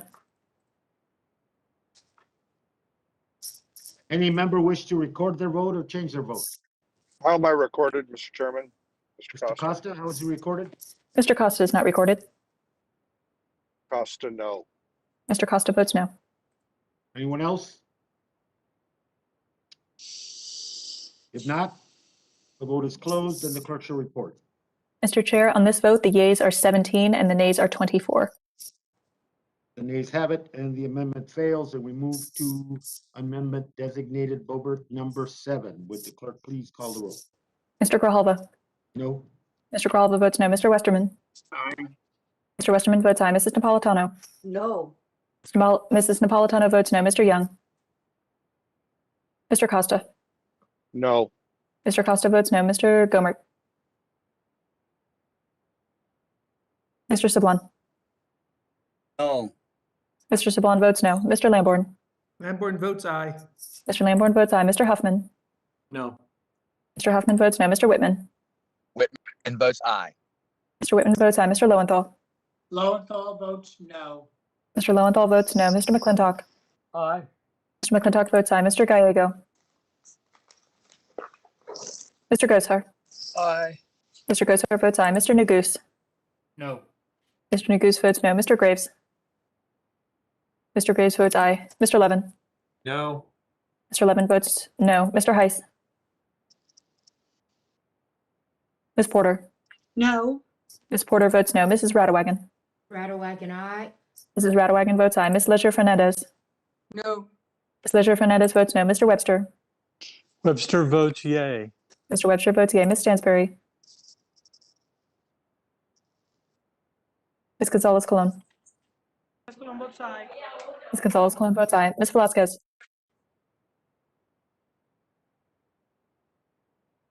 Stansbury votes no. Ms. Stansberry votes no. Ms. Velasquez. Velasquez votes no. Ms. Velasquez votes no. Mr. Fulcher. Ms. DeGette. DeGette votes no. Ms. DeGette votes no. Mr. Stauber. Bobert votes aye. Mr. Stauber votes aye. Ms. Brownlee. Brownlee votes no. Ms. Brownlee votes no. Mr. Tiffany. Tiffany, aye. Mr. Tiffany votes aye. Mrs. Dingle. Dingles, no. Mrs. Dingle votes no. Mr. Carl. Yes. Mr. Carl votes yes. Mr. McEachin. Mr. Rosendale. Rosendale, aye. Mr. Rosendale votes aye. Mr. Soto. Soto votes no. Mr. Soto votes no. Mr. Moore. Mr. San Nicolas. San Nicolas votes no. Mr. San Nicolas votes no. Ms. Harrell. Miss Harrell votes aye. Ms. Harrell votes aye. Mr. Garcia. Garcia votes no. Mr. Garcia votes no. Mrs. Bobert. Yes. Mrs. Bobert votes yes. Mr. Case. Yes. No. Mr. Case votes no. Mr. Obernolte. Ms. McCollum. Mr. Benz. Benz votes yes. Mr. Benz votes yes. Mr. Cohen. No. Mr. Cohen votes no. Mr. Tonko. Taco votes no. Mr. Tonko votes no. Ms. Talib. Talib votes no. Ms. Talib votes no. Mr. Trahan. Excuse me, Ms. Trahan. No. Mr. Trahan votes no. Any member not recorded that wishes to be recorded or change their vote? Hearing none, the vote is closed and the clerk shall report. Mr. Chair, on this vote, the yeas are 16 and the nays are 23. The noes have it and the amendment fails. We have concluded the previously requested recorded votes. The question now occurs on Grijalva ANS as amended. I will pause so the members in favor can unmute. All those in favor indicate by saying aye. Aye. Aye. Aye. Members opposed will please unmute. All those opposed say no. No. No. No. No. In the opinion of the chair, the ayes have it. The ayes have it, and the ANS is agreed to as amended. Mr. Chairman, we would request a recorded vote. In the recorded vote has been requested. The clerk shall call the roll. Mr. Grijalva. Yes. Mr. Grijalva votes yes. Mr. Westerman. No. Mr. Westerman votes no. Mrs. Napolitano. Yes. Ms. Napolitano votes yes. Mr. Young. Mr. Costa. Costa votes aye. Mr. Costa votes aye. Mr. Gomert. Mr. Sablon. Yes. Mr. Sablon votes yes. Mr. Lamborn. Lamborn votes nay. Mr. Lamborn votes no. Mr. Huffman. Yes. Mr. Huffman votes yes. Mr. Whitman. Whitman votes no. Mr. Whitman votes no. Mr. Lowenthal. Lowenthal votes yes. Mr. Lowenthal votes yes. Mr. McClintock. No. Mr. McClintock votes no. Mr. Gallego. Mr. Gosar. No. Mr. Gosar votes no. Mr. Neguse. Yes. Mr. Neguse votes yes. Mr. Graves? Mr. Graves votes no.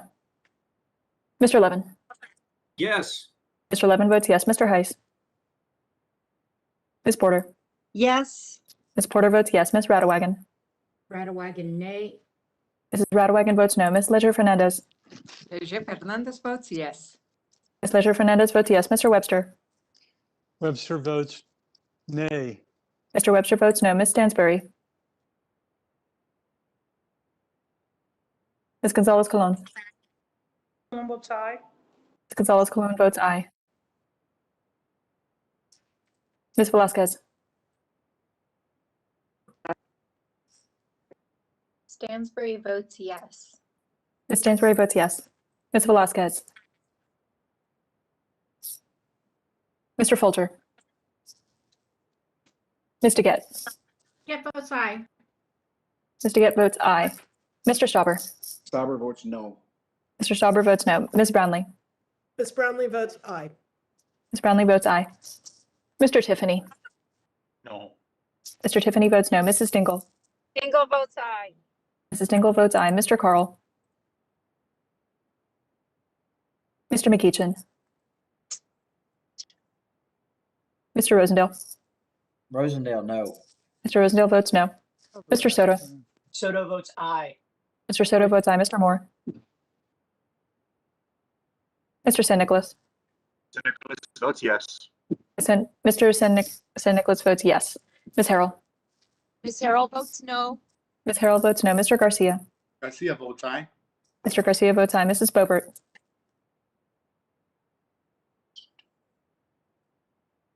Mr. Case? Aye. Mr. Case votes aye. Ms. Bobert votes no. Mr. Obernolte? Thank you.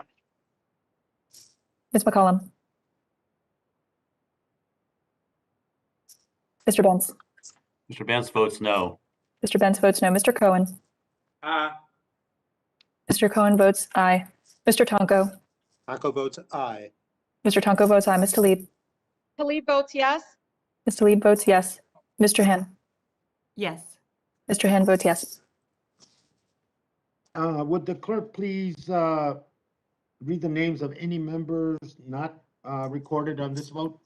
Yes, Mr. Chair. Mr. Young? Mr. Gomert? Mr. Gallego? Mr. Heiss? Ms. Velasquez? Velasquez votes aye. Ms. Velasquez votes aye. Mr. Folger? Mr. Carl? Mr. McEachin? Mr. Moore? Mr. Obernolte? And Ms. McCollum? How is Ms. Harrell recorded? Ms. Harrell is recorded as a no vote. Thank you. Any member wish to record their vote that isn't recorded, or any member wish to change their vote? Garcia votes aye. Mr. Chairman, how am I recorded? Gonzalez Colon. Ms. Gonzalez Colon is recorded as a yes. Thank you.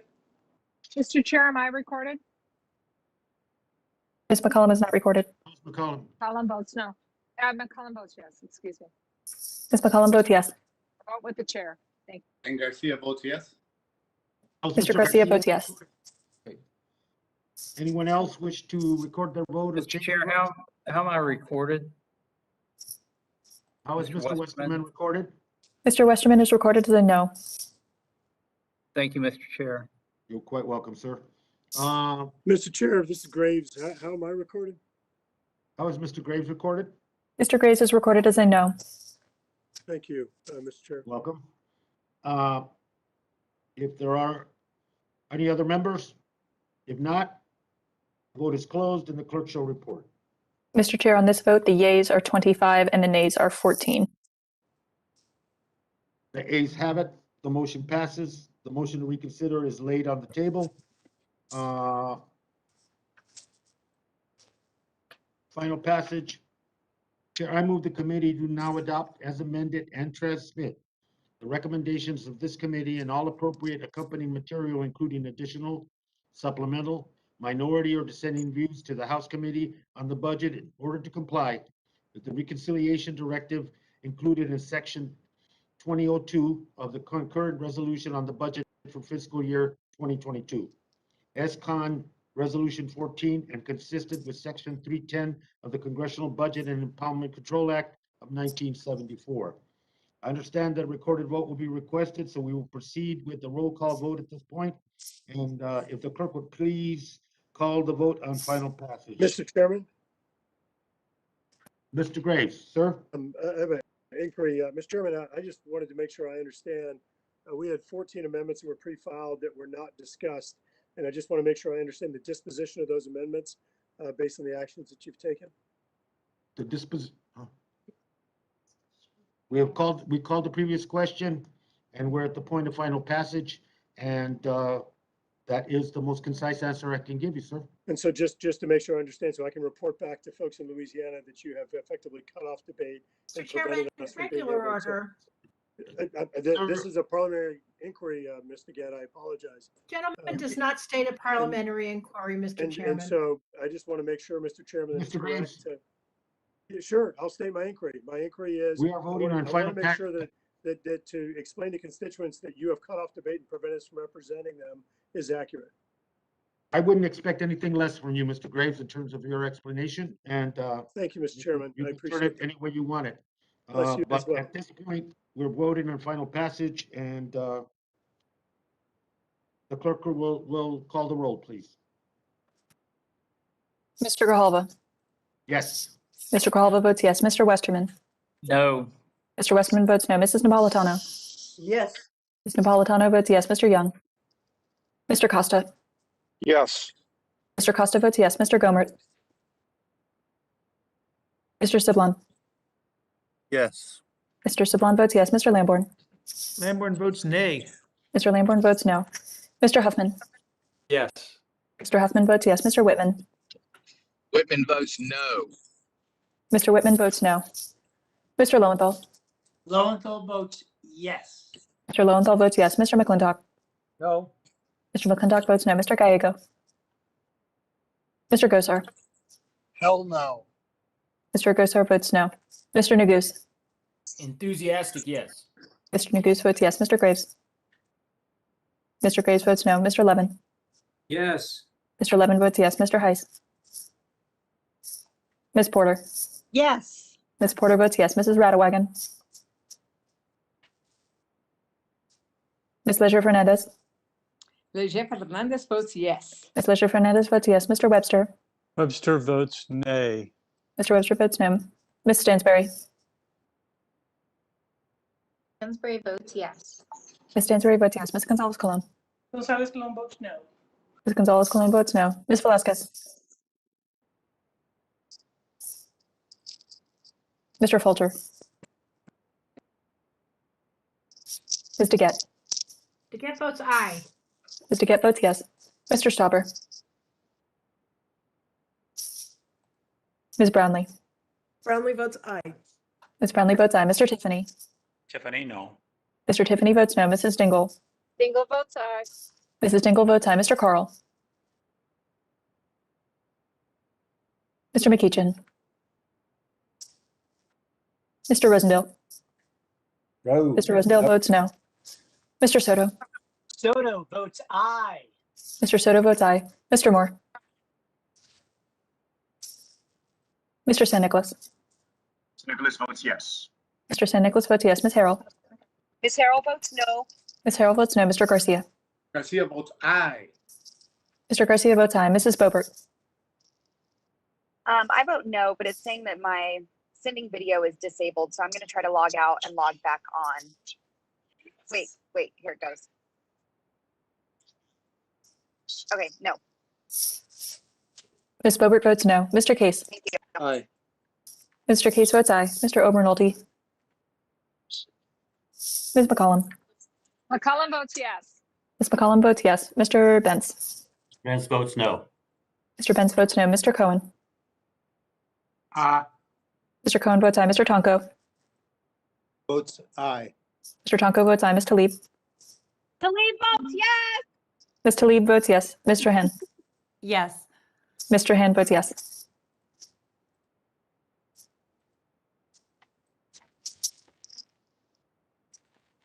Any member wish to record their vote that's not recorded or to change the recorded vote? Mr. Chairman, how am I recorded? How's Ms. Velasquez recorded? Ms. Vasquez is not recorded. Ms. Velasquez votes aye. Ms. Vasquez votes aye. Anyone else? Hearing none. The vote is closed and the clerk will report. Mr. Chair, on this vote, the yeas are 24 and the nays are 13.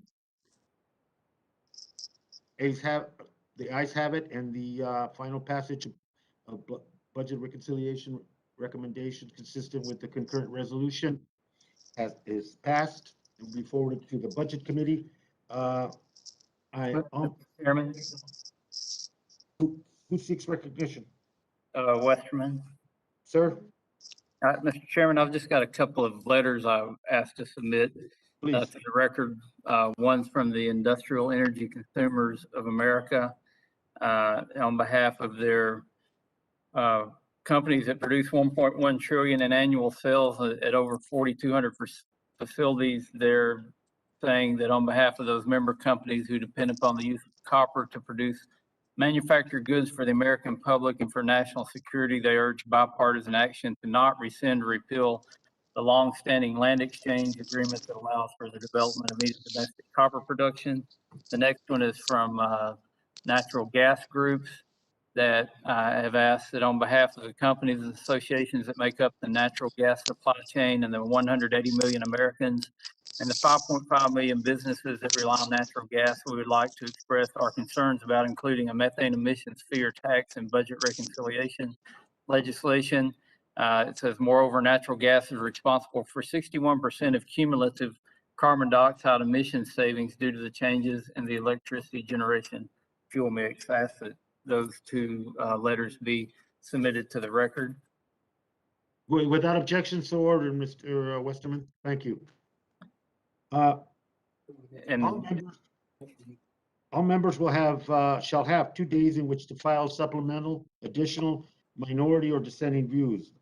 I ask unanimous consent that the staff be allowed to make necessary technical and conforming changes to the recommendations transmitted to the House Committee on Budget, subject to the approval of the minority. Without objection, so ordered. I want to thank the ranking member Westerman and other members of the committee for their assistance to move some of these items and move this markup along. I also want to thank all the members, and I want to particularly acknowledge that the task before us, given all the amendments that were that we had to deal with, I want to thank the committee for not only their patience but their commitment to getting this done, and to members for the discipline, in that we were here to follow the concurrent resolution and the instructions, and to deal with the investments as we saw them in the amount that was given to this committee. Many of us thought it should have been more, as opposed to less or none, and but nevertheless, that was our job. We did it, and I think and resisted any effort to taint the process by getting into debates that would have jeopardized or risked the procedures and the instructions that delineated to the committee. So I want to thank you for that. And that took discipline, and it took, like I said earlier, biting a lot of tongues. But that's done. There is no further business before the committee, and the committee is adjourned. And I want to thank you very much. And thank you again. Congratulations.